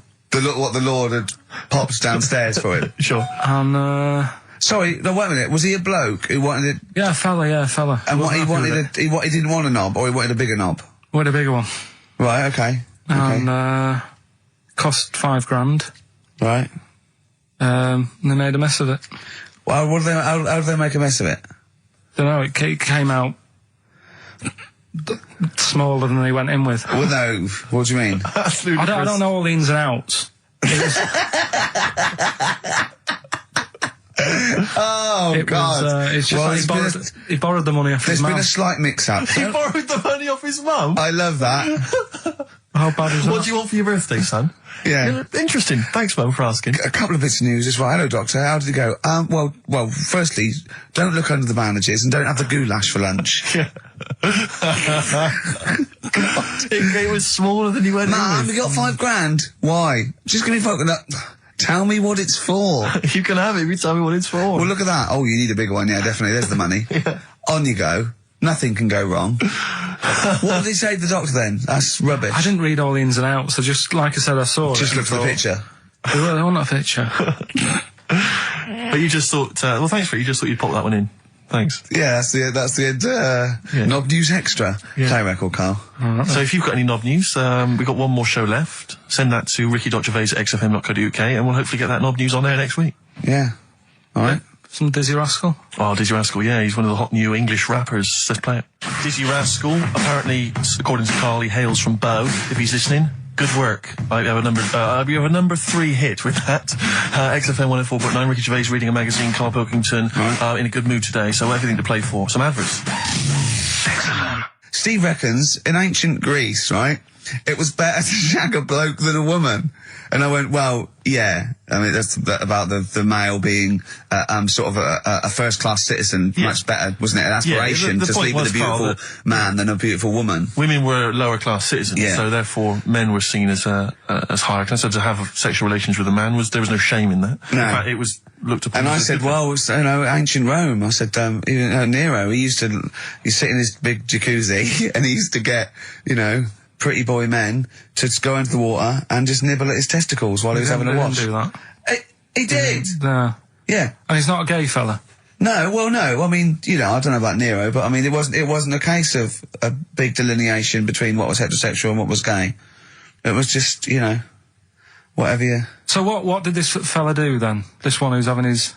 Well, he was pretty much top boy, Nero, for a while. He was in charge. And and you did what you're told. If Caesar or. But why were people going round there? Why didn't they go? Oh. No, they weren't dropping in. It wasn't like the door was open. I was just going to see what Nero's doing. It's not like when I pop in here to see you. Normally what would happen is he'd say, come back to my place, I got a book for you. Yeah. You'd pop in. But he'd come out in his pants. Elton John would be on. You'd have probably been like a delivery boy or a stable boy or something, you know, and you'd have popped round there and you'd have gone, there, right, Nero, there's the tablets of stone you wanted. And they go, Pilkington, why you are here? Pop under, I don't know why he's French. What is that? I don't know why he's French. Just pop under the water and nibble at my testicles and you'd have done it. Because he was Nero. I wouldn't. You would have. There's no way I would have done. Yeah, well, you would What have. have I done? I've dropped a pizza off.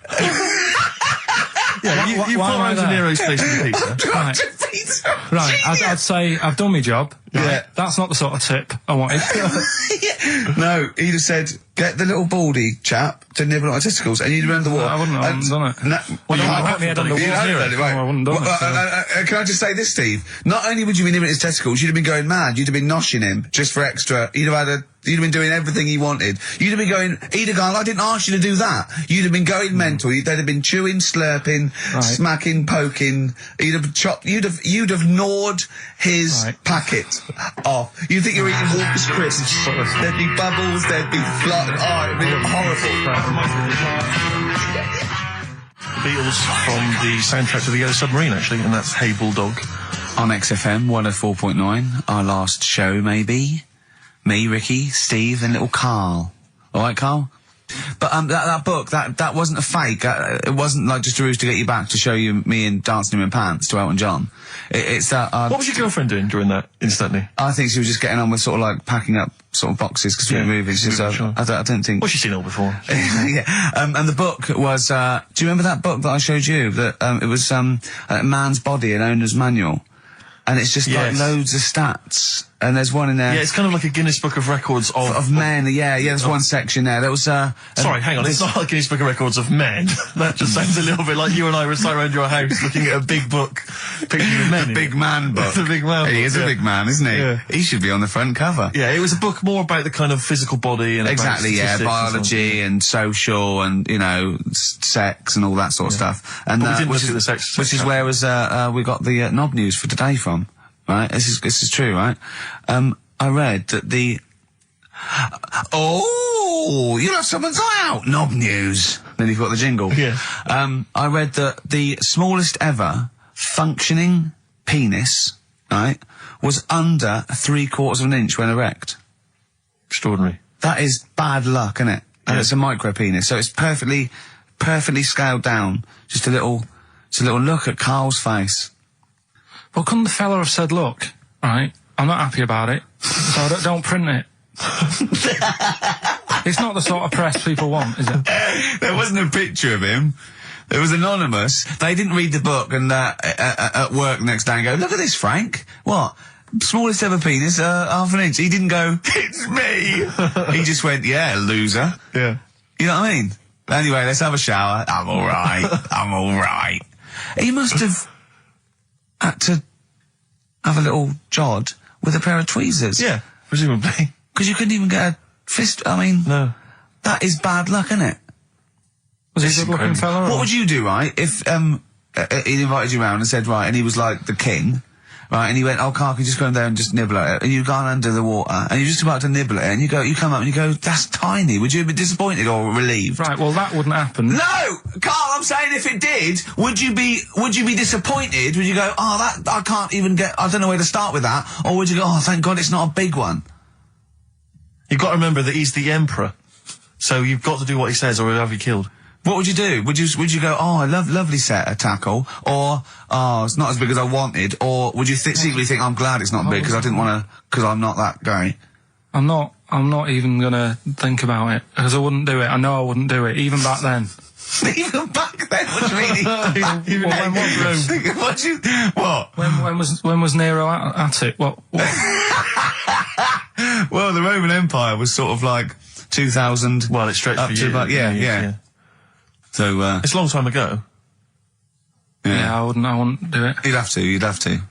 I always remember, we're still doing knob news? Yeah.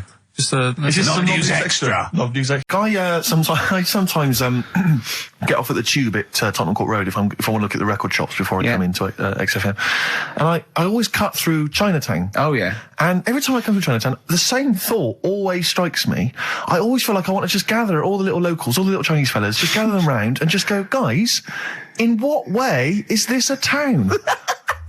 It's not, is This it? is not, at best, what you've got here is a novelty street. Yeah, Gerrard Street is not a town, No, mate. it's not a town. You've had this Just for like because you put a 100 little years. It's not pagoda. expanding. Yeah, yeah. You can't just call it Chinatown and claim it's a town. If I was them though, and you did, I go, what are you talking about? It is a town. It is a town. It's What, in our what town. way? It is a town. It's our town. We got all lots of stuff. Where's your church? Where's your mayor? We needed. We got a betting shop. Not enough. It is. See, all you've got here is restaurants. No, that does not a town make. no. Got a little supermarket with snacks. What does it sell? Snacks. Specifically, I would imagine crackers. Yeah, yeah. Do you want to buy a dragon? Do you want to buy an ornamental dragon? If I wanted to buy one, this is where I would. Do you want to buy a gold dragon? Is it made of gold? No, it's made of plastic, Plastic. but it's sprayed gold. Do you want to buy that? It's not a town. It is a It's town. not a town. Yeah. And it annoys me because when I first came to London, I genuinely thought Chinatown was going to be this amazing, what they've got there is You'd hear a gong and every time we went in there, and right? there'd be rickshaws and people walking on those little sort of wooden shoes. You know those ones? They're brilliant. They are just comping around in them, but nothing. It's nothing. It's just. Yeah, exactly. Yeah. It just reminds me of, have you ever been to any of those sort of museums? You tend to have them up north where they've got you sort of sit in a little cart and it sort of rides you through kind of, I don't know, it might be, Newcastle, the Victorian era. Yeah. Can I have half a pound of those sweets, please? Exactly. Of course you can. If there was some animatronic then, it would just be an exhibit. Yeah. Although their concession to being 100 years ago is that there's some scales in the shop and there's a horse outside. Yeah. That's it. That's it. Exactly. Yeah. The traditional sounds and smells of old England. And the voice of going, of course, there was no television. Exactly. Amazing. Yeah. Amazing. Brilliant. Yeah. Welcome to Chinatown. Ding, ding, ding, ding, ding, ding, ding. So it's not, it's a good point. Is that a piece of traditional music? Ding, ding, ding, ding, ding. Yeah. Is that some traditional Chinese music, or is that music that someone in this country wrote, thinking it sounded like Chinese music? I think it was the Vapors, wasn't it? Oh, is that what it is? That? Because it sounds so, that's the music, isn't it? But are you sure they didn't take that from some other source? It's that pentatonic scale, isn't it? What is it called? It's the black notes on the piano. Right, that's the one I can play along with EastEnders. Yeah. Do you know what I don't get with it? Go on. Chinatown. Yeah, Chinatown, because I always walk through it on the way to work. A couple of things annoy me. First of all, I think it's bad business, just because if you've got a Chinese restaurant, put it somewhere where there isn't any others. It's a good point. Yeah, but it's also a community. They're not just a theme park for other people. I remember going out one night with Suzanne and some friends, and you got there and there's so much choice. It's that dilemma of, forget it. Well, And not we really. went somewhere Specifically, else. do you fancy Chinese? Well, no, but No, why don't you go to the one with the dead ducks hanging in the window? That's my That's the favourite. other thing as well. It's like, normally you put your good stuff in the window. If that's what's in the window. Yeah. Right? Yeah. And the other thing that annoys me, walking through it today, there's always lard on the floor. What, in the street? In the street. It is, honestly. I'm scared I'm going to slip over. It's because all the restaurants and that. But why is it? That's another point. Well, it's not oozing out of the restaurants. But why is it? I've only had one upheld, one serious slap on the wrist for something I said. But What was he saying? Can you repeat it? Well, I was talking about, and it was a true story. I was talking about this little old man who his daughter was taken to home because he used to fry up bacon and rub it round to get the dog to lick them. Right. And you got a complaint? Yeah. And that was it. That's why you got a complaint. Yeah. Yeah. What's up with that? Well, he said it on Songs of Praise. They said it was in poor taste, I suppose. What other complaints? The biggest complaint ever on TV, the most complaints ever for anything on TV, was the showing of The Last Temptation of Christ. Yeah. Do you know the second? Yeah, the second was I think Anne Robinson putting the Welsh into room 101. What? Because she didn't like him and that. Yeah, she just said, well, they're going in the, She said it slightly more eloquently than that. Yes, yeah. I can the people or the place. I don't know. I think it was the place and therefore the people. Yeah. What do you mean, yeah? No, well, you know, my mum and dad have sort of moved from Manchester. They've retired now in Wales. Oh, yeah. And it is... Look at his face, turning his nose up. No, but it is pretty depressing. Do you know what I mean? It's just one of them places that... it's like you go back in time and that when you go there. I mean, maybe the major cities there, maybe Cardiff is all right. What, even coming from Manchester, it's like going back in time? It's like one of them places, it feels like every day is Sunday. Do you know what I mean? It's just depressing and grey and slate Lots of everywhere. vicars walking around going, I'm late. Well, yeah, it is the sort of attitude they have, right? This is true because my mum and dad live there and that, right? And they love it. It's all right. It's an healthy place to go when you get older and that. But this is why they don't move on in Wales. Well, I'd just like to make another... No. Sorry to any Welsh people listening, we're not saying you don't move on. Carl is. No, but... Sorry about the little Chinese shoes again. The thing is, it's good that, in a way, that they do that, and they don't want to be, like, you know, rushing about everywhere, because the way London isn't that great either, is it? Because it's totally opposite here, right? Yeah. So I'm not having a go. It is a bit dull. I think even people who live there will agree with me, right? But, like, one of the shops that my mum and dad use, right, it's only a little sort of villagey type shop, can't be bothered staying open for hours and hours, right? Because there's not enough people who use the shop. Yeah. So what you do is, they get used to what you buy. And they leave it out. They put it in a phone box outside. They put it in a phone box? Yeah. So it doesn't get wet. So my dad's loving that. Well, Once he found that out, it was like, brilliant. But how is that a bad thing? That's brilliant. Well, it's not for other people. It is for my dad, because he's picking up all sorts of stuff. Oh, no, he's not. Oh, yeah. He's not nicking other people's shopping. Well, it's not like nicking, is it? Because it's not theirs yet. Oh, and you've stitched him up on radio. Well, of course, because they're going to think, who is there in town with a Manc accent who hangs around a lot? Who keeps making phone calls. And is getting fatter. Yeah. That's stitched him I right love up that. there, I love Carl. that your dad was excited when he found out. I can't believe that he's moved there. He's retired to this little village where it's based on trust and community, and he is abusing it. He's using his scally Manc ways. Bloody hell, Lakers. There's no bread again. There's old women going hungry. Yeah. Their cats aren't getting fed. And your father is just... I can't... That's obscene. That's obscene. Oh, I think it's a die thief. That fella from Manchester. I don't even think they've got Sky there yet, have they? They can't listen. They won't know what's... I think you stitched him right up. I hope you have, actually. I hope he goes down for it.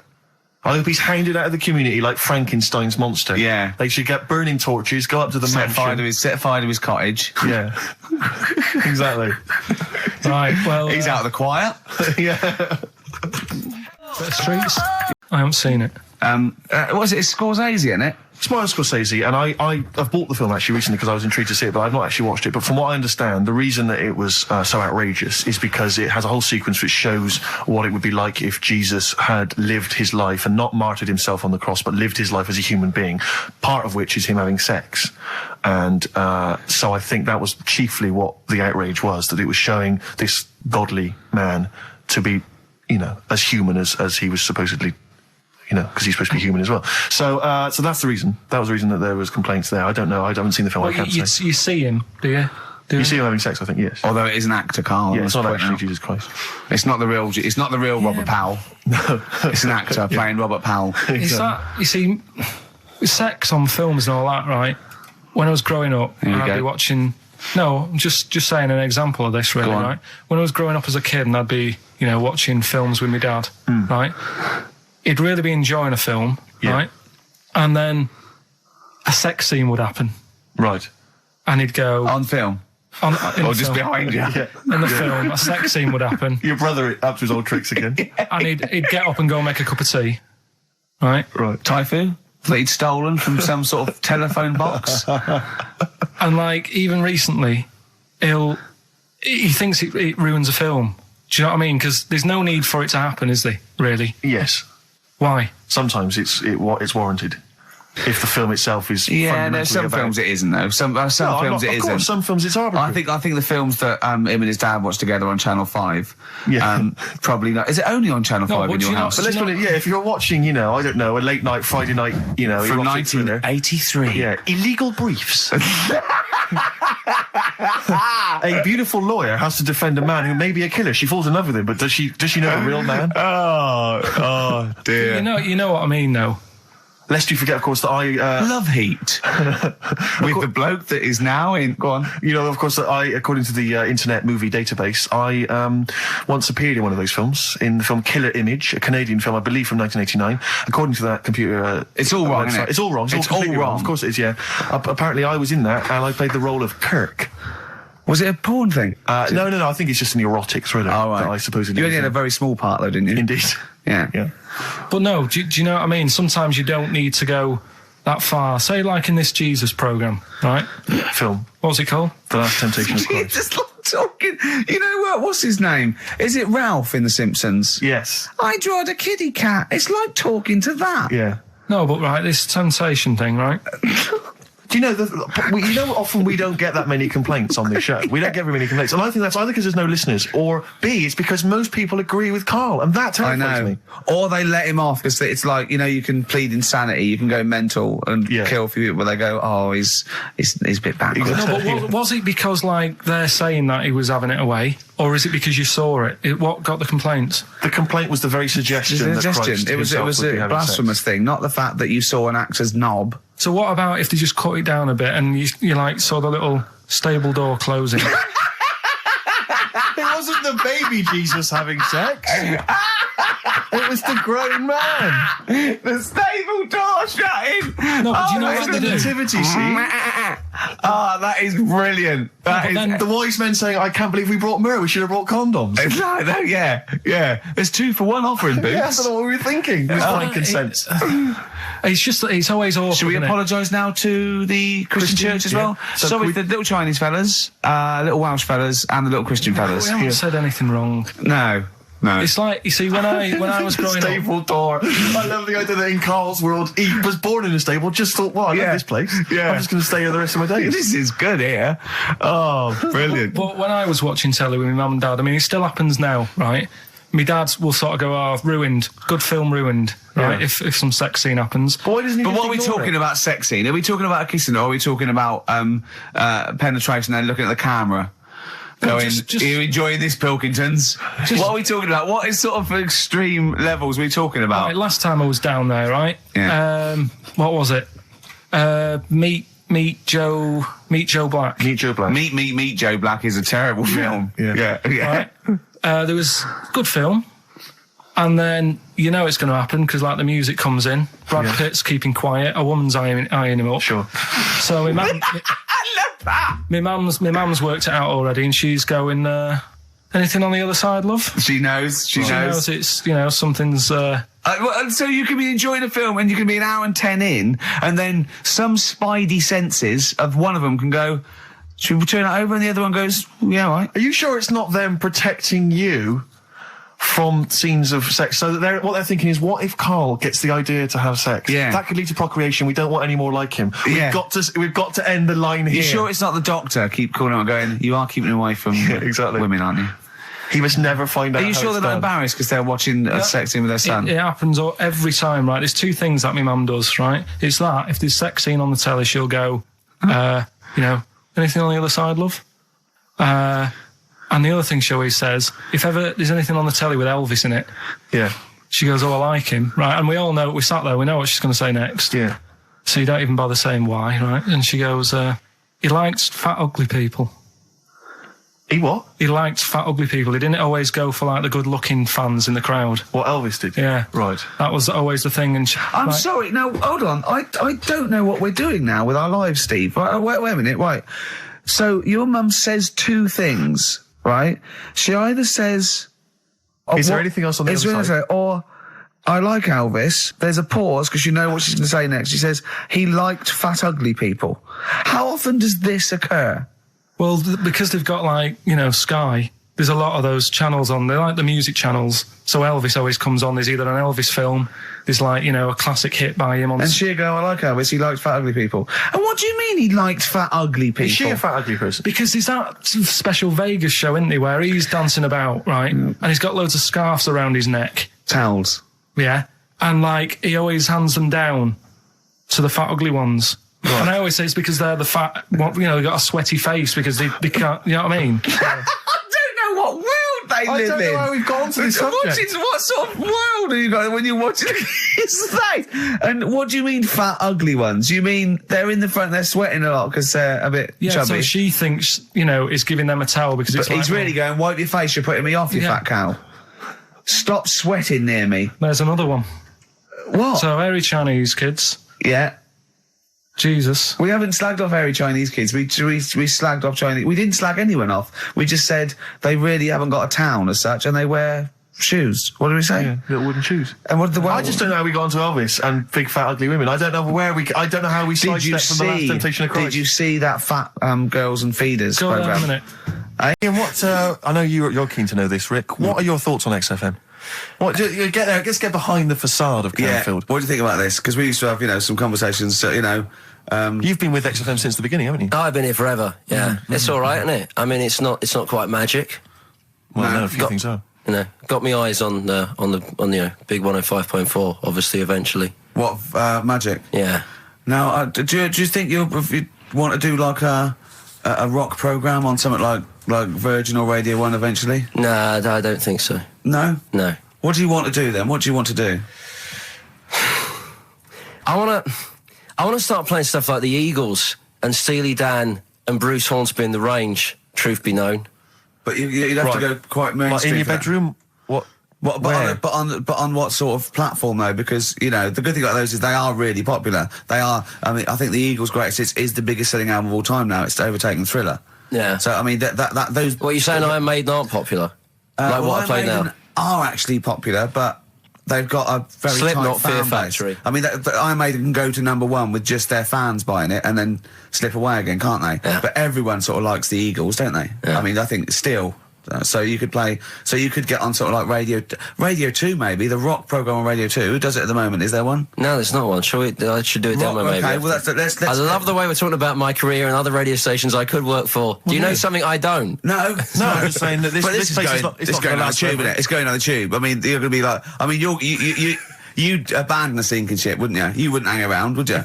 You wouldn't fiddle as Rome Byrne. I mean, we got a couple of pies cooking in the States, so we're not going to be here to keep it afloat. No, you know, the weekends. But we want to take the good guys with us, right? So you know, when this crumbles and they make it into a car park for Capital, I want to see you on Radio 2 Friday nights 10 till 12, pure rock. Exactly. Do you know what I mean? Absolutely. Right. Well, that's the pitch, isn't it? Friday nights 10 till 12, pure rock. Okay. If anyone's listening to the BBC, it's Canfield. He is the new Vance. Molten Metal. Had a little visit in the week, Rick. I think you missed out. A little Christmas visit from. I know he's a friend of yours. He's a friend of He's a friend of the nation. Go on. TV illusionist Darren Brown.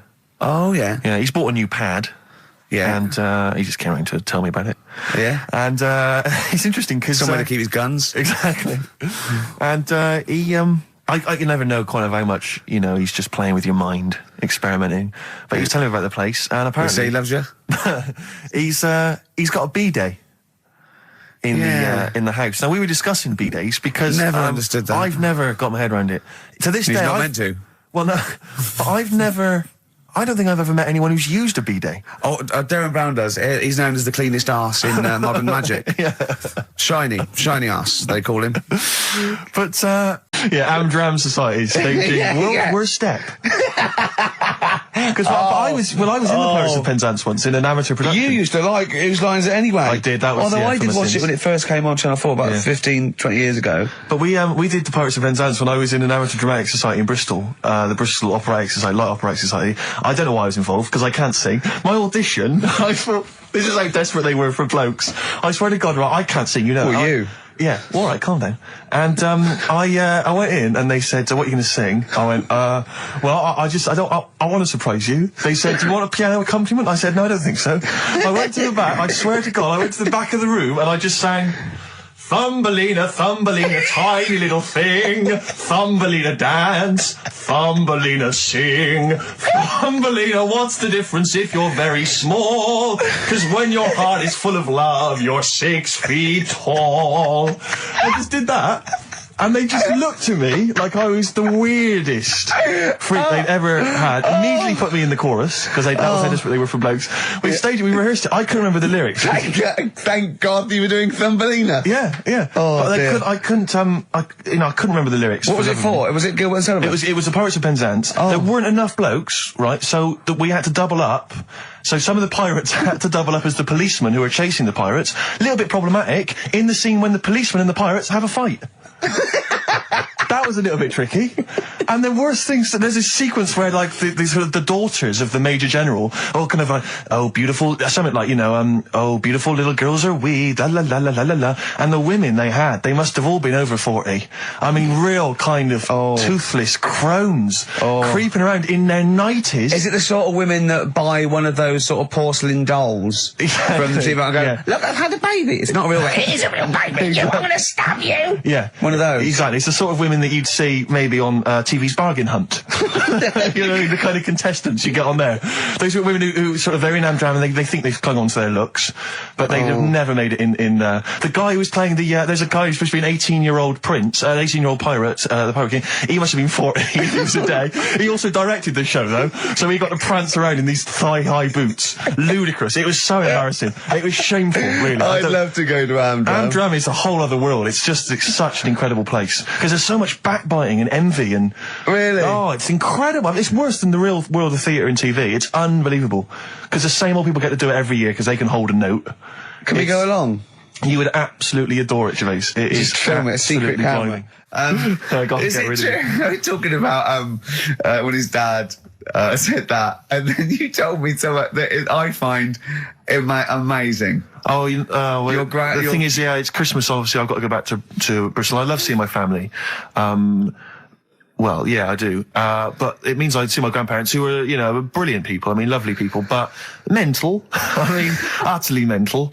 And they've taken now there must be sort of 80 apiece. And it is quite an old age, but they're fairly good health, relatively speaking. And they just spend their time in bed. I mean, that's all they do, that's their profession. They've retired to go to bed. And they spend all the time in bed. I tell you what they're like. They're like that old guy, they're like all that old family in Charlie and the Chocolate Factory. Oh, yeah. Remember, none of them had got up for like 25 years. Yeah. And you said that they go to bed and they go to sleep, but then when they wake up, what they do is put an extra pillow so they're slightly more upright, and that's them in the day in bed. That's the daytime thing. But they get up and cook and stuff. What they do is they've got about 6 teeth between them. I mean, my grandmother needs false teeth, but refuses to go and have the old ones extracted and the false teeth fitted. So she's working with about 3 or 4 teeth. Oh. My grandfather had false teeth given to him during the war. Wooden ones? Well, it was plastic teeth on a wooden pallet, right, that sits at the top of the mouth. He's still got the wooden pallet, but most of the teeth have come off. So there's about 4 teeth left, 4 false teeth. He's got a set of false teeth that make him look like he needs false teeth. I mean, that's pretty bizarre. So the problem is that they have to get up. They get up about 7 in the morning to put on, say, some beef or lamb, whichever they're going to cook. They put it on at 6 in the morning, 7 in the morning, so that by the time they eat it at 6 at night, they can use the phrase, this is what a good meal is for my grandparents, if they can use the phrase, oh, that's lovely, you could suck it away. You could suck it away. Who wants that from a roast dinner? You may as well blend it up and serve it as a broth. I don't want that phrase coming from old people without teeth. No, indeed. Because it must remind you of your rent boy days. Exactly. It brings it all flooding back. Oh, God. Flooding's the word. Exactly. Should we play a record before we get really disgusting about your grandparents and blowjob? That is the worst thing we've said the word blowjob far too many times today. And in the same sentence as I can't believe. Anyway. And it's Christmas. Yeah. Oh. Did I ever tell you about the time that my father, when I was young, we went on holiday, my dad he bought a little boat. little sort of wooden boat, make a 3-seater, and he and a friend of his went out with me in the boat. I was maybe 12 or 13. Went out, and we sort of I think we were on we had the little motor, outboard motor, chugging out. We just thought we thought this was real seafaring stuff. Brilliant. We'd lost sight of the beach because we'd gone round a corner of like a mountain, or like a, what do you call it, like a cliff. And so we were just round the corner, and there was this boy, like just floating in the water. Not a boy, but you know, like a boy. And very tricky to explain that on the radio. It's the same word, isn't it? Boy, a boy, and a boy. Yeah. And so we float past that, and we're just chugging along. The motor conks out. Oh, I can't believe it. We have to row back in. So they're rowing away. I'm just sat there. And we noticed that every time we sort of think we've got past this buoy, it just seems to be back where it started again. And we realised that the tide is taking us but not taking us out, taking us towards these rocks. And we've got ravaged rocks. And we were a bit pretty scared because I can't swim very well. Or I couldn't at the time. I think when my dad had maybe bought, he didn't, I'll be honest with you, I inherited a lot of things from him. One of which was his carefulness with money. just the one life jacket. How deep was the water? Which I seem to remember he tore off my back and put on himself. So the water's pretty down. I'm not saying we would have necessarily died, but it was pretty scary because the boat, we were going to crash into these rocks and stuff. It was getting pretty unnerving. And so they're sort of rowing like mad, trying to we're just not making any progress. And we're beginning to think that this might be the end. And this boat, this kind of ferry boat comes chugging by doing tours. Ching, ching, ching, ching, ching. And it comes by, and my dad goes, oh, wow. We were going, brilliant, they can help us. They'll throw us a rope, they'll tow us back in. He was going, you've got to be careful, hang on, because according to the laws of the sea, if he rescues us, Steve, he can claim my boat. The laws of the sea mean he can claim my boat and salvage. I love the idea of that's like a reward. Doing that. But what I like is, his 12-year-old son might die, he's thinking about the boat. I know, but also, the other thing, of course, is that I like the idea of this ferry master going, Yeah. The boat be mine now, or take your son. Yeah. Let me think about it. I need a new bed. That'll be just right. King size. Oh dear, that's lovely. But, because when I was younger, I remember being outside a post office once when I was about 10 or 12, and finding a purse, and thinking, oh, that's nice. And opening it up, there was some money in there, and a pension book, and so it was obviously an old lady. I found an address, I sent it to her, and my mum said, you've been so good there, you'll probably get a little reward. She'll probably send you a little reward. Nothing. I got maybe a thank you note, but no cash, no moolah, nothing. Really? And I was livid, because I'd been told that I was going to get a reward. I thought I've been a good Samaritan, nothing.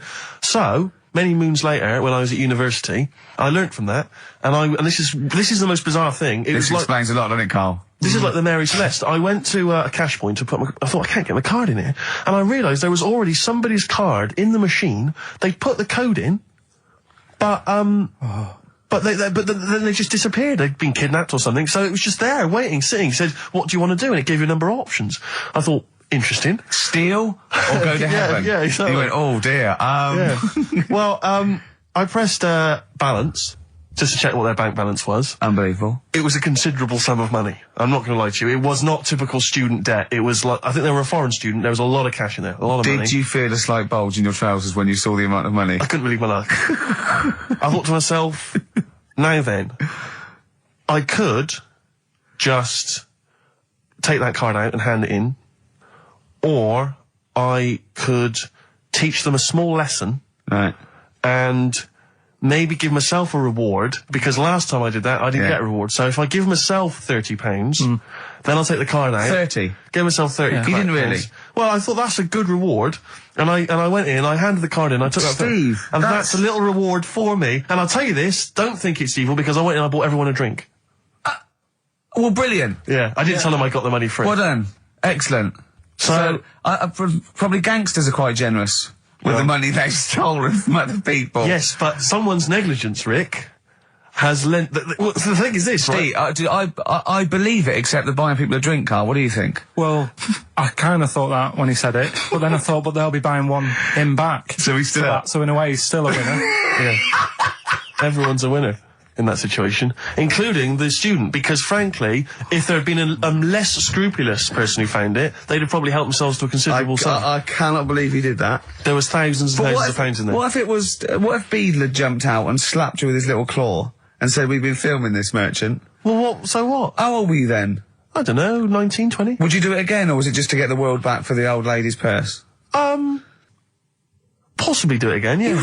You're joking. Well, you've got to think of it this way. You've got to think of it as there was a lot of money in there, and someone less scrupulous than me would have taken a fortune. They'd have cleaned them out. Whereas I just took a small reward, which I thought was more than enough for someone's negligence. And I've returned the car. They've got the car back. Everything's fine. Think of someone else. I could have gone on a spending spree. I could have been buying stuff, all sorts. Yeah, but it wasn't yours at all. Yes, but they probably would have given me a reward. And because, you know, sometimes people forget or, you know, they don't give you a reward, I thought I should He had to go at your dad for nicking a loaf of bread out of a phone box. Yeah, but that's because it's for old people, geriatrics and stuff. How do you know how old was your people who you were robbing from? It was on a student campus. Well. Wow. I think it was more... I thought it was excellent behaviour. I thought it was that's good, honourable incredible. behaviour. That's showing another side to him, isn't it? What would you have done, Karl, in that situation? And tell the truth. I might have helped myself a little bit. There you are. I don't know what this is helping yourself a bit. Like you say, just sort of, you know, send them back and sort of say, you know... If you find a £1 coin in the street and you can be bothered to bend over for it, then have it. But someone's cash point card or personal belongings... I'd let them know, though. Did you send it to them and say, I've service charge included. I've took that out already. No, I handed it in to the... You let them know? What do you mean you'd let them know? I'd say, you know, you're lucky here. Right, I just took, I'd probably said 20, actually. Okay. Because that's just like one note. Sorry, right, okay. You are winding me up. No, I'm not. I mean, not for once. I mean, I know what Steve's like. He is tight, right? He is. And you know that, don't you, Steve? Financially, you mean? Well, no, I mean, just the way you are. You're very sort of, you know, you're not wasteful with your money. I'm careful. No, I'm not wasteful. Absolutely right. No, but to the extreme. Not towards the extreme. Not towards the extreme.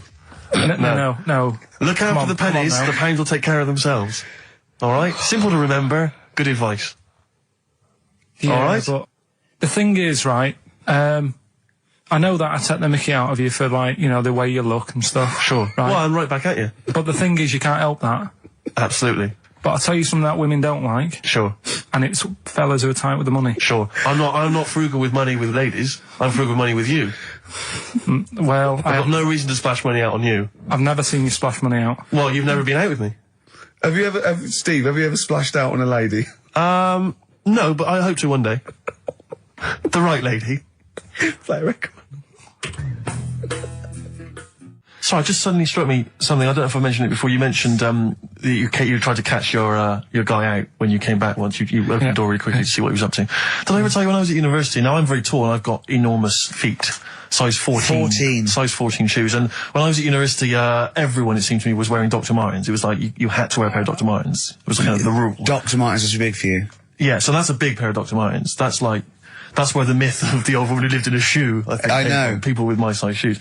Anyway, I just literally kind of moved to university. I'd been there for like literally a couple of months. And obviously in that first period, you're quite keen to kind of, you know, reinvent yourself, strike yourself, you know, try and give an impression of perhaps being quite sophisticated, worldly, cool, all those things that, you know, you've left behind all your childhood friends, so you're trying to, you know, develop something. He didn't bother, he didn't.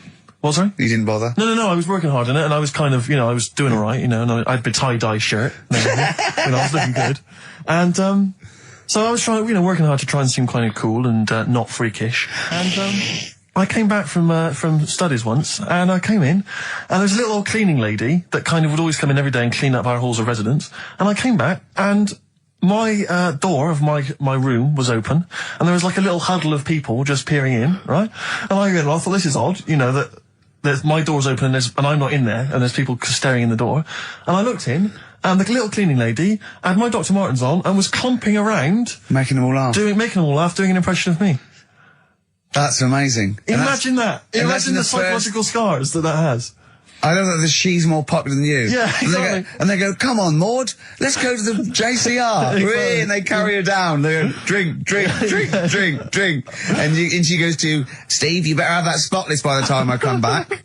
You go, all right, I will. All right. But what I like is the fact that I'm sure that's not part of the cleaner's code. The cleaner's code don't have the keys to everyone's room so you can go through their belongings and play practical jokes. I mean, surely it's a kind of, That's a trust. She must have looked like a wall bracket with that. She can't find her own, gibbon to get on the show. She can't find her own kind of, loser, then don't start stealing ours. Outrageous. Well, coming up, right, Maybe we'll get Fatboy Slim in. Indeed. Next. Yeah. Saturday, if you're listening, Slim, coming on the show. What's his name? Ernie or something?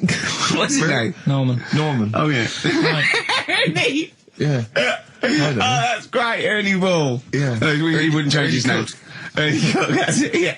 That's great. Anyway, coming up today, we have got Educating Ricky. Right, okay. Is this the last one? You've promised it might be. I believe there's a book out that might help me with this feature, so we'll see how it goes. I was thinking of new features in the week. I've got, wanted to come up with, I wanted to do Celebrity Fact Club. Celebrity Fact Club, alright. I've just got to get some celebrities in first. Before we can kick that off, so maybe in the new year. Ball and maybe Cook. Zoe Ball, yeah. Ball and Cook. Yeah, Start off. Maybe, right. And I've also got... Cook and Ball stories. Yeah. That's nice. Good one. Cheers. Thanks, Carl. Yeah. Maybe you could sell that to Zoe's show. And I'm also thinking Through the Ricky Hole. Through the Ricky Hole, okay. What's that? That's... I'm quite... No, you just got the title again, haven't you? Yeah. Okay, play record. So, Rockbuster's coming up as well. Yeah. Right? Eminem, Lose Yourself on XFM 104.9 on Ricky Gervais with me, Steve Merchant. there. But not Karl Pilkington. No, Carl, no. He's gone back to Manchester, innit? It's better than London. Yeah. You don't know it. Manchester's better than London.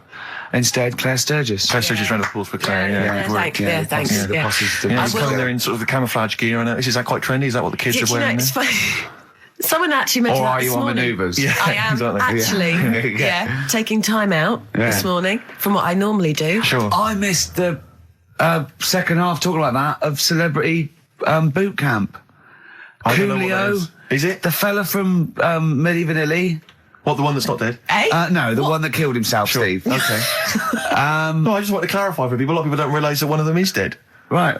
I thought it was important to mention it. Actually, I didn't know. I'll be honest with you, I hadn't thought it through. No. It was a piece of interesting Milli Vanilli trivia that I had, and I wanted to slip it in.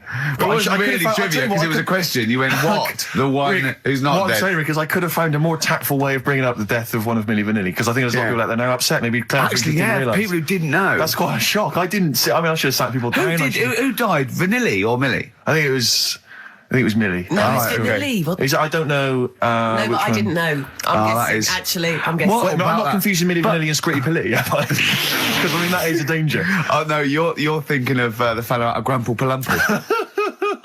He was amazing. He was amazing. It's a great shame that he topped Grumple himself. Palumple, they're not around us. Anyway, cool, we've got some great tunes lined up. We're going to play today our favourite singles. It's of the year. favourite tunes, some of which didn't quite make it as singles maybe, but tunes of the year, because obviously Christmas very soon and we'll be away for a short time. And I think next week we'll be doing our favourite Christmas songs of all time. yeah, I'm worried we're not going to fill 2 hours with that. I mean, how many times can you play Shakin' Stevens before... Fairy Tale of New York. Yeah, exactly. I mean, that's the only one, isn't it, really? That's the best one. That's the best Christmas that one's song good, ever. but obviously there's Joni Mitchell's The River. That starts with a kind of Christmassy feel. Beautiful. I don't think if there's anything else. Not a great deal. The so Waitresses, Christmas wrapping. Is that one? Is that Favourite brilliant? of mine. Is that good? Yeah. So this is Christmas. John Lennon. Paul McCartney came out with Simply Having a Wonderful Christmas Time. Christmas time, yeah, exactly. Yeah, but John's was Happy Christmas War is over. Yeah.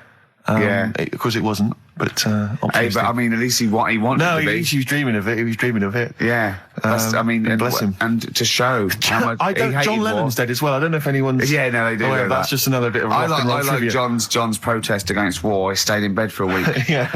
I've been doing that. I've been protesting against war for ages. Yeah. I'm eating hamburgers. Yeah, absolutely. Against war. Absolutely. I just came into Burger King on the way here. I went to the counter. But of course, that's not product placement there. And there's a number of other burger joints that people may wish to go to if I'm they from choose. McDonald's. Yeah, I'm from exactly. McDonald's.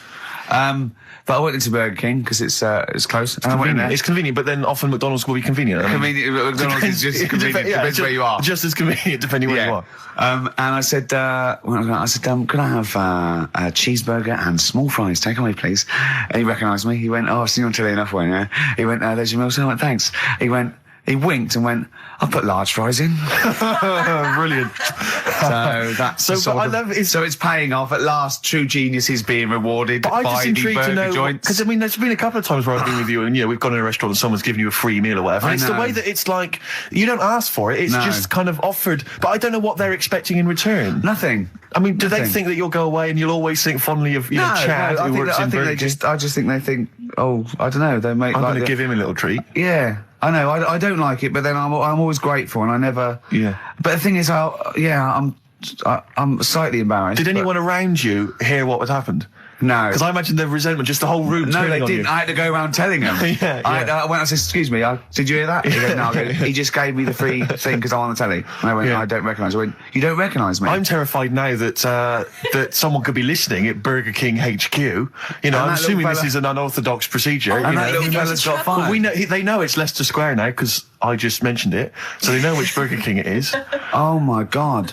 I don't know. What was his name? Ralph Littleton. He had a name badge. Yeah. Number 342. Well, I just hope Littleton doesn't get in trouble. So, what are we going to That play could be a first? sad Christmas for him. He's probably keeping his whole family afloat. Bit of Springsteen. Well, tunes of the year. I mean, I know people dismiss Springsteen, but as I say, the gig I went to see earlier in the year, I made it. Sturgis in the end. couldn't It was believe we were quite gonna play Springsteen. Brilliant. She was- I just think, leave aside what you think is cool and trendy and the fact that he's older now or Really? whatever else. Really? Just leave all that behind Yeah. and just listen to the tunes because he remains a great musician. Lonesome Day? Lonesome Day's current single and it's the first track on the album. And, Free chips. absolutely. That was the record before us, and here we are, pre-recorded, because we did this a few weeks ago, because we're not here at the moment, are we? We're away in that. I'm Ricky Gervais, with me Stephen Merchant. Hello there. And Karl Pilkington. Well, He's not actually with us. No. He'll be in some of the best of clips. Brilliant. So Sounds like an academic work to me. the bit that I caught, I just flicked it over, sort of seeing what's on the telly, and I thought, oh, Exorcist, I've seen it, but there's nothing else, and I watch it, and then I realised it wasn't the same thing. I thought, oh, I'll have a bit of this. And there was an old woman and a daughter, and as far as I was aware, the bit I picked up on, they were saying, oh, it's dreadful, and unless you've been through it, you've had ghosts in your house and that, you really don't know what it's like. Yeah, sure. And the main thing that seemed to be getting them down was the fact that the budgie was getting stressed. The budgie was getting stressed. Because animals can sense the other side. Oh, can't okay. they? Can they? Yeah. Okay. So, And how was that manifesting itself? You don't know. What was the budgie doing? I think it just wasn't happy. Right. Did it explain that to people, or how did it express that? Budgies are known for being chirpy, aren't they? I said it wasn't chirpy. It normally swings on its little perch and that. And Just depressed because it was Right. possessed. It was just sat around in its pajamas. so No. Come on, So- Steve. sorry. Come on, Steve. You're making this a mockery. So the budgie was depressed because he could sense the ghost. yeah, and then this guy, this Mr. Exorcist came Yeah. round. Was that his name? Yeah, Was he a priest or something? yeah, he might have been. Yeah. Yeah. Like I picked up Did he on have like a black coat with a little white collar? That's usually the. He had his coat on, so you couldn't tell. No, I'm sure. Okay. But so he came round and he sort of did his thing, and then And was he the trying? next shot, Was he trying to exorcise the budgie? No, no, the the ghost. house. Right. The I house, see. It yeah, wasn't it that the budgie had a He's demon clearing on the it. house No. out. Okay. No, this So- wasn't a possession, was it? This was a straightforward. It wasn't a poltergeist or anything. It was just a. Well, a haunted house. Yeah, but Sure. that's the thing he was saying. He was saying you can have like your ghouls and that aren't that bad, that aren't going to cause you any problems. Yeah, but obviously the budgie, they've got weak hearts and that, haven't they? and, Sure. So he go on. so anyway, basically he sorted it out, did whatever he did, and the next shot you see is like the budgie making a noise and swinging It's his happy eyes again. over the moon again, and the old woman was like happy because she couldn't believe her luck. stressed. Yeah. And that's The priest didn't come in and go, well, you should feed that bird. Give it a bit of millet. It was happy. He goes, right. No, See you it's- later. No. It was a. So I mean, budgies are. My mum's got a budgie, and they're fairly happy all the time, aren't they? So it's got to be something fairly odd. You never see a budgie sitting down going, I feel like topping myself, to be honest. Yeah. Do you know what I mean? Then? No. Do you know you can have like a moody dog? You can see a dog when it's unhappy if it's walking down the street. You can have a moody canary, can't you? And what they do is they often tell the police what you've been doing. They're known for that. Yeah. So basically, So that for you is proof that the supernatural exists. A bird in a cage got a little bit annoyed, wasn't chirping as much as it normally did. Who knows why? There could have been a little draft up its You know, and Cloaca. exactly. That's Anyway, a medical term. Anyway, a man came in and did whatever he did. Mr. Exorcist, though, Steve. This wasn't any bloke off the street. This was Mr. Exorcist. Yeah. So And for you, that's the proof that there's Just because, like, if it was a person, you go, they're playing up for the camera. yeah, you know, a budgie could possibly act like that, Steve. Yeah, I see what you mean. You're saying a budgie would not be it wouldn't be trying to become famous. or No, trying to get on the telly. not like Lassie. No, sure. It was basically a show off. Yeah, or Champion the Wonder Horse. Yeah. What do you think? I think I've changed my tune, Rick. I don't know about you. I have, and I think we should play a record. I'd love to get Mr. Exorcist in. I've said in the past to you, Rick, that my grandparents, so I love them dearly, but it's like for the last 30 years they've been waiting to die. I know, It's yeah. like they just sort of, it's like, you know, the novelty wore off of life. Life in the 50s. Yeah, they got kind of bored of it. Like, yeah, in the 40s it was brilliant. All sat around the old Joannas, the bottles Yeah. fell, singing. They loved that. The 50s, you know, that was great as well, because that was the post-war years. It was, you know, it was a bit tight in the pocket, but it was all right. Everyone pulled together. And then the 60s came along, all the crazy music, the funny hair. Let's stay in bed. Exactly. They basically stayed in bed. And it was one Christmas when my grandmother said to my dad, what do you like for Christmas? What do you fancy for Christmas? And this must have been, I don't know, 20 years ago. She said, what do you fancy for Christmas, Ron? And he went, well, you know, I could do with a nice big kind of warm winter overcoat. She said, don't worry about that. Don't worry about that, because your father will be dead soon. It's right, you can have his. Meaning my granddad. Well, to be honest with you, my father's still waiting. Which is good news. Good news for my grandfather. Less good news for my dad. He's freezing. He's freezing. He finds out, how is he today? He's fine. Oh, okay. Oh, I'm freezing. It is such a weird mindset, that. I think it's that, to me, is what sums up people from that older generation, the 40s and 50s. And it seems to me that you've got that kind of mindset. It's like you were born in the 30s. And whenever you talk of your childhood, it's like you had like a baked potato to take to school. And a hoop and a stick is a Christmas The other gift. thing is, I think that that sort of generation, it seems that the man is dependent on the woman. There's a total dependence. Oh, absolutely, If she dies, he's done. Yes. He's Yes. done for. He'd just pine away. If he dies, she's got 30 years of pottering. Absolutely, yeah. Do you know what I mean? Yeah, And going yeah. to, like, you know, the youth club and the Yeah, I know church. what you mean, yeah. It's sort of like that. It's sad. Of course, it's sad for them, but it's sort of not the end of their life. No, sure. And it sort of is the other way around. I don't know why that is. Yeah. It's terrible. That's a little melancholy thought for I this know, I've Christmas really time. brought it. You brought it down. You've brought it down. I've brought it. This isn't a nice show at all. This is terrible. Well, I We're didn't going to have really people wanna make just it- killing themselves. What? Because my auntie Nora, she same thing, pumped her with loads of drugs. She used to have a cabinet next to the bed is like boots. She's got loads of stuff, right, for all sorts of stuff. And I mean, she's not that old, but she's on loads of stuff, right? She's and a bit coked up, is she? she called up my mum once. And, you told us this. Go on, tell it again. And she said, "Oh, how are you doing?" And that. It's all right. Bit worried though. My mum said, "Why? What's up?" She said, "I've been breaking wind." So she goes, "Well, you know." She says, "No, but this one is going on and on and on."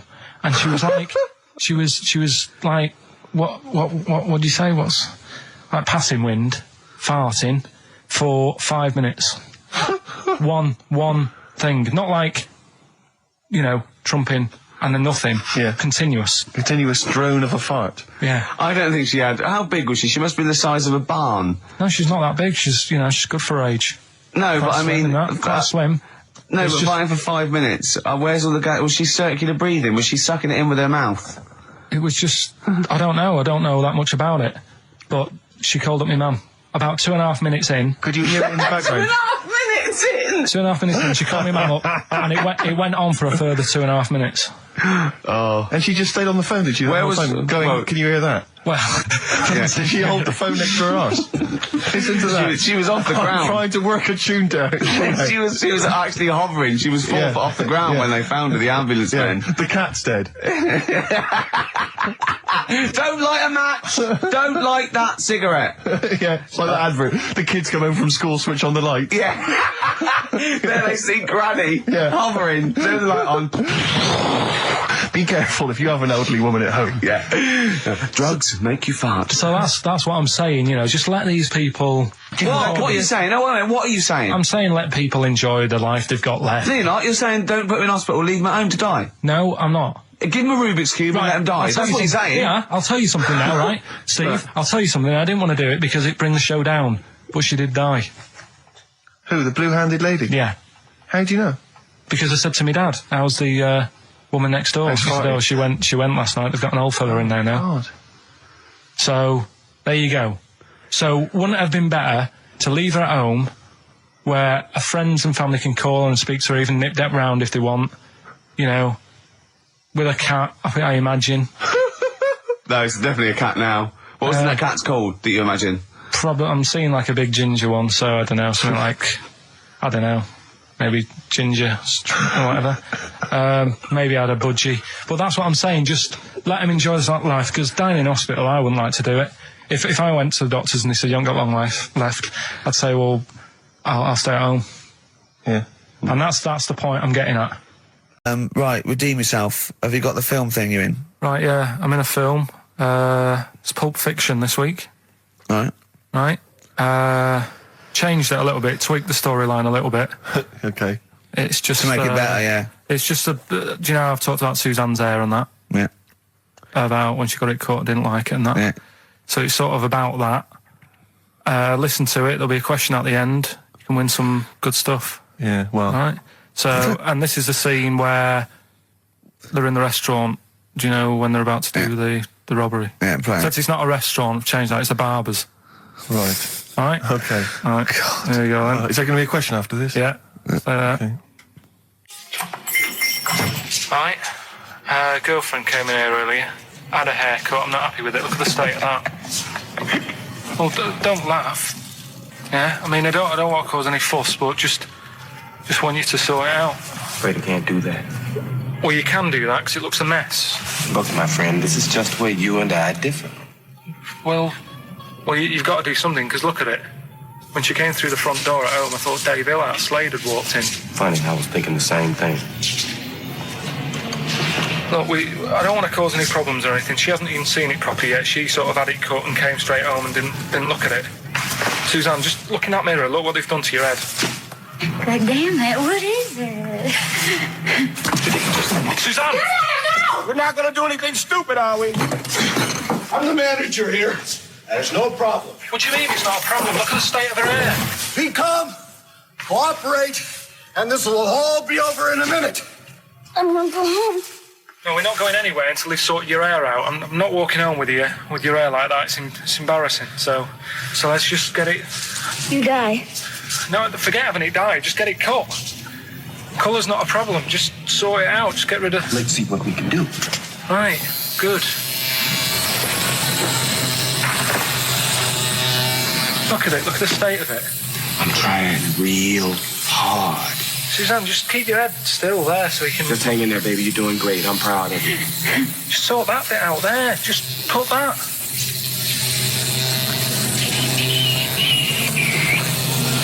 My barber says I've got the hair of a Chinaman. Have you heard that before?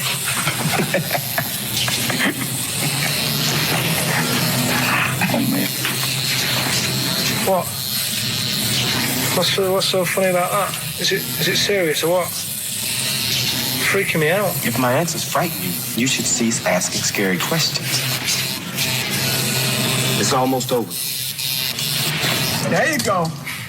No, it's not brilliant, but I'll have to do, won't it? I reckon we'll have to buy her a hat on the way home. Yeah, that's probably a good idea. Do you think Suzanne's listening? It's alright, isn't it? I like the fact that in that she's represented with a sort of dimwit southern accent. Yeah. Your girlfriend. So I'm sure she'll have appreciated that. Alright, It was nice, yeah. It was a nice... I don't know what kind of copyright infringements that was made. Yeah. Well, Right, well, the question is, what did I say is odd about my hair? odd about your hair? Yeah. Oh, well, Alright. yeah. Fans of the show will know that already, I'm sure. Yeah, so email in, ricky.gervais@xfm.co.uk or, just email, actually. Yeah. Bored? Right. Turns out Chris Moores is a bit of a prick. See you next week. Yeah. Oh, chimpanzee that monkey news. Okay, monkey-related news from Karl Pilkington. Right, do you know the monkey that went into space? Yeah. Yep. It happened in 1958. Right. Now you know that. Yeah. Yes. What did he do next? What he did the do monkey do next? Yeah. One appearance on Celebrity Squares and it was like forgotten. Right. Yeah, cut a novelty record. Yeah, just like Rick Waller. I'll tell you what happened. He got back and all that. God, like, heroes welcome. NASA sort of said, you know, you did a good job. And that's where a lot of people think, you know, it all ended. Sure. Yeah. But NASA were like, well, hang on a minute. We spent a lot of time, we've trained him up and stuff. So he's like, you know, he's saying, sure, you know, I've learned a lot, I've still got it all, I've kept it all, I know what to do. So they said, right, we'll use you. So he turned into like a bit of a trainer at NASA. We wanted to send you out on the top of an organ. You put on this little bellhop outfit. Could you smoke fags? Yeah. I'll have a go. So they were getting in new monkeys. You know, the main man at NASA was saying, can you teach these the same? He's going, of course I can. Do you know what I mean? I remember it all, I know what's going on, I'll tell them what buttons to press, what to do in emergencies, that sort of thing. It was technically sort of employed by the army. Right, can I just fit in here? I don't know the story, Carl, and I might embarrass myself here. You've got an army of people out there that will probably send me an equally deranged email from a different website, but I'm pretty sure when they sent the monkey into space, it was to monitor his physiology. He didn't press any buttons or learn to dock or take off. It was just the effects of weightlessness and space on basically a primate. I'm pretty sure he was tied in with electrodes to his head. So, well, yeah, I'm pretty sure. I could be proved. But even if that were the case, and he had learned to press one or two very basic buttons. Definitely not. Definitely not. Even if it were the case, I'm pretty certain they wouldn't have brought him back to train up Neil Armstrong. Right, definitely. Go on. Going, Neil, what are you going to say when you come out there? Yeah. I was thinking of just saying, I'm on the moon. Hello, it's made of cheese. Don't say that. What about, I've noticed that you got little legs, right? But mankind stepped forward. Well, how could I put that? I was just going to say, I'm on the moon, it's great to be here, wish you were here. I've got to think so. Hi, Mum. Yeah, go on. Anyway, basically he got back, they sorted him out with a nice pension. He was happy. Because of, like, the rank that he got, he was like, you know, he had loads of medals and stuff. He said, right, we'll make him a colonel. He got that. Like I say, he got a pension. How does it end? He died in 1969. He was buried with his wife. He passed away. His wife? I'm sure it just goes on to a different website about something completely different. Yeah, you're talking about Buzz Aldrin. Yeah. His page is missing. Oh, dear. So... Well, Carl, if someone could call in, did they train Leica the dog to sort of like, you know, dock and re-entry? He never made it back, did he, Leica? They didn't bother. They didn't even bother. They didn't bother bringing him back. They just sent him up there and they didn't have technology to bring him back. And they just went, yeah, that's brilliant. Well, I can do that. Yeah. Amazing. Really? Yeah. What do you think of that, Carl? Rubbish, isn't it? Sort of brought it down a bit. But but the little monkey made a colonel. Hero. Big hero. What was he in? What craft was he in? Sputnik. Just hang on a minute. He was in Jupiter AM. Yeah. Let me see that piece of paper. Yeah, I can guarantee there's nothing there about his training other than let's hope he's not sick on the control panel when we shoot him up at 400 Gs. Oh dear. I love the fact that you think that this monkey was a high... Do you know what I mean? When you think of these things that they send among in space, do you think of the Planet of the Apes? Like they're sort of talking sort of chimps and gorillas and they're in tunics on horseback with snub-nosed rifles. What do you think of? Just a little monkey getting on with it. He knows his job, he knows what he's got to do, he gets on with it. Look, he's pressed the button, watch him press the button. This takes me back. Do you remember 1965, I think it was? We're going to use him to train other DJs. That's it then. Goodbye. Thanks, cheers. Okay, monkey news? Do you want a bit? Yes, please, play the jingle. This rash is weird. Oh, chimpanzee that monkey news. Right. Right, they were filming a documentary, right, this telly company. Yeah. Doing a documentary. Who? Which one? Don't know. No, what was the documentary about? About monkeys. Yeah. Where was it? Where Africa. Was it? Right, when was this? I haven't got a date. Okay. Recently though, since the advent of television, obviously. Yeah. Actually, a bit of extra monkey news if you want it. Okay, always. Do you know the, Monkey news extra. Go on. Do you know the Halfords ads? Halfords ads? I don't think so, no. What happens? Halfords, they've you know, they sell nuts and bolts and stuff. Right.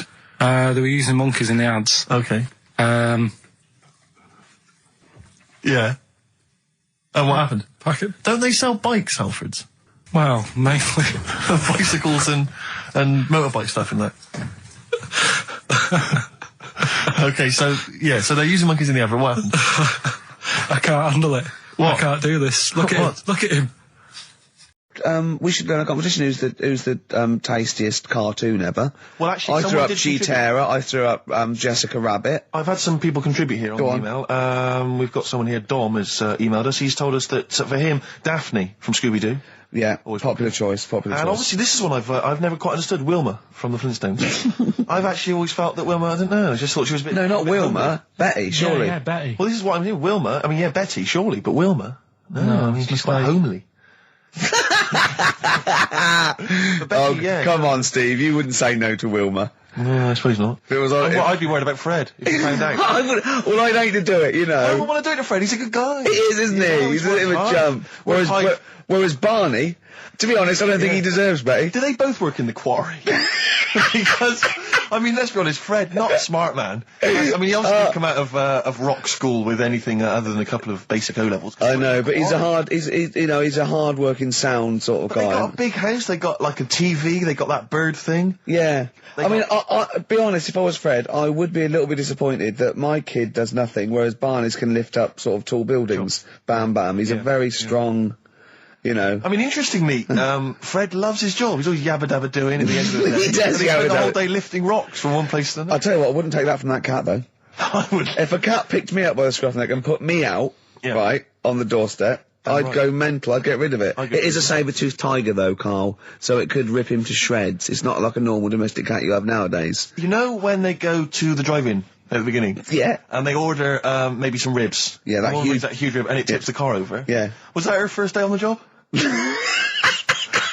Because I've never been ordered before. Yeah, I was thought she'd have realised. Yeah, we're out of pig. We've got Brontosaurus rib. Exactly. He goes, won't that knock the car over? No, it won't. I don't know. Rick, can I tell you now? That was an accident waiting to happen. It was really, wasn't it? Yeah. And it did. Oh, dear. Mind you, I went to Texas once, and I had some ribs, and it was like the Flintstones. It was huge. And not only did it look too much like an animal that I couldn't actually eat it, I don't know who could eat it. I mean, seriously, it was 2 foot long. Yeah. And it was like half a rib cage. And I just... incredible. So, you're the manager of this place, and there's a couple, they're elderly couple, they're about 60. They've had a lovely meal. He went, yeah, right. I went, but the gentleman, he's got a little bit of a heart condition. He takes a pill after his meal, as he should, after meals. He's only taken Viagra. Oh. And now he's stuck in. Wedged in? Wedged in. We've all been there. It's gone, and it's stopping him getting out from the table. Yeah. So what would you do? He went, what? He's stuck in because of his dick. I went, yeah. He went, right. He said, I'd use the situation. I'd make cash. I said, you're not going anywhere. Do you want a pudding? Entrepreneurial. Yeah. I like it, Carl. And he went, so that's that sorted. I've got the job on that. Next. I went, okay. You won't believe it. Next day, there's a little problem in the toilets. Two gay men were having sex and they got stuck in each other. Yeah. He went, right. I'd say, is it the same fella as yesterday with the Viagra? If so, why was he let in again? He was on the door. Yeah. I went, it's not. It's too. He goes, right. Does his wife know he's cheating on him? Yeah. He went, right, I'd go down. I'd go, and then he went, I'd say this isn't a restaurant problem. Call an ambulance. Strictly speaking, not a restaurant problem, no. But alright. Alright. Carl's had a bad week. I'm gonna say it straight away. He tries to rule out stress in his life. Yeah. But he's had a bit too much stress this week, haven't you? One, a phone call from his mum, stressed him a little bit. Right. Something he said in a magazine about his auntie. Okay. Came back to haunt him. Auntie Nora?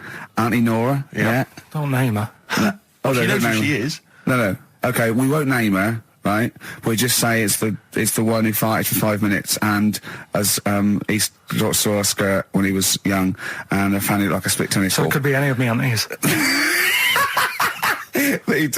That coming up, and also a bloke in Times Online, Chris Campling, did a review of the show, right, and basically said that Karl Pilkington is a creation of Gervais and Merchant. Well, if only that were the case. He said he started off saying he liked the show. Yeah. He was excited. Said it was a good show. A lot of the jokes. I'm already questioning his critical faculties. Yeah, exactly. And basically said that we didn't contribute much, or seemingly didn't seem to contribute much, and we couldn't sort of like ad lib or anything. We just laughed at, particularly me, laughed at Karl Pilkington, who was coming up with some, quite funny stuff. Yeah. Right? But then he does a twist on it. He goes, but the thing is, We're the puppet masters. He's a created person. We've created the persona Karl Pilkington for our own amusement. Right. He bases this on simply that we talked about... What was it we talked about?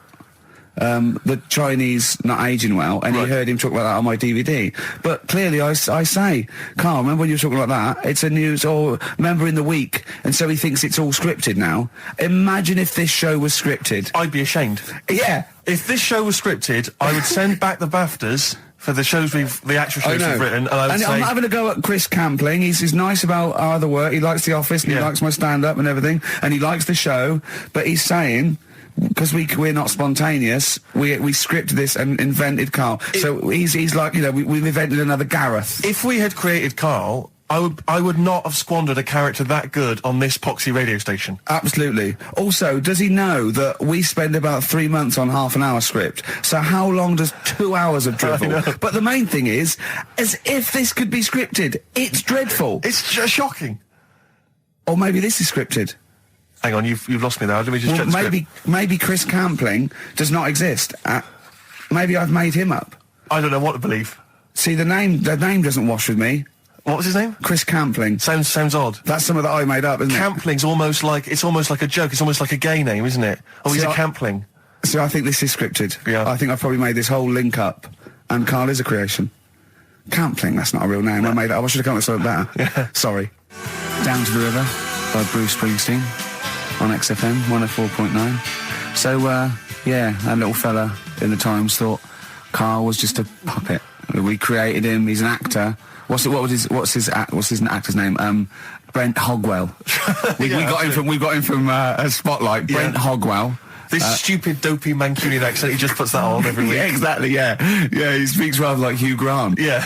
And we just got this whole world around him. We set a whole... What do you think about that? He had his head shaved, especially. Exactly, yeah. So, yeah, would he think that, you know, maybe if he's looked online and seen me head, and he's noticed how round it is and that, does he think it's sort of been...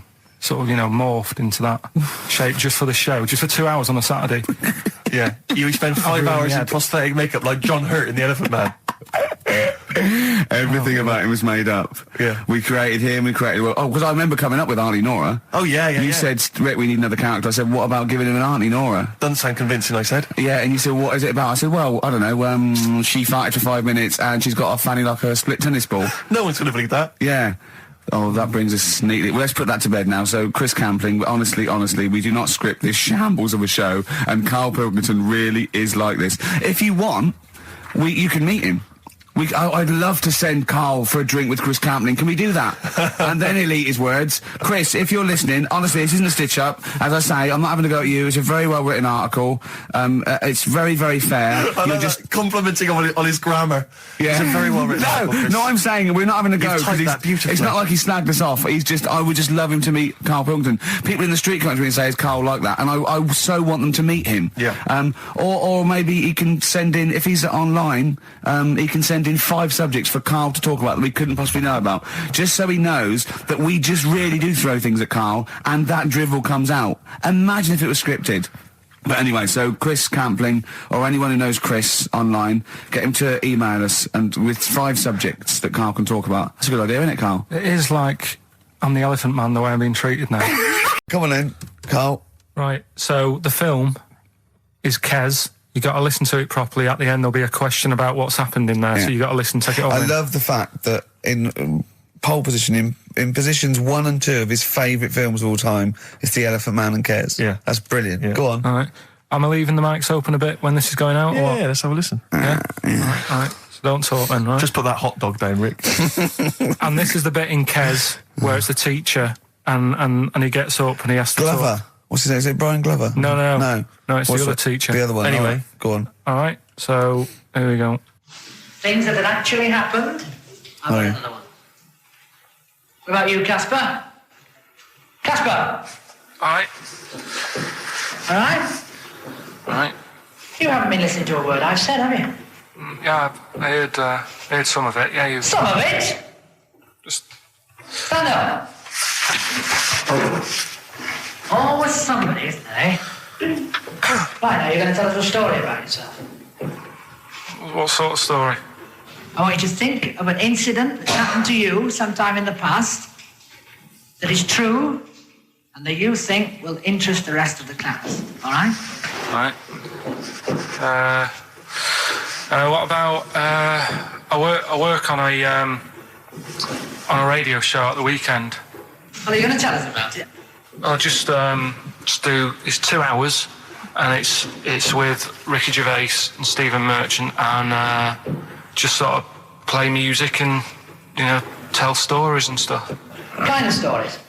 Well, whatever. Like last week, it was science. We were talking about this lad who was growing a knob on his arm. So it's weird.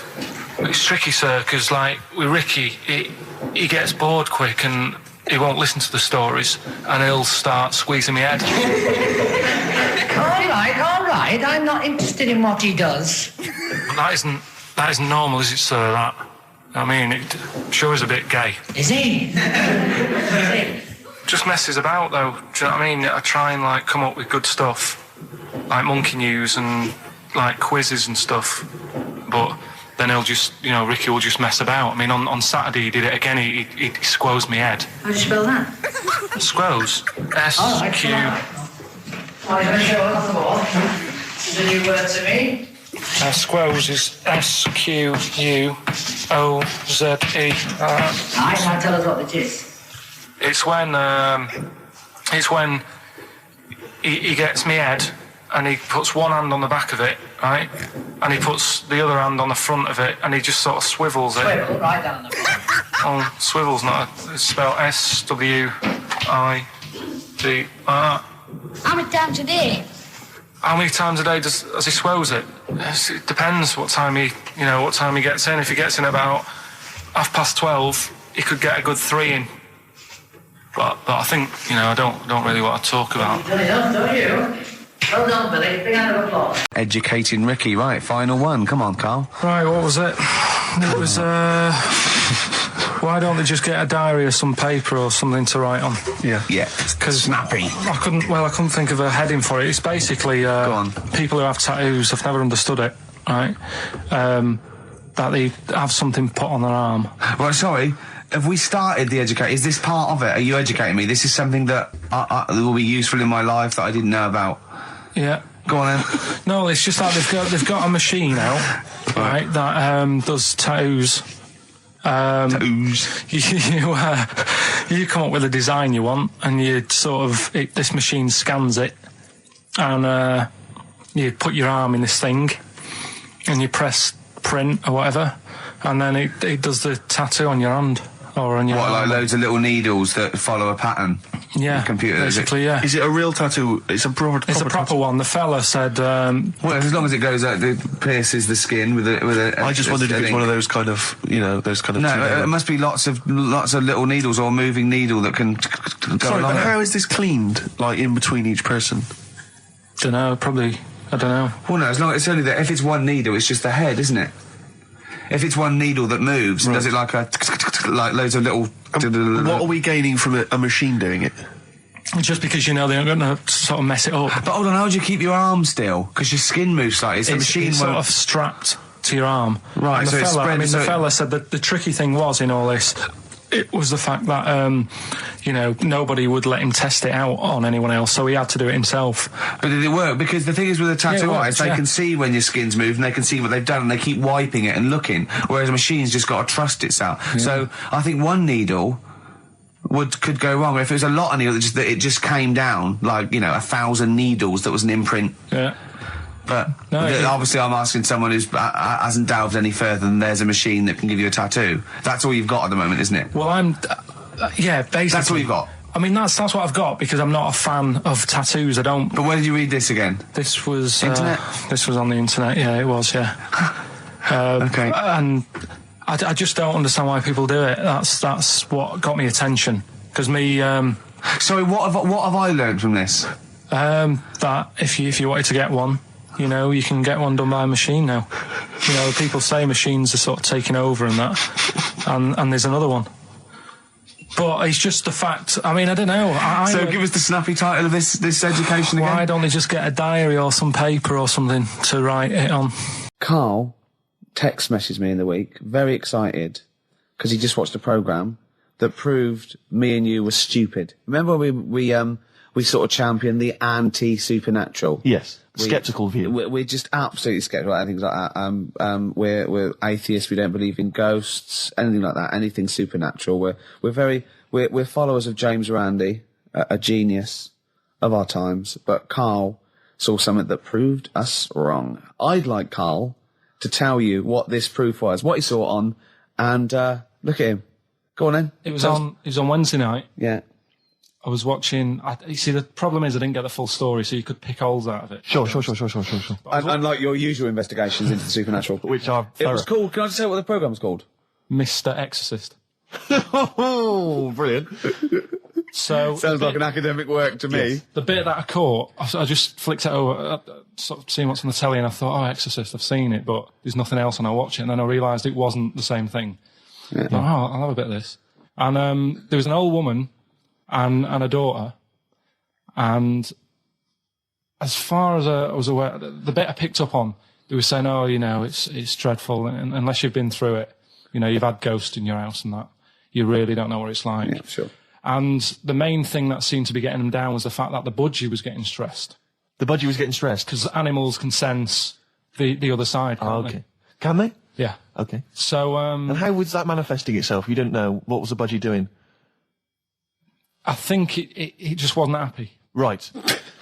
Did it explain that to people, or how did it express that? Budgies are known for being chirpy, aren't they? I said it wasn't chirpy. It normally swings on its little perch and that. And just depressed because it was possessed. It was just sat around in its pajamas. So no. Come on, Steve. Come on, Steve. You're making this a mockery. So the budgie was depressed because he could sense the ghost. Yeah. And then this guy, this Mr. Exorcist, came round. Was that his name?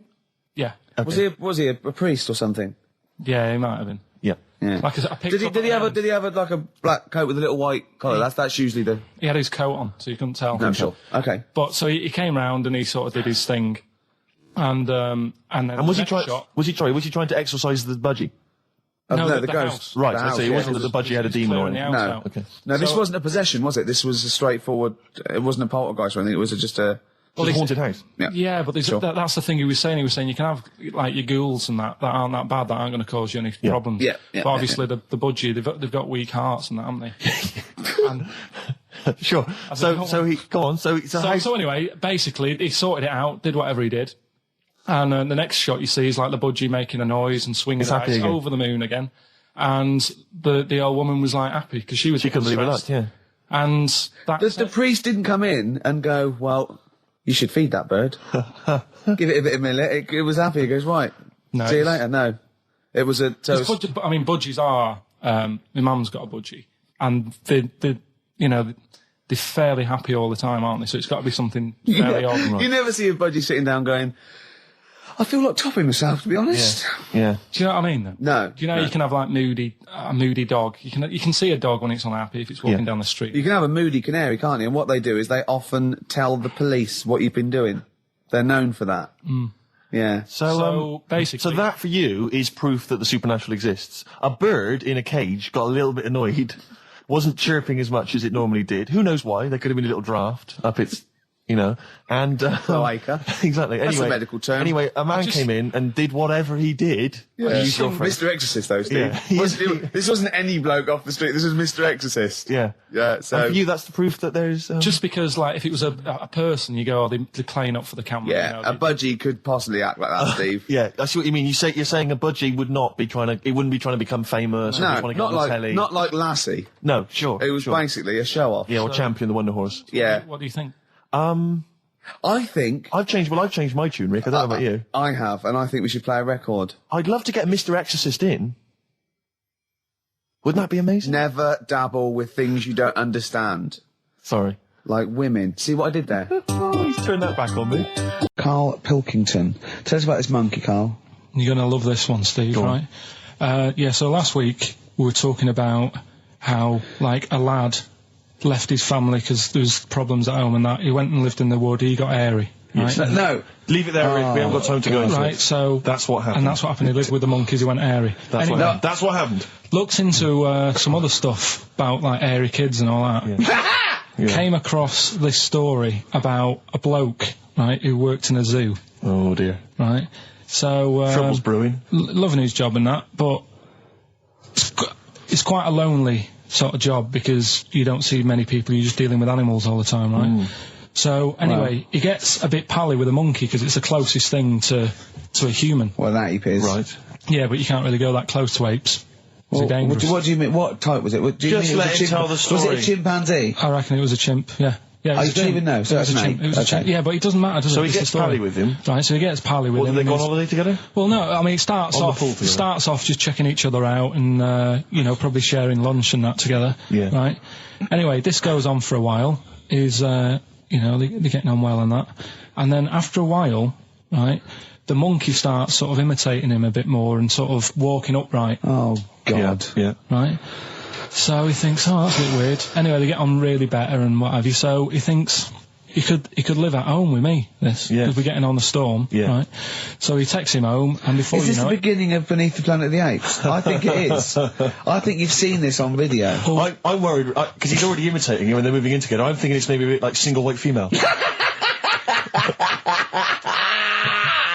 Single white zookeeper. Oh, brilliant. Right, so anyway, so it's moving in and it's getting used to sort of the normal human life. It's having a cup of tea in the morning. Yeah. PG tips.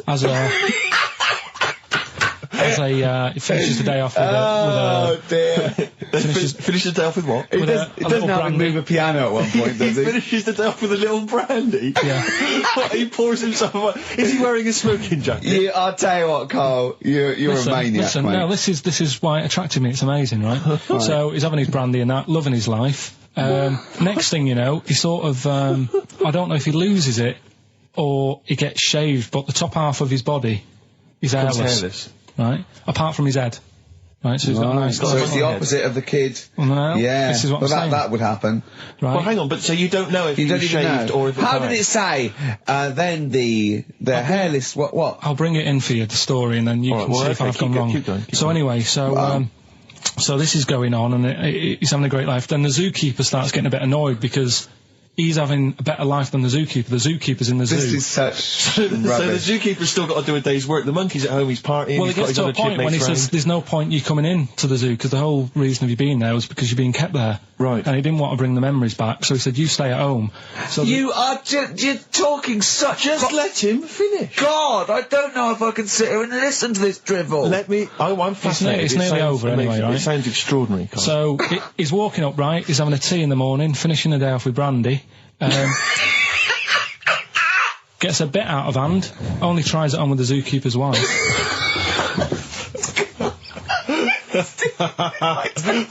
Make him go away, Steve. How does he do that?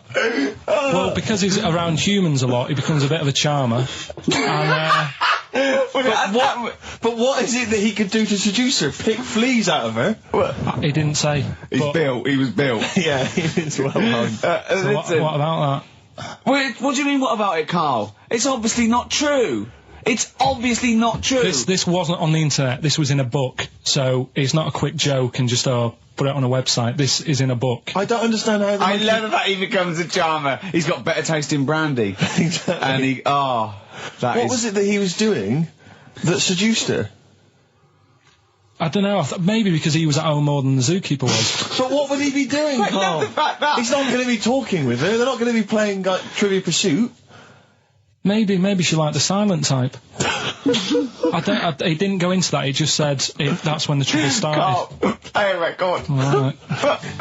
Is that what Suzanne did when she brought you in? You saw something about the Bermuda Triangle, didn't you? Yeah, when I talked about ghosts, you sort of just... because you don't believe in it. I think it's because you're scared of it, to be honest, and you can't admit to understanding it and actually believing in it. Sure. Thing on last night, Steve. Yes. Bermuda Triangle. Oh, yeah. Do you know much about Mainly the song by... What was his name?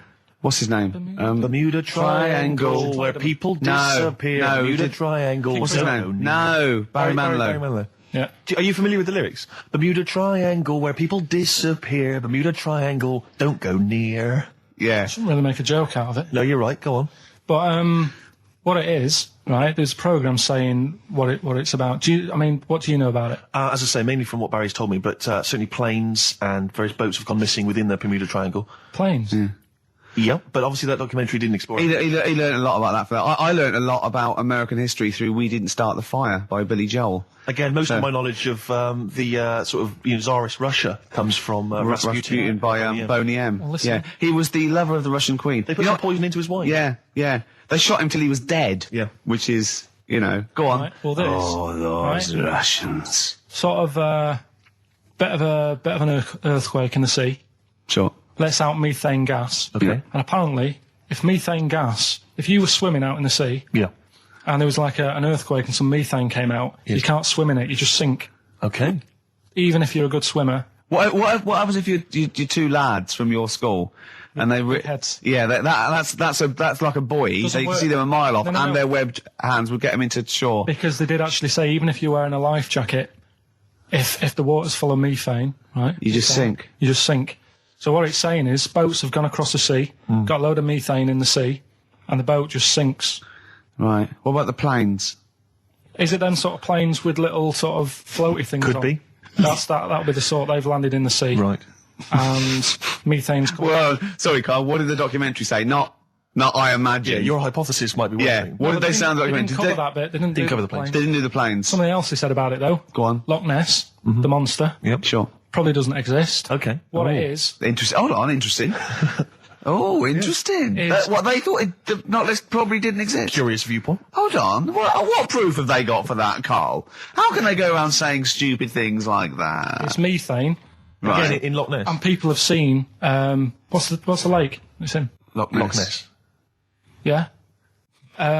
It being the Loch Ness Monster. Yeah. That's where it lives. That's how it finds its way home. That's certainly the clue. Yeah, if Get again, Carl, that's the clue. Yeah, if it and if it's out wandering, it goes, excuse me, would you know where I'm being the Loch Ness Monster? Where would I be going? Oh, you'd be going to the Loch Ness if that's your home. It's way over there, you big monster, you. So the bubbles from the methane bubble up out of the water. Yeah. People think, oh, God, it's a monster's head. But it's not, it's just water sort of shooting up because of the bubbles. Well, that's two of the great mysteries of the universe solved by Karl P on a Saturday afternoon. That is fantastic. Yeah. So that makes me think a lot of things. So when mediums are sort of like going, oh, I've got something coming through. Do you think they are exhaling a lot of methane gas, and thus making them not think straight? Do you think everything's down to methane gas? Do you think that all the mysteries of the universe are down to methane gas, Carl? What did it say in the documentary you saw? About what? What was the budgie happy? We know that budgie was sad. Was it in a room? Because they used to take canaries down the mines, didn't they? They used to take canaries down the mines, they'd smell the methane, and then the budgie would be happy. I'm not going to teach you anymore. Play a record. Oh, excuse me, and don't be alarmed. I look quite frightening, but I'm merely a nice monster. I seem to have lost my way home. Could you direct me in the right direction? Nice to meet you, yeah, Karl Pilkington. Hi. What's your name? Why do you need to know my name? Well, it might help me to find out where you come from. Oh, my name's the Loch Ness Monster. Okay, alright, give me a second. What was your name again? Loch Ness Monster. See, this is what I mean.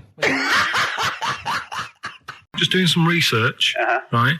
I'm sort of working my way through different creatures and insects and stuff that's on the planet. Yeah. Right? And finding out if we need them or not. Right? Yeah. Do you know much about snails? What, sea snails? Well, yeah. Snails in general. I don't know much about snails, land snails. I know a bit about sea snails, like whelks, top shells, that sort of thing. Would you say they're important? What sort of sense do you mean by important? Say if we had to sort of get rid of some animals and insects and that because we're running out of room. Right. Do you know what I mean? Because I'll tell you what I know about some snails. I don't know if this applies to sea snails as well. I mean, I called you today because a lot of other places are shut. Yeah. Right? So, I know they like to eat stamps, apparently. The glue on stamps. They love it, right? Right. Apparently a lot of letters and stuff aren't getting to where they're meant to be getting because snails are crawling into letterboxes and eating the stamps. That obviously doesn't apply to the sea ones, but that's a problem they're causing. All right. Were you aware of that? No. I didn't know that. Bet you're glad you answered the phone today. Right? They love beer. Beer, yeah. Who doesn't? And also, I don't know if this is right, but I heard that they sleep for 13 years, or can do.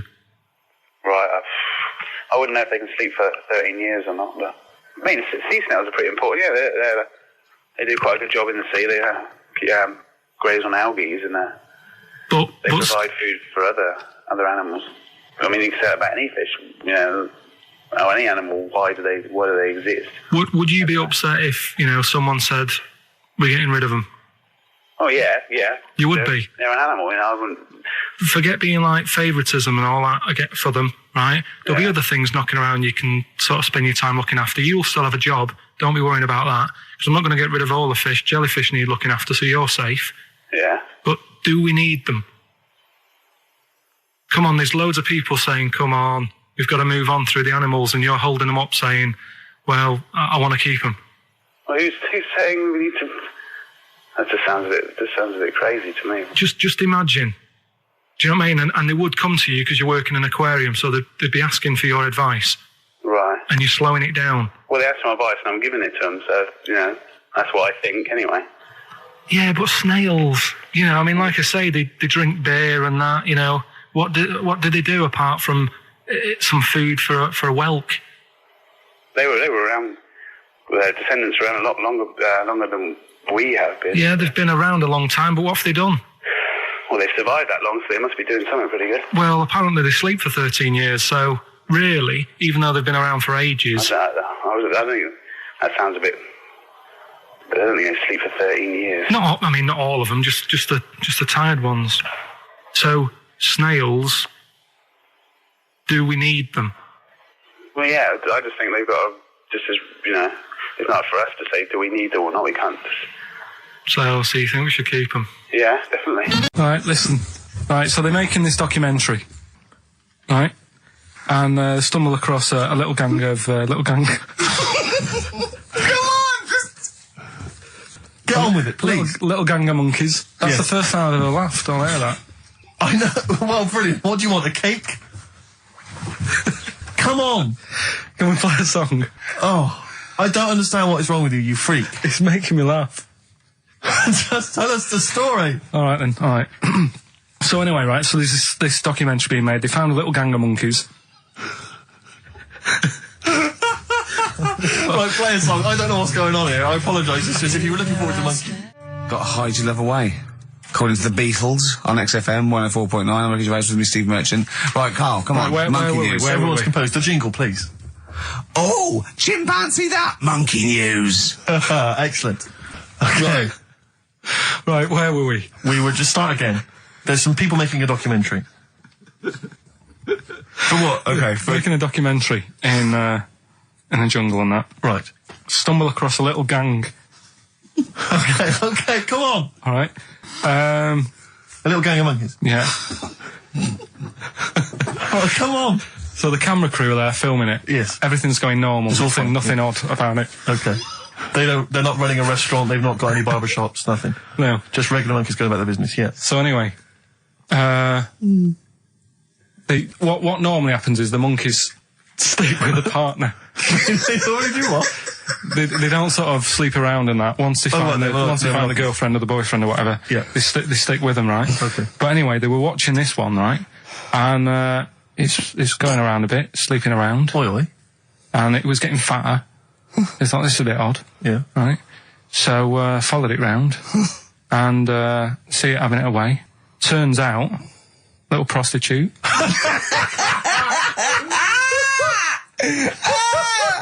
Oh, God! It's a little monkey prostitute. And it was getting fatter because it was charging them bananas. What a load of old rubbish. It's charging them bananas! What was it, a boy or... It was a...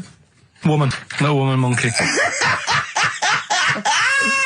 That's the most extraordinary monkey news I've ever heard. Oh! That is genius! Has this documentary been televised? I don't think it's been on yet. No. And that's all the information you've got? Yeah. And is that's one banana for everything? The half banana is for... Just oral? A paw job. Right.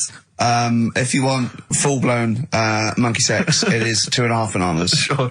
Have we got a cheeky freak of the week? Do you want one? Yeah. I think we should have a jingle for this. Okay, I've got a jingle. It's very similar to chimpanzee. Chimpanzee there. Yeah. Well, let's hear it. Okay. Oh, cheeky freak of the week. Brilliant. Yeah, no, I think that's excellent. So, cheeky freak of the week. You've spotted a freak This is where somewhat, I think, offensively, you pick on someone who's not like other people and say it's your favourite freak of that week. Yeah, I remember we had the woman whose legs look like the hind legs of a dog. We've had the little fella with the aging disease with a little head playing the piano. That was your favourite. I think that's your probably freak of the year, isn't it? It's a pretty good one. So what's this? Is it a man with a horrendous injury, or is it a congenital birth defect, or what? Yeah, but you put it like that, and now it sounds like I'm being tight. It sounds like I'm being out of order. But I'm just giving him a mention. Just giving him a big shout out. Right. There's quite a lot going on in the freak world. There always is. You've been visiting hospitals the last week, have you, when we were away? No, there was a thing on a website. This isn't even the one that I've picked, so... So this is just a bonus? This is a bonus freak. Yeah. Yeah, go on then. This is a free freak, right? It's a fella called the Lobster Man. The Lobster Man, of course. Again, good name, you know what you're going to get. Yeah. What are you going to get? Some succulent meat. I like the idea that the vicar on the christening suggested that. I know you want to call him Mark. Can I make a suggestion? Yeah. Look at his hands. What's his name? Mark Michael Webster. Right. Right. Have you thought about a nickname? Not really, no. Have you looked at his hands? Yeah, we don't want to talk about that because do you know they look a little bit like lobsters? Well, yeah, but it's quite deformed. It's like, you know, we can't... I suggest Lobster Man? That's terrible, Vicar. That is terrible, Vicar. Pinchy. Go on then. We're gonna see. This is what the sort of feature you come up with, Carl. So Lobster Man. There's probably people listening now with, you know, lobster feet. Right. Lobster hands. So Squid Boy. So Lobster Man, what does Lobster Man do? Does he fight crime? Not that much. Okay. Apparently he got into a bit of trouble. He was in a restaurant, and this was years ago, by the way. And someone picked him to eat him? No, so apparently the waiter said, "Oh, you shouldn't be sat here, you should be in my pan," or something. Oh dear. And they had a fight, got out of hand. Yeah. Got out of claw.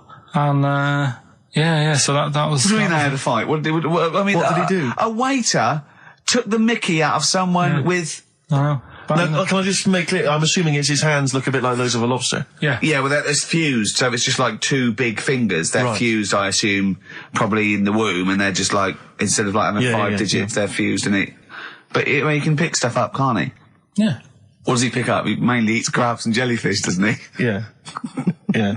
So he was having a fight with the waiter, he snipped off his nose. Right, so anyway, he just held on to the waiter's bib. Yeah, and the waiter was screaming, "Go and get him off me." Yeah. So anyway, does he eat other lobsters? Does he typically would eat lobster, or is it kind of? Would you feel bad about eating lobster? Right. The little cheek of the freak that we've gone for anyway. The what? The little freak of the week, cheeky freak of the week. We've gone for this Siamese lad. Okay. Right. Happened back in. You can't have a Siamese lad, can you? All right. Yeah. This Siamese twins happened back in 1693. Oh, he's got a date. Blimey, that's the first time ever. Yeah. And all it was, he was doing all right for himself. He used to go on those circus things he used to do. They're two people you're talking about, Carl. So we're going to him. All right then. All right. They did this circus show, right? Yeah. And everything's going well. They're selling out the tents and stuff, people coming to see them. Yeah. He was doing all right for himself. Yeah. Right? Sorry, before I said that, did you think a Siamese twin was a man with 2 heads? Well, it can be, can't it? It depends. There's 2 people, they're conjoined. No, but it depends, doesn't it? The one that I shown you in that book that time was a fellow with 2 heads. No, it wasn't. That was a stupid picture in one of your stupid books that he had a growth that looked a little bit like it had a face on it. It wasn't a man with 2 heads. You're the same sort of people who send potato chips to restaurants and say, "Doesn't it look like Norman Cook?" Yeah. It's not 2 heads. We'll bin this feature. No, they're 2 people. They're 2 people. Conjoined twins. Yeah. Right, so these... They just happen to have a similar taste in clothes. Okay. Anyway, so they were doing all right, and it all went wrong when he crossed the road, got run over. the lad with two heads got run over. That's it. What? How is that Cheeky Freak of the Week? Just because he got my interest, and I kind of thought, why didn't he just look both ways?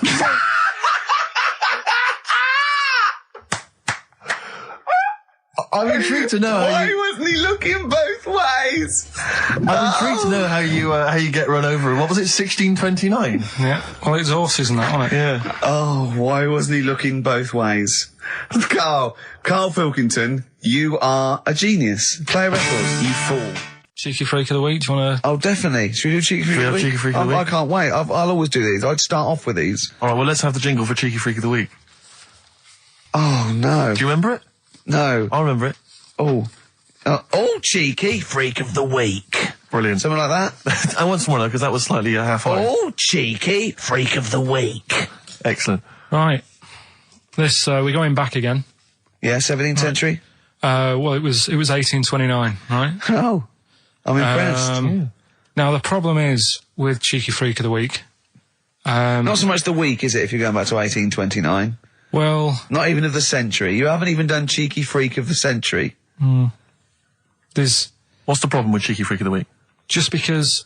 Other than the sort of moral implications. Yeah. Well, last week, it was a fellow with two heads. Yeah.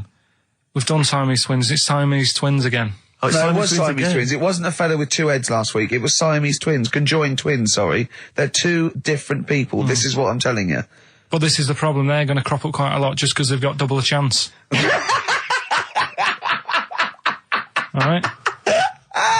Oh, please don't write in and complain. He knows not what he does. You understand, don't you? Karl will actually feature one day in this section. Yeah. So, right, go on, Karl. We're going back to 1829. Yeah. All the way back there to 1829. It's a retro conjoined twin link. A couple of guys set up a business. They were called Chang and Ang. Oh, they're the first. That's why they were called Siamese twins, because they wasn't that what it was based on? Those two, Chang and Ang. Was it? The original, yeah. That's why they're called Siamese twins, because I think they were Siamese. So these are the first ones. Well, they're not the first ones, but they're the ones that got to fame, I think, and why people started calling them. So people started calling conjoined twins Siamese twins. I think I'm right there. Anyway. Good. Well, the sort of set up business, sort of going around the US. Well, both of them. And Europe, yeah. Yeah. And what they used to do, people were amazed by it anyway. But people wanted to know how they get through life doing certain things that you think about. When you think about Siamese twins, you think about, how do you get through a day like that? Yeah. Right? And the thing that cropped up the most with people was how they take a bath. So they used to go on tour around the US and Europe and sit in a bath, have a wash and that. And did they ever wash each other by mistake? They go, oh, that ends there. That ends there. Like those things in supermarkets. They put one of those down. We go, oh. Now, as Chang and Ang, they're in the bath. They're washing their own bits. They've got one of those dividers, right? They go, well, that's definitely yours. I marked mine. That's definitely mine. What? Don't wash that, Chang. I wouldn't, Ang. I wouldn't wash that. Right? So what are they doing? They're in the bath. Carry on with the story. That's about it, really. I mean, that's the fact that people... So, two little Oriental fellas joined in the hip, had a bath. No. That's your story. No, they didn't have a bath. They they must have done some sort of research, right? Who? Chang and Ang, right? And they said, well, what do people want to see? Isn't that basically Roller's song? But it's an idea that people have queued up. They've paid their money. They're in a tent. They go, well, I hear they're going to have a bath. They're going to have a bath. Two Siamese people have a bath. How would they possibly do it? Well, I've heard they get into a bath. But that's I don't know what they what's wanted to exciting. see them nude and where the join was. No. More than how do you get in the bath? I don't know. That's what they picked. They said, what would be good to see? What do you want to see them do? Having a bath. How'd you get into trousers? Was there exactly? This is all part of it, isn't it? That's why they picked having a bath. This is all part of it. Well, then once we get dressed afterwards. Yeah. Who was the best out of Chang and Ang? Who was your favourite? They both look the same, to be honest. There's a surprise. One was a short ginger woman. Oh dear. Is there anything what would be better than having a bath for you when you're seeing them? What would sort of make you go, I wonder? One of them pulling and the other one going home alone. Yeah. I go, look, she's definitely up for it. I'm taking her home and go, what am I going to do? Can I watch? Definitely not. Definitely not. Look, you go to bed. Oh, I didn't get an onion, I'll have that. And it's just, but what annoys me is it's not so much that, obviously it's a practical thing, it's the fact that they get a little bit edgy. You can actually see, certainly kind of, dare I say it, certain breed of woman and a certain breed of fella will, just get a little bit itchy, a little bit edgy, and they just look at you, can just see them sweating, especially if they can't reach. I just lean over and do it myself. Well, I know, but the thing is that it's like they almost feel that they ought to wait for me to do it, as though somehow it's my obligation. And it just for some reason, I know it's ludicrous, but it really annoys me, and I actually deliberately don't put the divider down just to see them sweat. I like the way that they're actually quite well made. There's some that are brass with like a felt bottom. Yeah. Like you really care. Like a twig would do, wouldn't it? You know what I mean? But I just leave a slight gap. And then when it gets to when the woman's putting it through the till or the guy, I just say, that's my stuff. Do you ever look at other people shopping and go, I should have got that? Often. Yeah. That's annoying. I'll tell you what it is, it's the same thing, and again, it's my psychosis. When people, if you're on a bus or a train, and we're pulling into the stop, but there's a good, kind of 35 seconds before we're actually going to come to a halt, they leap up, and they're straight by the door. Yeah. But it's this fear that they're going to miss out. Oh my God, what if I fell over now and broke my ankle? I'd never get out. To be fair, I've never had that commuter's worry. I've never commuted, but every second counts, doesn't it? Because you miss a train, it can make a difference of half an hour. So that's why commuters literally run to get their connections. But the thing is that with a bus, there's often you'll be people who are sat right next to the exit will get up and stand up for a while, waiting to get out. It just, again, I'm not saying it's not, it makes perfect sense to them. It's my psychosis. They're going to be mowed down in the streets. They will just be a few of the You're going to be in a lovely Chrysler. Exactly. Yeah. Well, I will be going straight through a branch of Waitrose. Yeah. Taking people out in the So we do not condone going through Waitrose in a Chrysler. In a car. No, but if you want, I'll pay for you to take history again. Carl, we'd love to see you get a C or above. And well, we're willing I'll pay for you, and I'll get you some books. Right, now listen. We can, let's get, I reckon, when are the exams? June? Something like that, yeah. We're trying to register next week, and I reckon you can get an A or B in history. I'm busy. In history. No, don't worry about it, it's just easy. I get you Brody's notes. If Heat magazine, they love you, Carl. They could probably sort something out. They could probably pay for a tutor. They got a lot of money, they sell a lot of magazines. I mean, it is almost always, and you found that out, I discovered this, it's always the Tudors and Stuarts. There's no fear for them not coming up. Now, what do you already know about them? You must already know stuff about Henry VIII and Elizabeth. No, because it's too long ago to even get interested in. Do you know what I mean? You can't. Is that why you didn't? It. Okay. The Anderson thing, it was like, God, I bet my mum and dad were in an Anderson shelter. This is interesting. What, when they... Oh, my granddad would have, had something to do with this. But the Tudors, it's like, I don't know even if they had a family back then. Play a record. If we come back. Hang on. Sorry. Because I need to introduce the new feature. Yeah. For the I record. don't know if I had a family back then. Carl, listen. Let me just ask you now, right? If you can finish this sentence, we've got a chance. Divorced, beheaded, died. Divorced, beheaded. Died. What is it? We just need to do a little bit of work, but otherwise I think you're going to be fine. It's how you remember what happened to Henry VIII's wives. They're little... Divorced, beheaded, died. Divorced, beheaded... It's like spam. Support... What's it? Support, protection, anchorage, movement. That's how you're going to... That's nothing to do with the Tudors and Stuarts. No, nothing to do with the skeleton. Yeah, see, no, we're not doing biology. Mnemonics and acronyms. What happened to Henry VIII's last wife? Did she die, or did she not die? Divorced, beheaded, died. Divorced, beheaded. Do you know that the only king that has got a moustache is... No. The only king that hasn't got a moustache is the King of Hearts on the playing cards. Carl is genuinely... I don't know if he's actually upset or embarrassed, but it doesn't matter. Why does it matter? You were 15 and didn't go to school. If you were my friends, I think you would have just said, oh, we can't find them. Why? Because but you just wanted to know. What to do with that? Well, what do you mean? What do you mean? It's ridiculous. Do it again because you want to learn, because there's great things in the world to learn about. Don't worry. Look, GCSE is vocational. Is vocationally for a 15, 16-year-old to go on to do A-levels or whatever, or to get results. But you don't need that because you've done very well. You don't care about the Tudors and the Stuarts. I mean, you know. I mean, I've had a couple of jobs, not this one, because you don't need qualifications to get a job. Obviously. In the radio. Obviously. Absolutely right. But the ones that I have got in the past, I did, because I didn't collect them, I had to lie. And I didn't like go mad. I didn't say I had A's and stuff. But I didn't put history down because I didn't even know I did it.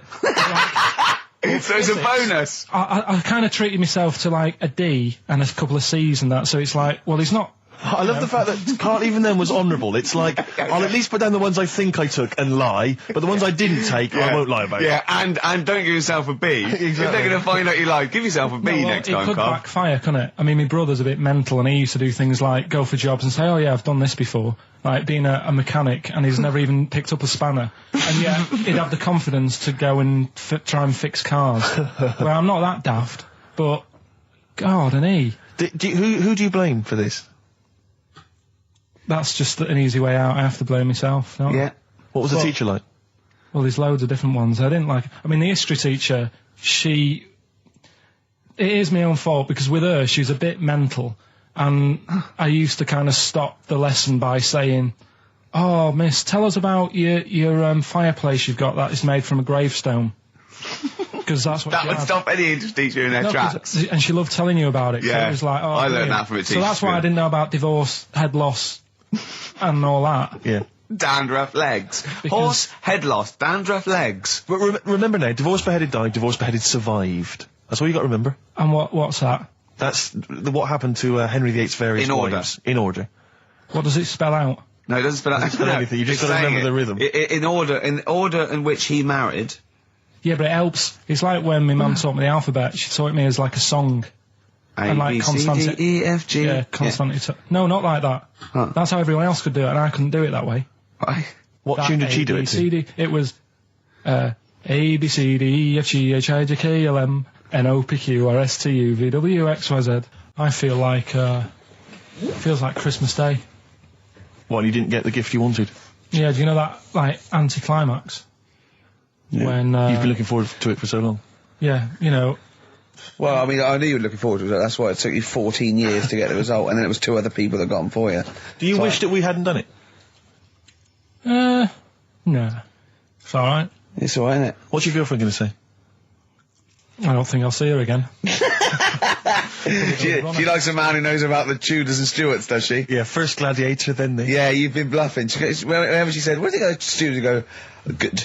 Like, lots of things, but look, it's a bird. What happened to Henry VIII's last wife? Oh, I wouldn't... yeah. Oh, look, Friends is on telly. Friends is on. No, I just changed the subject by saying things like, you know, about the only king in a pack of cards. That threw off the scent. That threw us off the scent. That wouldn't fool an invigilator, would it? Karl's been taking phone calls for these clues. Right, and so everyone's been saying the same thing for the last one. He's been going, no, and I'm worried, I'm always worried. FD, I just overheard him on the call, they're going, what have I been saying?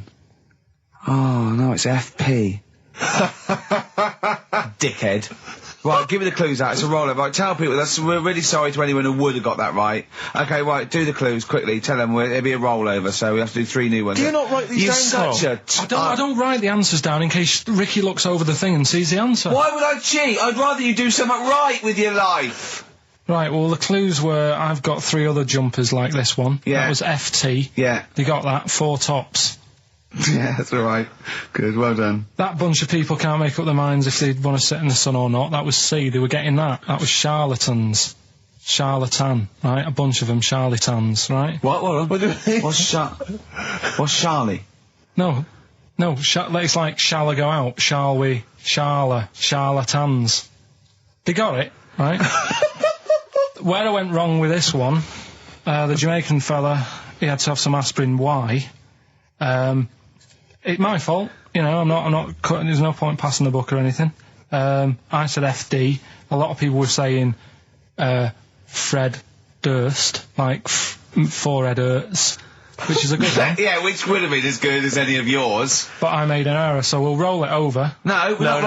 What is the answer? What is the answer? Jamaican fella what? Add some aspirin. Why do that? What's the thing? FP. FP, it was Frida Payne. Frida Payne? Frida Payne. Frida Payne. Frida Payne. That's awful. Carl, you've got to write these down next week. This is I'm right. sorry, You're the producer. I know, but I've had a busy week, haven't I? That's not an excuse. That isn't an excuse. Our excuse is we don't care. Yeah. You do put care. the work in and then make a mistake. Yeah. It's better not to try than try your hardest and be rubbish. Do you see what the point? We don't care. But you've got standards. Yeah, and you're not meeting them. Think of that. You're not even reaching your standards. So go on. Along the similar sort of lines, right? This is quite a few years ago. This fella sort of upset the royal family doing something, right? So they said this isn't good. It wasn't Ben Outton at that Jubilee thing, was it? I can't remember what it was. And they said, right, that was terrible. We're gonna cut your head off. You know, you gotta show people like you can't be doing what you've been doing. What was this, the 1970s? What you said a couple of years ago, you mean maybe sort of... Was it the olden days when the phones weren't very good? Ages ago. Yeah. Ages ago, sure. So yeah, fair enough. Yeah. So... Very philosophical. Yeah, imagine that when you wasn't here doing it. This was literally ages ago. Yeah, exactly. Yeah, Simon Sharma's History of Britain. Yeah. Oh, and even before that, which is yonks before, when it was all mental and different. Sorry, Carl, go on. So he's having his head cough, and he's resigned to it. It's the day before. He's kind of got it into his head now that I'm not going to have my head much longer. Sure. So he said, let's make use of this. Yeah. He said, I wonder how long, like, the body can stay alive without my head on it, right? So they were like, I don't know. So, Hoover. So... The jailers? Whoever he was asking. These jailers with one eye. Yeah. Get out, pal. So he said, no, wait a minute, I've got an interesting scientific experiment, jailer. Well, fair enough. What is it?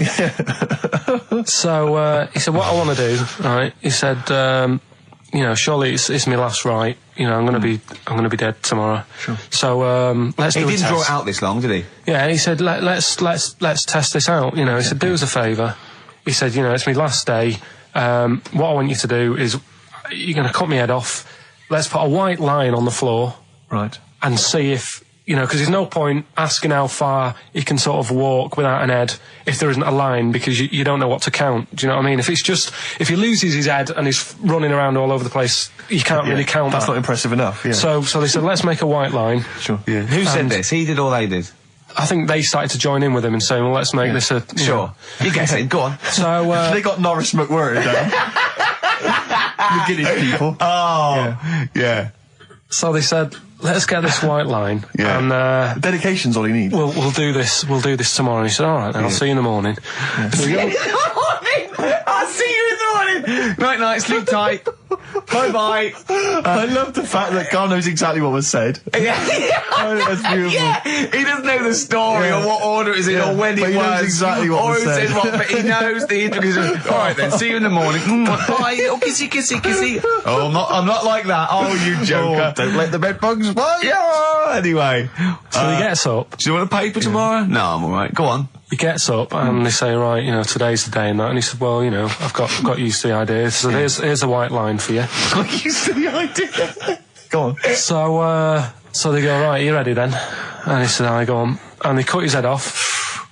And the body walked 32 steps without a head. Wow. 32 steps. Incredible.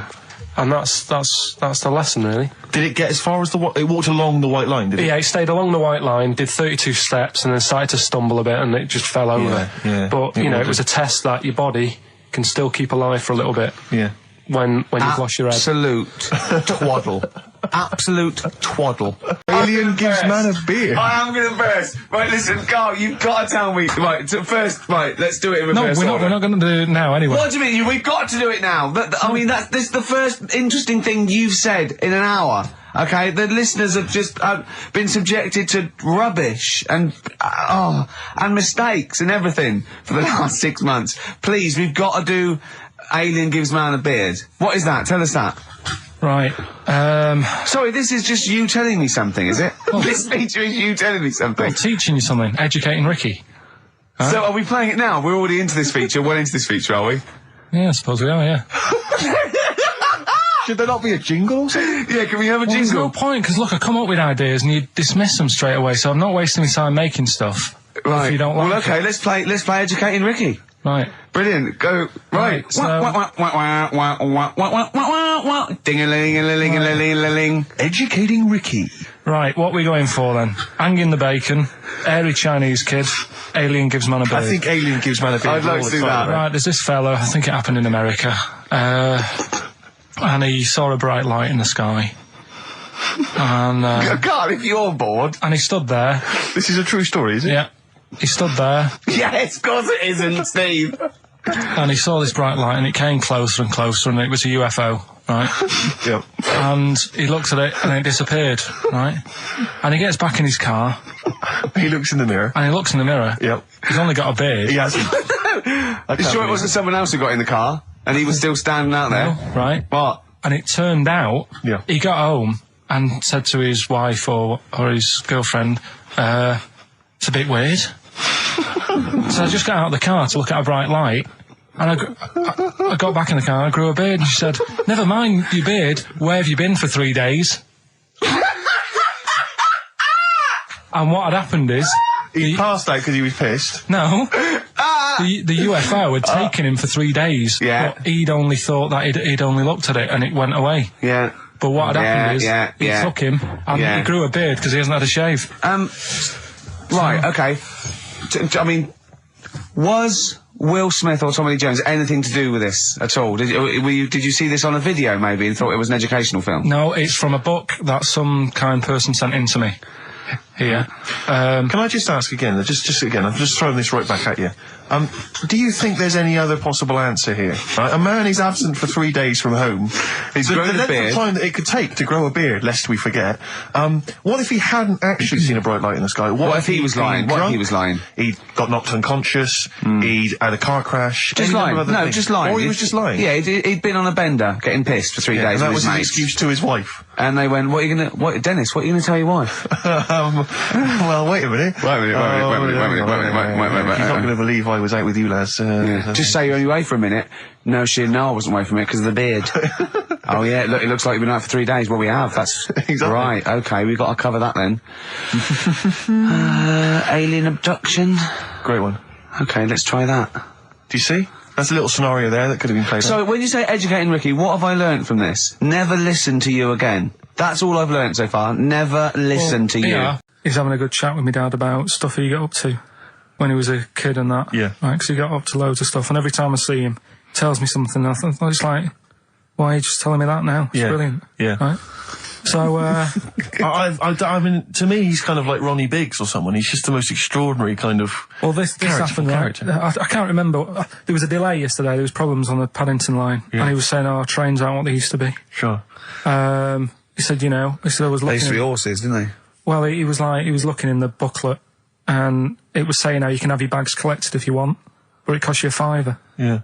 So that's outrageous. Sure, of course. Right, so he said that's the problem with this country. We've got good with computers and that, but when it comes to, like, getting service, it's gone out the window. Yeah. Right? So he said, when I worked on the trains, and he was going on like this, that and the other. So I said, I didn't know you worked on the trains. He said, yeah, when I was 18, right, it was his job to get the coal, right, and chuck it in the engine. Uh-huh. Right? And one day he's in Grand Central Station in Manchester, which is now the GMEX Centre. Right. Right? And that was like the main station. And he was in there. The fella who should have been sort of driving the train, right? He said, I'm just nipping to the pub. Sure. So you just stay here, keep the engine topped up and stuff. Yeah.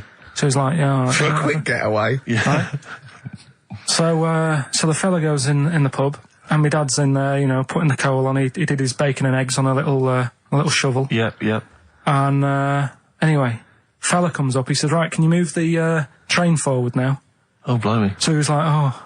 So he didn't want to say, the fella's in the pub, because he'd know, he'd say, what's he doing in the pub? He should be working, right? So he said, yeah, no problem, I'll sort it out. Right, so he puts it into gear or whatever you do on them trains. Sure, right? puts it into first, yeah. Starts going forward.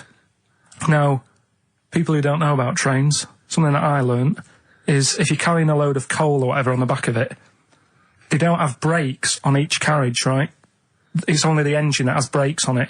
So when you pull the brakes on the engine, the whole weight of what it's pulling is pushing you forward. Sure. Right? Yeah. So he doesn't realise this though, because he's just used to cooking bacon and eggs and chucking coal in. Of course, thing, yeah. right? So you've got to slam the brakes on sooner than you would normally. Yeah. Well, you have to anticipate it, I suppose. Yeah. But he didn't know that, so he's pulling in, he's thinking, right, I'll put the brakes on now. Yeah. Right? Puts the brakes on, the train just keeps going, he's going, oh god, it's not stopping. Sure. It ploughs right through the signal box. Right? Loads of damage. Pulling the signals, don't know what they're doing. Yeah. Loads of damage done. Apparently, if it was today's money, it'd be about £3 to £4 million worth of damage. It shut the station off for 4 weeks. But he didn't lose his job. The fella had lost his job, the one who was in the pub. Yeah. He said the funny thing was, he said like £4 million worth of damage. He did his ankle, his wrist in. He had 3 weeks off sick and got paid. Thanks. I tell you something I do know. Go on. Right. But I can't really get a question out of it. Go on, just tell us. There's a shadow somewhere. It's already good, isn't it? I'm loving it already. No, right. There's a shadow. I think it was in America. Yeah. And it's on a quiet road. I'm guessing somewhere like Boston. That's what you mentioned. Okay. Right? No. Somewhere like Boston.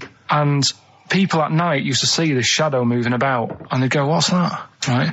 And it got known, the town, the little local town got known for this shadow, but it didn't cause any problems.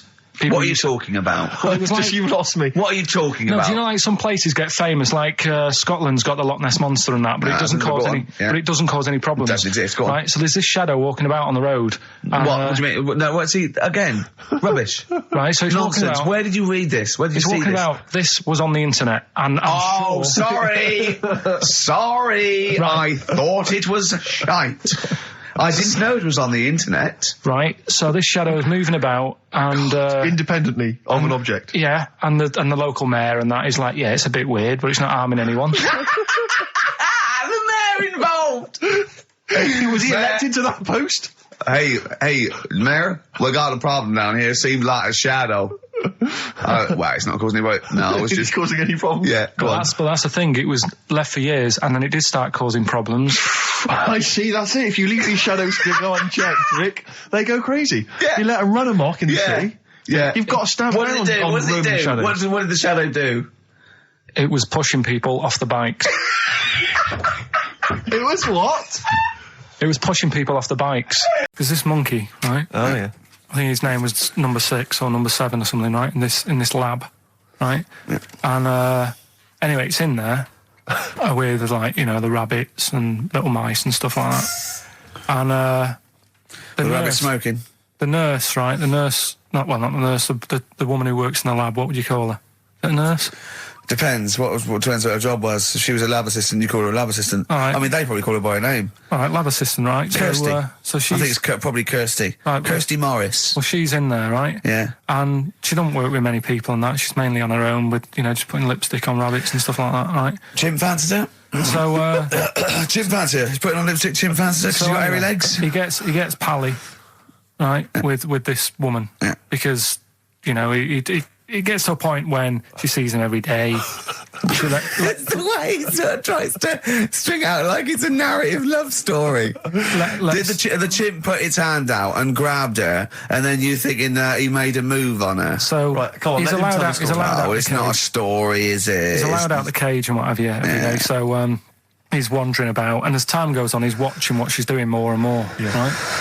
So he notices like the code on the door. Right. Right. Whatever 247 or whatever. Yeah. He goes, right, I've clocked that. I've got that. I'll remember that. Right. Yeah. And then he goes, right, there's a lot of lipstick and that knocking about, a lot of makeup. Right, okay. No, there's no way. Finish. No.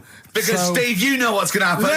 I know what's going to happen. So he's there. It's ridiculous. And he's going, well, if it's there, you know what I mean? So while she's messing about with the rabbit, he gets there, he's in front of the mirror, putting a little bit of lippy on. Right? You are a man! No! It's gone too far.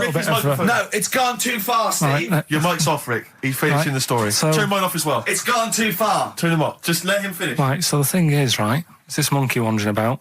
It's got lipstick, it's got mascara on, it's looking pretty good. I didn't mention the mascara. It's looking all right, right? So it knows the code on the door, 247, right? So when she's sort of messing about with the rabbit, right, he goes, right, here's my chance. He's looking good, 247, out the door, through the reception man's there. He's like, all right, Kirsty, right? Don't talk shit! I Feel Free from Cream. That's pretty much the last track, isn't it, guys? I imagine on XFM 104.9. Well, I mean, yeah, I've got nothing to say after that ridiculous story. I mean, that's worse than the bank robbery to me. Yeah. That he clocks out, and the bloke on the desk. All right, Kirsty. Oh, you're 2 foot shorter and hairy. She wasn't a looker anyway. So. She wasn't a looker anyway. Brilliant. It's the re-education of Karl. He's like Liza Doolittle. And now he's coming to, or Lawnmower Man, if you've seen that film. More like Lawnmower Man, if you've seen the film. You know what I mean. And his homework was to just study quotes, really, on happiness and stuff and general well-being. He's not a big happiness quote fan, are you, Karl? Not really. So what have you done? You've come up with something, haven't you? Right, yeah, I told you, right? Because a lot of these are just things you say every day. They're nothing special. So what I'm doing... Well, you say them every day. Well, the sort of things you come out with and you don't even think about it, do you know what I mean? Yeah. They're on the TV all the time. People on the radio are saying these sort of little quotes. Sure. And what I've done is, remember that programme on Channel 4, Faking It? Yeah. Where they got some, like, posh kid to be on a door and all that. What I've done, I've... Imagine if that was the pitch for the show. Dear Channel 4, you're just going to get a posh kid on a door or something? Yeah, Yours come sincerely, in, Karl. come in. Yeah. TV producer. Yeah, go on. So, what I've done, this little book of quotes, happiness quotes, I've picked 2 that are real. Okay. And I've made one up. Right? And we've got to guess. And you've got to guess. Okay, then, go on. Well, I'll tell you what, Rick, why don't we, when we've heard them, we won't confer. No. You'll write down yours, Yeah. A, B or C, and I'll write down mine and we'll see how it Okay, works. Karl, off you go. Right, and just because I'm looking at this book, it doesn't mean I'm actually reading. No, I know, Don't worry, I know. we're clever. No, we know, we can't see yet. Like, call my bluff. Yeah, go on Okay. then. Nothing is worth more than this day. Okay. Yeah. Yeah? All right. Yeah. The way I see it...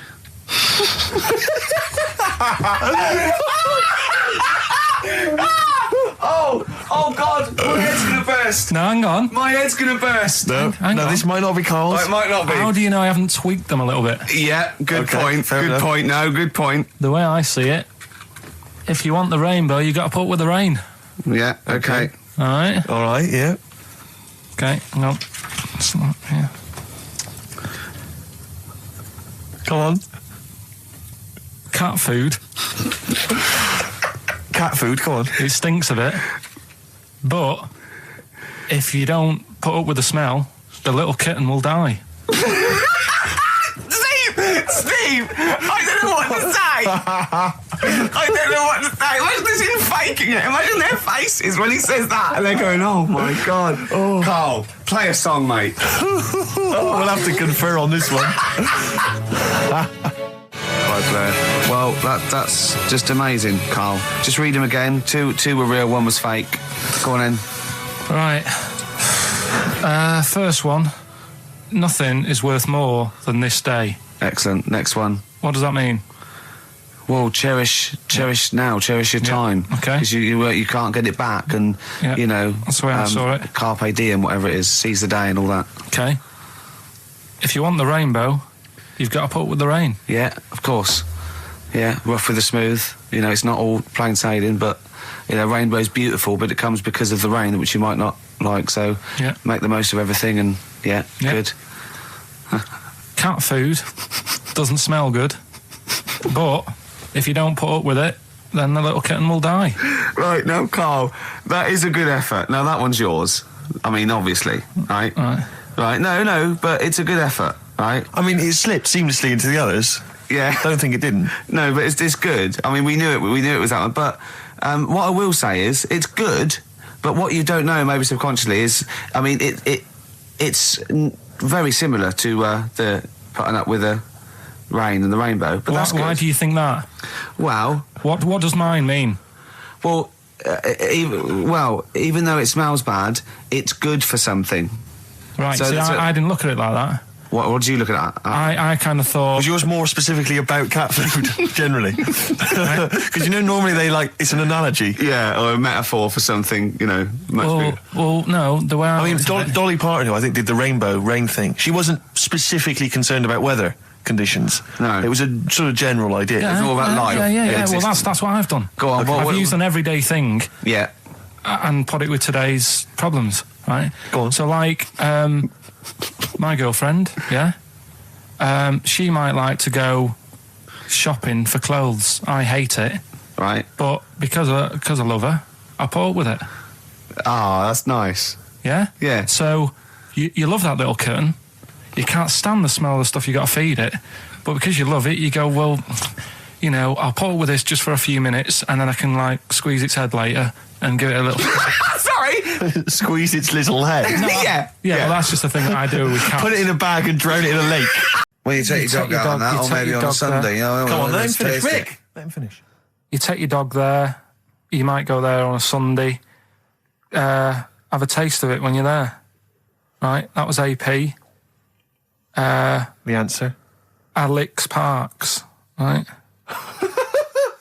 Alex Parks? Yeah. It kind of doesn't work, that one.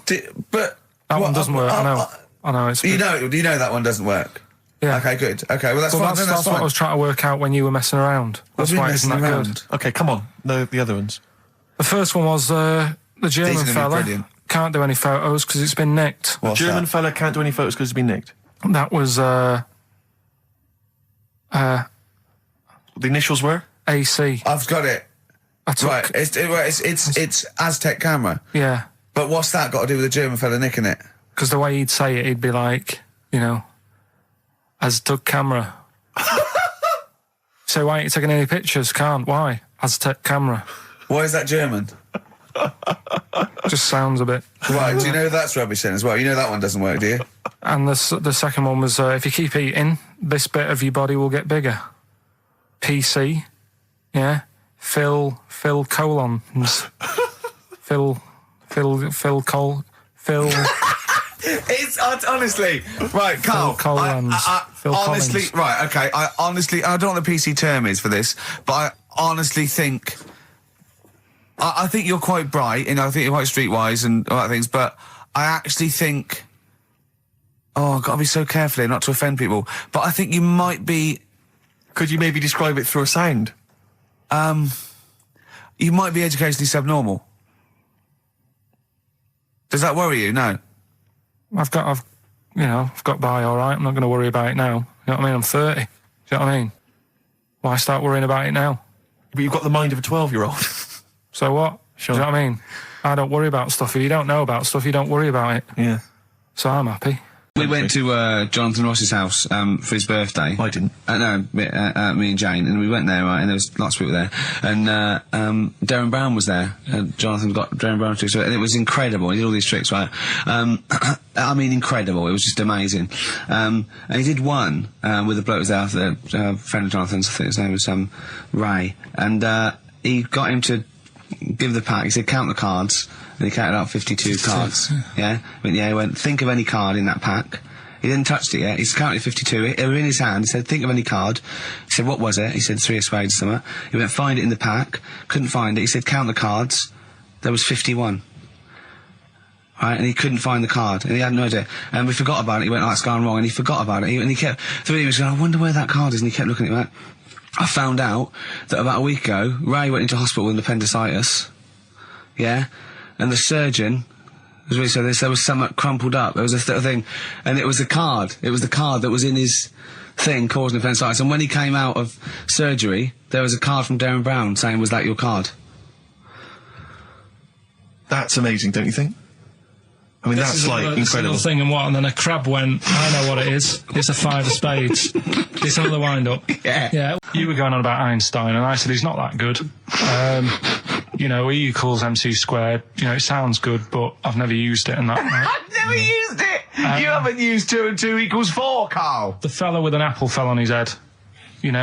it could have been anyone sat under that tree. Do you know what I mean? It's just annoying. Lucky. And It just happened to be a genius. Newton gets all the credit No, do you know for what I his mean? laws of the universe. Well, other people were working whilst he was having a lunch break under the tree. So in a way, it's like he didn't deserve to have that success story. Again, forget the apple and the tree and whether he was sitting down having a lunch break. It's totally irrelevant. Yeah, but what I'm saying is there's certain things that will just happen. You know, it's like, I think we were talking, when we were out eating the other week, we were talking about Noel Gallagher. Well, this is the reason the monkey discussion came up, right? Noel Gallagher. I don't know what to say. I don't know what to say. Rick, I don't want to misquote Noel. I'll be like Herbert Lom in Clouseau. I'm going to get a twitch whenever he opens his mouth. I don't know where to start with some of his statements. Well, as I say, this discussion began because we were talking about a quote that Noel Gallagher supposedly gave. Now, I don't want to misquote Gallagher, but the gist of it was that he said, had I written Wonderwall or whatever,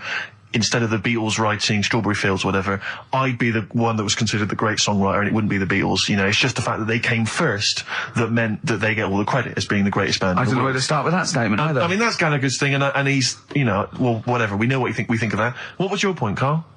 You agreed with him, didn't you? Yeah, I reckon, right? Do you know we've talked about putting a baby in a room before and it'll know what colour it is and stuff? If you got a room that's painted red, right? But forget that, because that's going to confuse Hear him out. Listen to me. Say if they did some new TV show, right? Like, what's that film with Jim Carrey in where The Truman Show. The Truman Show, right? So they make up a little room and some woman has some kids and you say, right, let's put the kids in this room, and they don't know what's going on outside. They don't know anything about, like, EastEnders and that. It's like their little world, right? They don't know anything that's gone on. How could a child survive without EastEnders? Right, listen. So you sat in the room, right? And then when they're all asleep, right, wait for this bit. Someone Have you heard this? Yeah, bit? wait for this bit. They're all in a room. Yeah. They're asleep. Yeah. Someone pops in, puts a guitar next to the bed, right? Nips off out again. They wake up in the morning. And one of them goes, what's this? They don't even know it's a guitar because they've never seen one, right? They're talking English, though. Yeah. We just left guitar out of the vocabulary. Right, so... There's plenty more to come. So, one of them will pick it up, and they'll go, I don't know what it is, and they'll start strumming, they'll go, that sounds good, doesn't it? Give them a few weeks, they could come up with Hey Jude. Whereas, typing Shakespeare, a monkey that can't even spell... I see that. It's time to give Carl... You're actually nervous. I'm a little bit nervous. Just to recap, Carl is 30 this year. He never went to get his results of his GCSEs. So myself and Steve took it upon ourselves to phone his school, track them down, and we actually got your results. What did you think you took? Did English. Right. Maths. Yeah. Art. Right. And I think I did physics. Okay. Well, you didn't do any of them. Eh? You didn't do any of them. You didn't register. You registered for one exam and took one exam and got results for one exam. So I don't know what you thought you were turning up to, or you weren't registered, or you didn't. You're familiar with the notion of registering for an exam. You have to kind of officially register in order to be eligible. What do you mean, register? I turned up for a couple. Yeah, you can't just show up. You have to register for them. You have to pay this because it costs the school money, so they have had to have paid for you if they thought you were going to pass. You can't just turn up on the day and ask for some paper at the front. I never got a letter telling me that. Well, that's because you were never at school. But you did somehow register or registered for one exam. You registered for history. It's a topic that you've always been interested in. I was saying to Ricky before, World War II, I loved it. Not the actual event. No, the study of it. all the stuff like, about the Anderson shelters and stuff like that. Yeah. And the bombs and that. Mm-hmm. And then when I took it, it had nothing to do with that. It was more about the Tudors. So the Second World War didn't come up? You mean there were no questions about the Anderson shelters? Nothing. That's devastating. So what are you expecting the result to be? Is that seriously? Is that it? Yeah, it's the only one you took and registered. As far as the school is concerned, or certainly in it's the only one that counts. It's the only result. It's the only one that counts. Yeah, you've got. I don't. Did you register for yours? Yeah. Yes. I've got certificates and everything. So what, do you do that before the exam? Do you have to go somewhere and sign something, or...? Yeah, you don't check your results and then decide if you want to register. It's not like Millionaire, when you look at the question and go, I think I'll take the money. Yeah. You go. No. But anyway, you must have registered for one, or maybe your teacher put you in for Well, it. I didn't do it. They must have been confident. They must have have been confident. They must have thought your best bet was history. Right, so what did they get? You got an E, which I think, I mean, technically, is a pass. E? It's a bad pass, but there's F, and there's You're not going to be doing a PhD. You can get an F, right, which is fail, and then a U, which is ungraded. Now, I don't know why the U exists, because F means you failed. U is like them going, you not only failed, but you wasted my time. So we're annoyed that you took this exam. So you thought they'd register me to get an E? Well, they didn't. I think they were hoping. It was rather like you with the lottery. They were hoping for something better than You nothing. see, I assume that the man who registered for that thought he can scrape an E if Anderson Shout was come up. Yeah. Well, that's it. You've got. Now, what I'd like to do, Carl, is I've started your re-education. You've read a book on Rasputin. I'll be asking you a few questions about that later. I've got another book for you to read next week. Next week, I'm not in the mood. What? Not in the mood. Oh, come on. Look, what's that? What does that say? It's that fella. It's the picture of the bloke that he used to use for Citizen Smith. Yeah? Che Guevara. Yeah. Yeah. He was quite happy, I think, when he found out that Robert Lindsay was involved. He went, yeah, of course you can. No worries, yeah. What are your feelings, Carl? What do you think? Are you emotions depressed? I'm just a bit annoyed because I'm sure I turned up for more, so it just wasted me time. Listen, they don't matter. I'm sure you're doing very well. You know, you can educate yourself. GCSEs are merely a step on the ladder to help you, not just for education, but, you know, they're more vocational than anything else. You're doing very well, and you're reading books. Don't worry about it. Probably that one, the kid who was like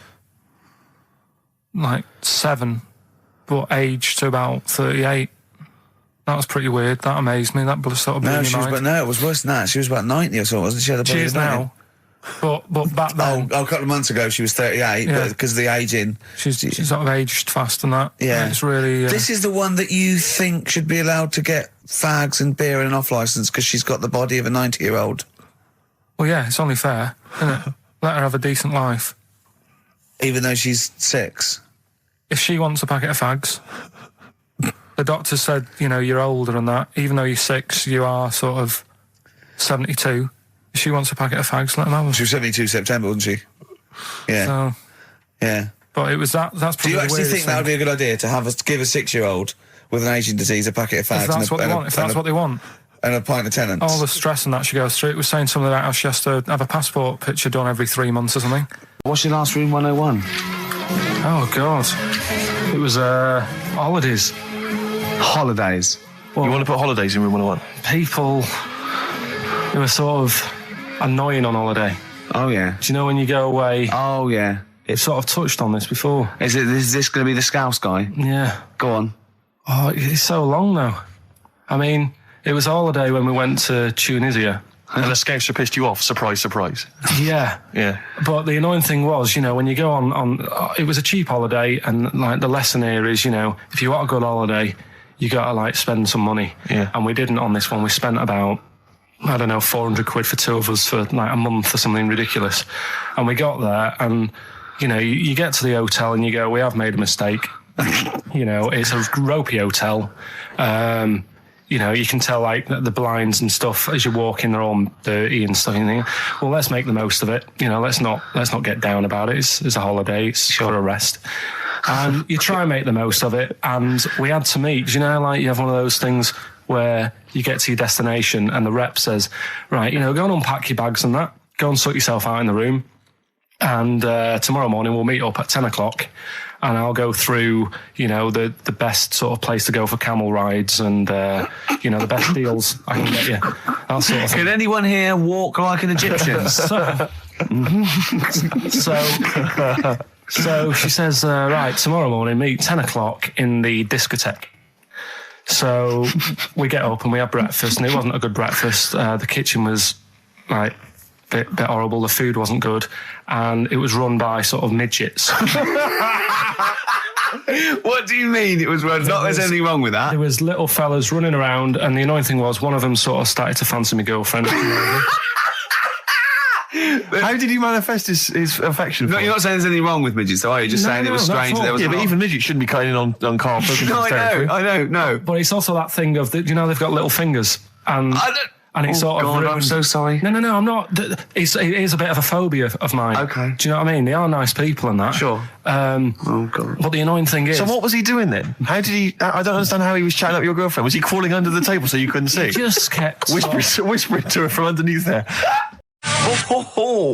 That's Feeder and Come Back Around. It's a new leaf, Steve. I'm going to do properly now. I'm not going to be slovenly. I'm sitting up straight, you see. Yep. And it's going to be a proper DJing, because I think... Coming up soon, some great tracks, including a new one from Abs and an old one from Snow. Informer. You know me, don't stole me, ecka boom, a licky boom boom down. I'm joking, of course. We've got some fantastic tracks. There's some great chat, and we've got Carl with me, Steve.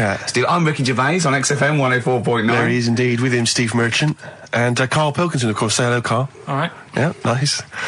And you say you read... The beginning of a radio show is very much your wares, your shop window, laying out your stall. I don't think you could choose a better track than The Only Ones, Another Girl on the Planet. I'd love to hear it. One of my favourite intros, that. Amazing. Oh, that was dangerous, because I once heard on Capital Radio, this has got to be the greatest rock intro of all time. And they played Money for Nothing by Dire Straits. Brilliant. Yeah, I can just imagine them putting their head down. I remember a friend of mine, when I was at school, he just bought a car, and he took me outside to show off the stereo system, Money for Nothing. Really? He just played that. I've never heard the song before. Just played that for its entire 4 or 5 minute duration. It is a good song for the sound system. Yeah, it's a good song for showing off intros and sound systems. Exactly. Yeah. You said you were driving along earlier. You saw someone. Yeah, it was one of those zooped up sort of sporty saloons. Nice. You know, the big like a Mondale or something. Big, and it was blaring out. And the bloke in it was sort of like, I could tell he was 24, but already going bald. From like obviously his estate agency job, not jail. But he's made a bit of money, and he's got, and the stereo system was ridiculous. I mean, so loud, and it was going through Covent Garden. He was playing Snow in Informer. Do people remember Informer by Snow? It was a big tune in my I don't know. It's great. Yeah, I always enjoy it. Can I bring that in next week? Can we play Snow next week? Well, you can play a tiny little bit. Tiny little bit of Snow. Yeah. Informer. Do you remember Snow, Karl? Yeah, you loved it. Yeah, big tune. Yeah, loved it. Oh, did you? Big tune from the 90s. Happy song, isn't it? You were saying that you've turned over a new leaf. Yeah.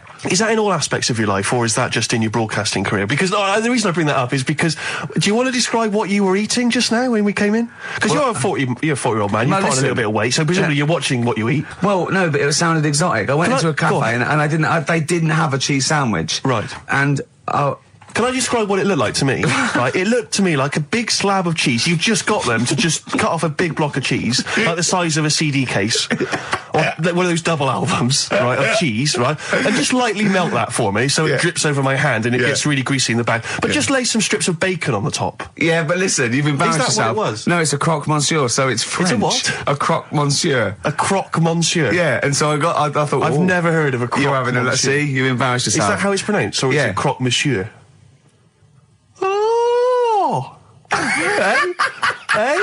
You didn't expect me to be bringing out the French. Tu aimes la musique pop? Oui, je t'aime la musique pop. Le plume de ma tante. Où est le syndicat d'initiative? That means my aunt's pen. So what was it then? It was a croque. Yeah, and it was just too greasy. It was just too, and it was all wobbly. I like toast, like it to be crisp. Sure. That's the thing with like, what? This is rubbish. Play Coldplay. It's just that I found one about. What's the point? About a lad who 8 years old, but he's still breastfed. Now, I don't know if you can get anything out of that. Is that what his mum said? What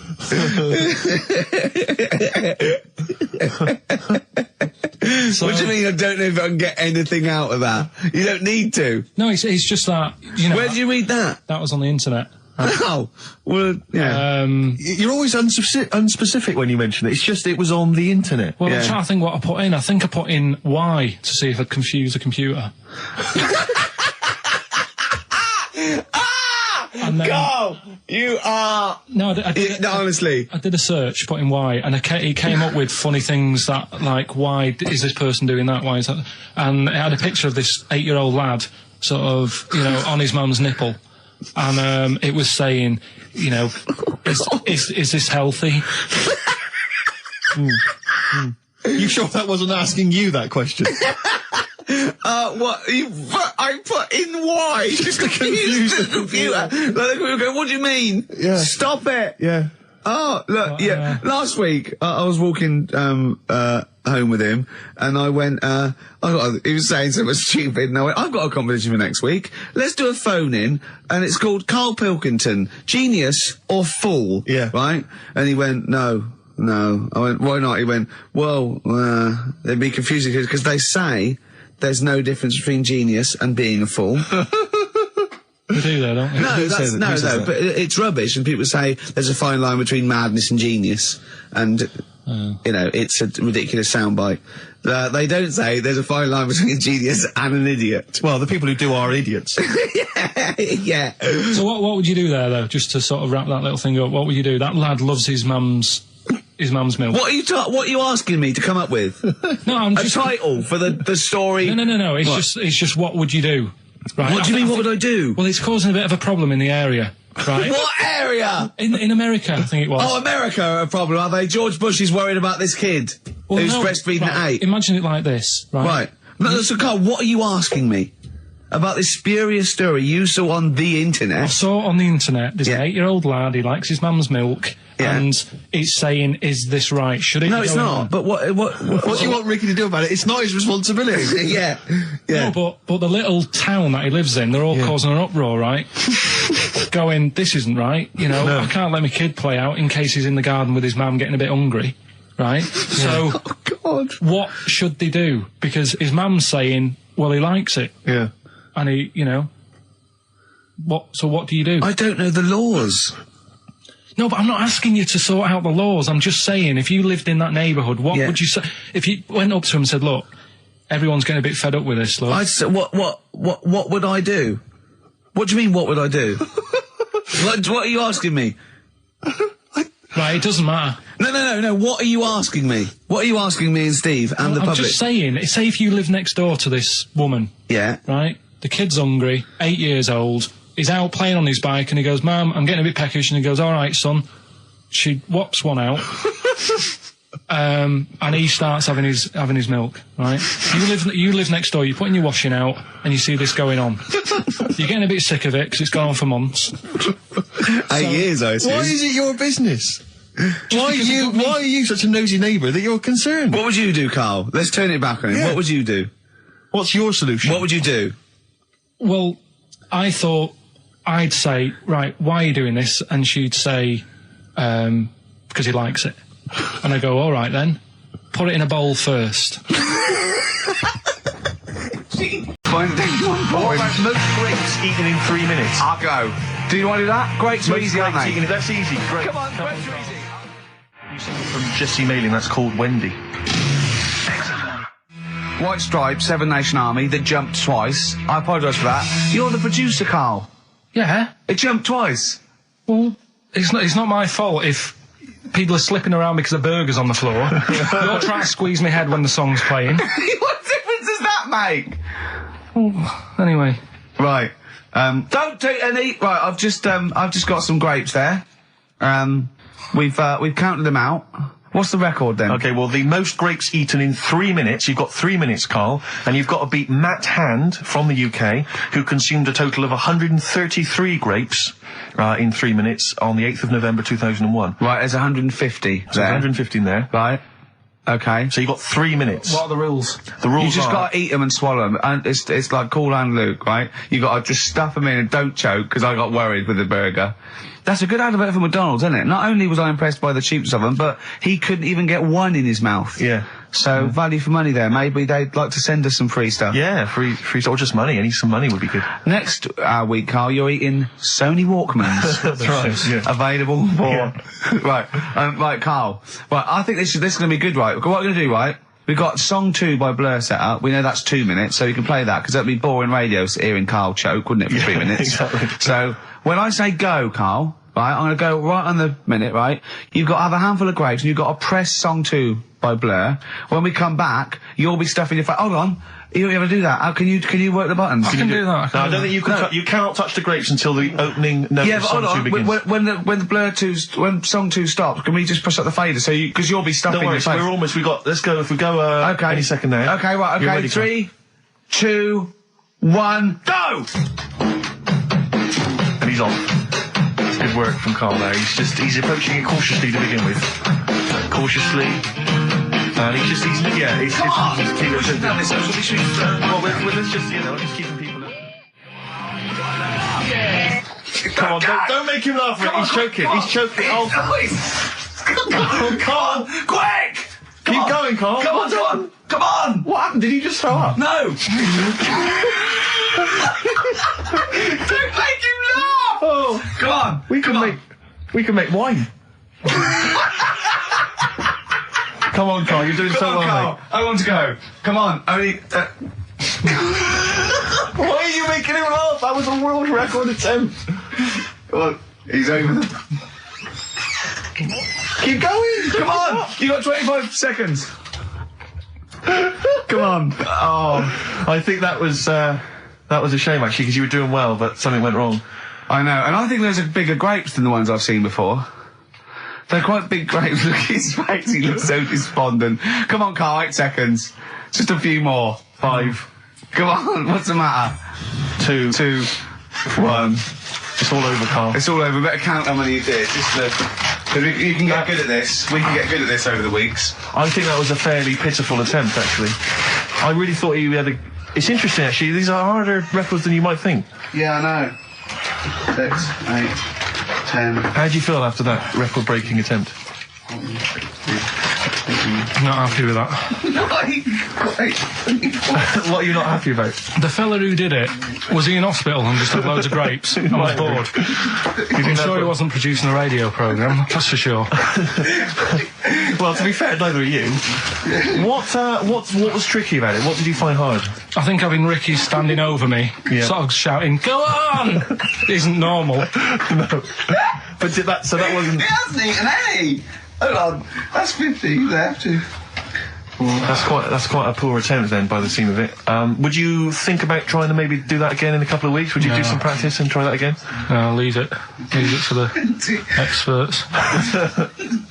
And I noticed a tricky point, maybe sort of when you had about 50 seconds to go, you seemed to be spewing things into the bin. What was that? Again, mainly Ricky standing over me. So 88. He's got 88 left. Okay, so what's the mental arithmetic there? Because we put how many in? Was 150 in the thing, wasn't it? What did I say? What did I say I had left? Well, I'm not doing it again. 88. So you had 88 left. So 62. God, you're only at 62. What's the matter with you, Karl? There's people start you at 62. That is rubbish. That's disappointment. Let's leave that. So you failed on 2 world record attempts there. 62, and the records that is rubbish. What were you doing? Oh yeah, but like I said, I've got a small throat. I can't drink a drink quick. Ever since the Mr. Freeze Pops when I was 6, that I nearly choked on, I nearly died on. I can't go back. It'd be like asking, I don't know, someone who got run over to play Frogger or something. What's Frogger? What, you mean real life Frogger? Game. Well, just a computer game brings back memories, doesn't it? And I can't do that. What's Frogger? Does Frogger get run over? Yeah. It's a little frog that has to run across a busy road. Do you know who he reminded me of, apart from Hamburglar and Zippy and all that? When he was mentioning those grapes, because of the shape of his head, it looked like a game of Pac-Man. Yeah. It did, as he was getting to him, it looked like... We should have had that music. It looked just like it. Oh, God. Do you remember there was a board game version of Pac-Man? Was there? I mean, the only thing that Pac-Man had was the fact that it was on a computer and it was a little face eating things. But imagine that as a board game. But there's board games of, like, things that you don't need board games for. Yeah. It's like there's board games of charades. Do you know what? You don't need that. It's like parlour games. Board games of let's watch the telly. Yeah. Let's play sit around. And it's all like 1999. You don't need it. New from Mattel, a stick. Simply run along, clanking it against a fence or a metal grate. It's fence stick. And a picture of it. Oh, Nan, that's my stick. I'll tell you That's what. my fence stick. Do you know I saw in a shop recently the board game of Cold Feet, the TV show. That is a winner. You are John Thompson. Yeah. Go back. Yeah. It's a good game. Drink 8 pints. Go on. Songs of phrase. Songs of phrase. Nicely done. 1 in 5 children aged between 11 and 16 go on booze binge sessions at least once a week. That's terrifying news, isn't it? Kids, they know too much now. Yeah. Compared to you, despair. I know, right? Yeah. Listen to this one, right? Go on. My dad had me niece in the car, right, running her to school one day, and she was in the back of the car with a mate, and they were chatting away about stuff like kids do. And he got onto the topic of one of the mates, who he said, I mean, you've got to remember, my niece, this point, was probably about 5 or 6, something like that, right? In the back of the car, talking about My Little Pony, whatever it is they play with. Subject changed.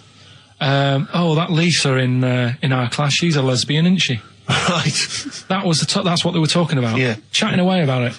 Just openly talking about lesbianism. And probably, this is the topic that they're talking about in the pub when they're having out drinking. Yeah, but they might have thought lesbian was a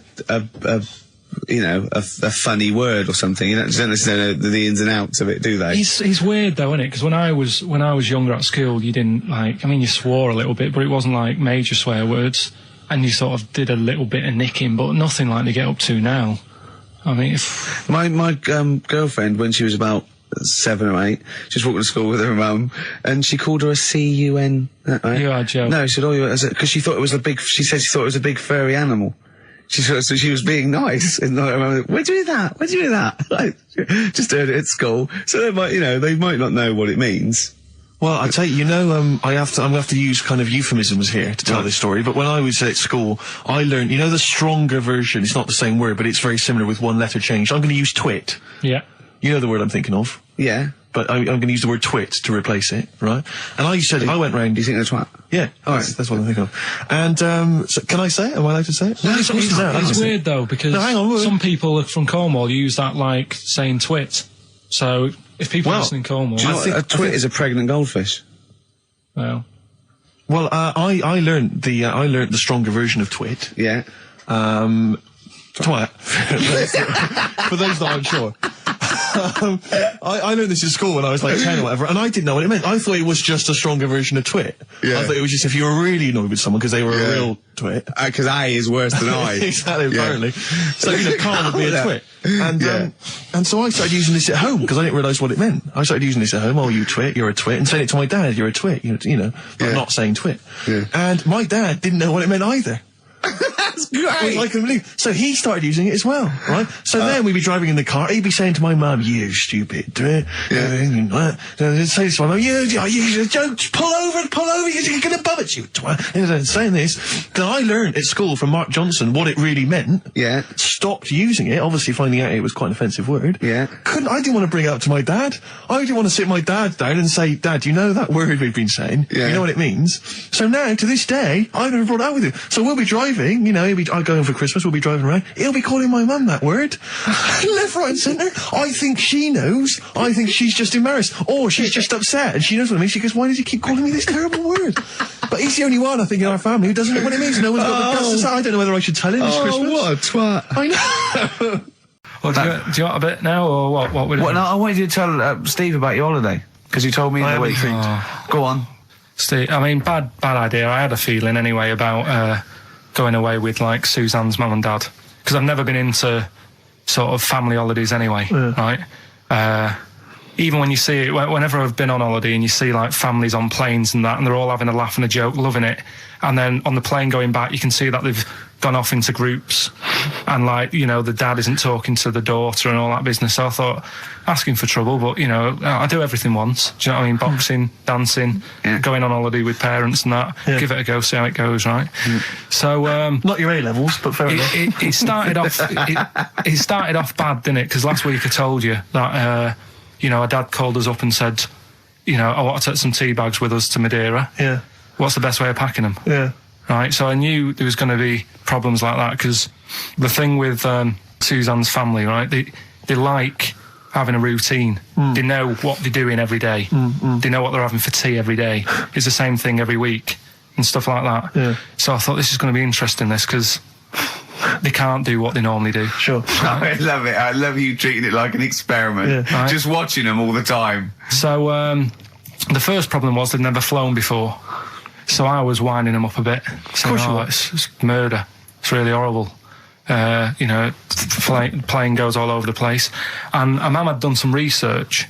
saying, well, I've been reading about it, and she got a funny accent. More people, there's more chance of me being killed on a donkey than there is on a plane. So I upset her. I said, right, when we get there, Spain. I said, when we get there, let's see if there's any donkeys on the beach. Yeah. Right? And she didn't like that. So. Oh, what? To joke about you hoping she died? Yeah. Oh, what's up with her? Right, so we get there, and, you know, they see the villa and that, they're quite happy with all that business, right, with all that stuff.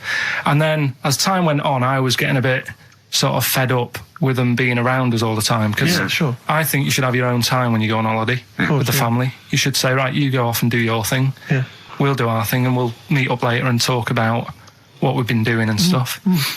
Anyway, so it gets to like the Thursday, we've been away since Monday, right, and I said, right, we're going out tonight. So her mum says, yeah, we'll come with you.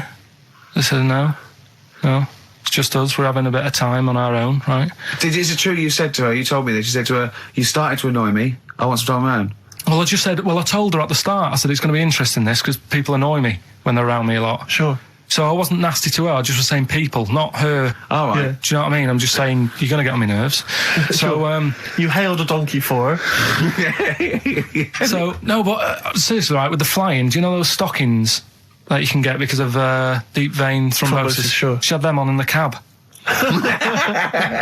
Brilliant. And it's only a 2-hour flight as well, so that was annoying me. Right, so anyway, it gets to this, you know, the Thursday night when I'm going out with Suzanne, and her mum's like sat on the sun lounger outside, so where are we going tonight? I said, no, like I said, it's just us. We're going out having a bit of time to ourselves. So I could see as the day was getting on, she was realising that she's got a night in with like her husband, right? Her face started to like look miserable. Sure. I thought, I'm loving this. Right. So I said, right, I'm going in to go and have a shower, go and get ready for the tonight. It's going to be great. And winding them up, wind them up because they can't come, because he said they can't. Right, so I go upstairs, have a shower and that. I come down, and a mum's smiling. Oh, hang on. So I'm thinking, hang on a minute, what's gone on here? So I went to Suzanne, I said, why is your mum smiling? She's not coming. She said, no, but my dad said he'll take her out now. So in a way, she was happy because she got her own way, which had annoyed me. That annoyed you, sure.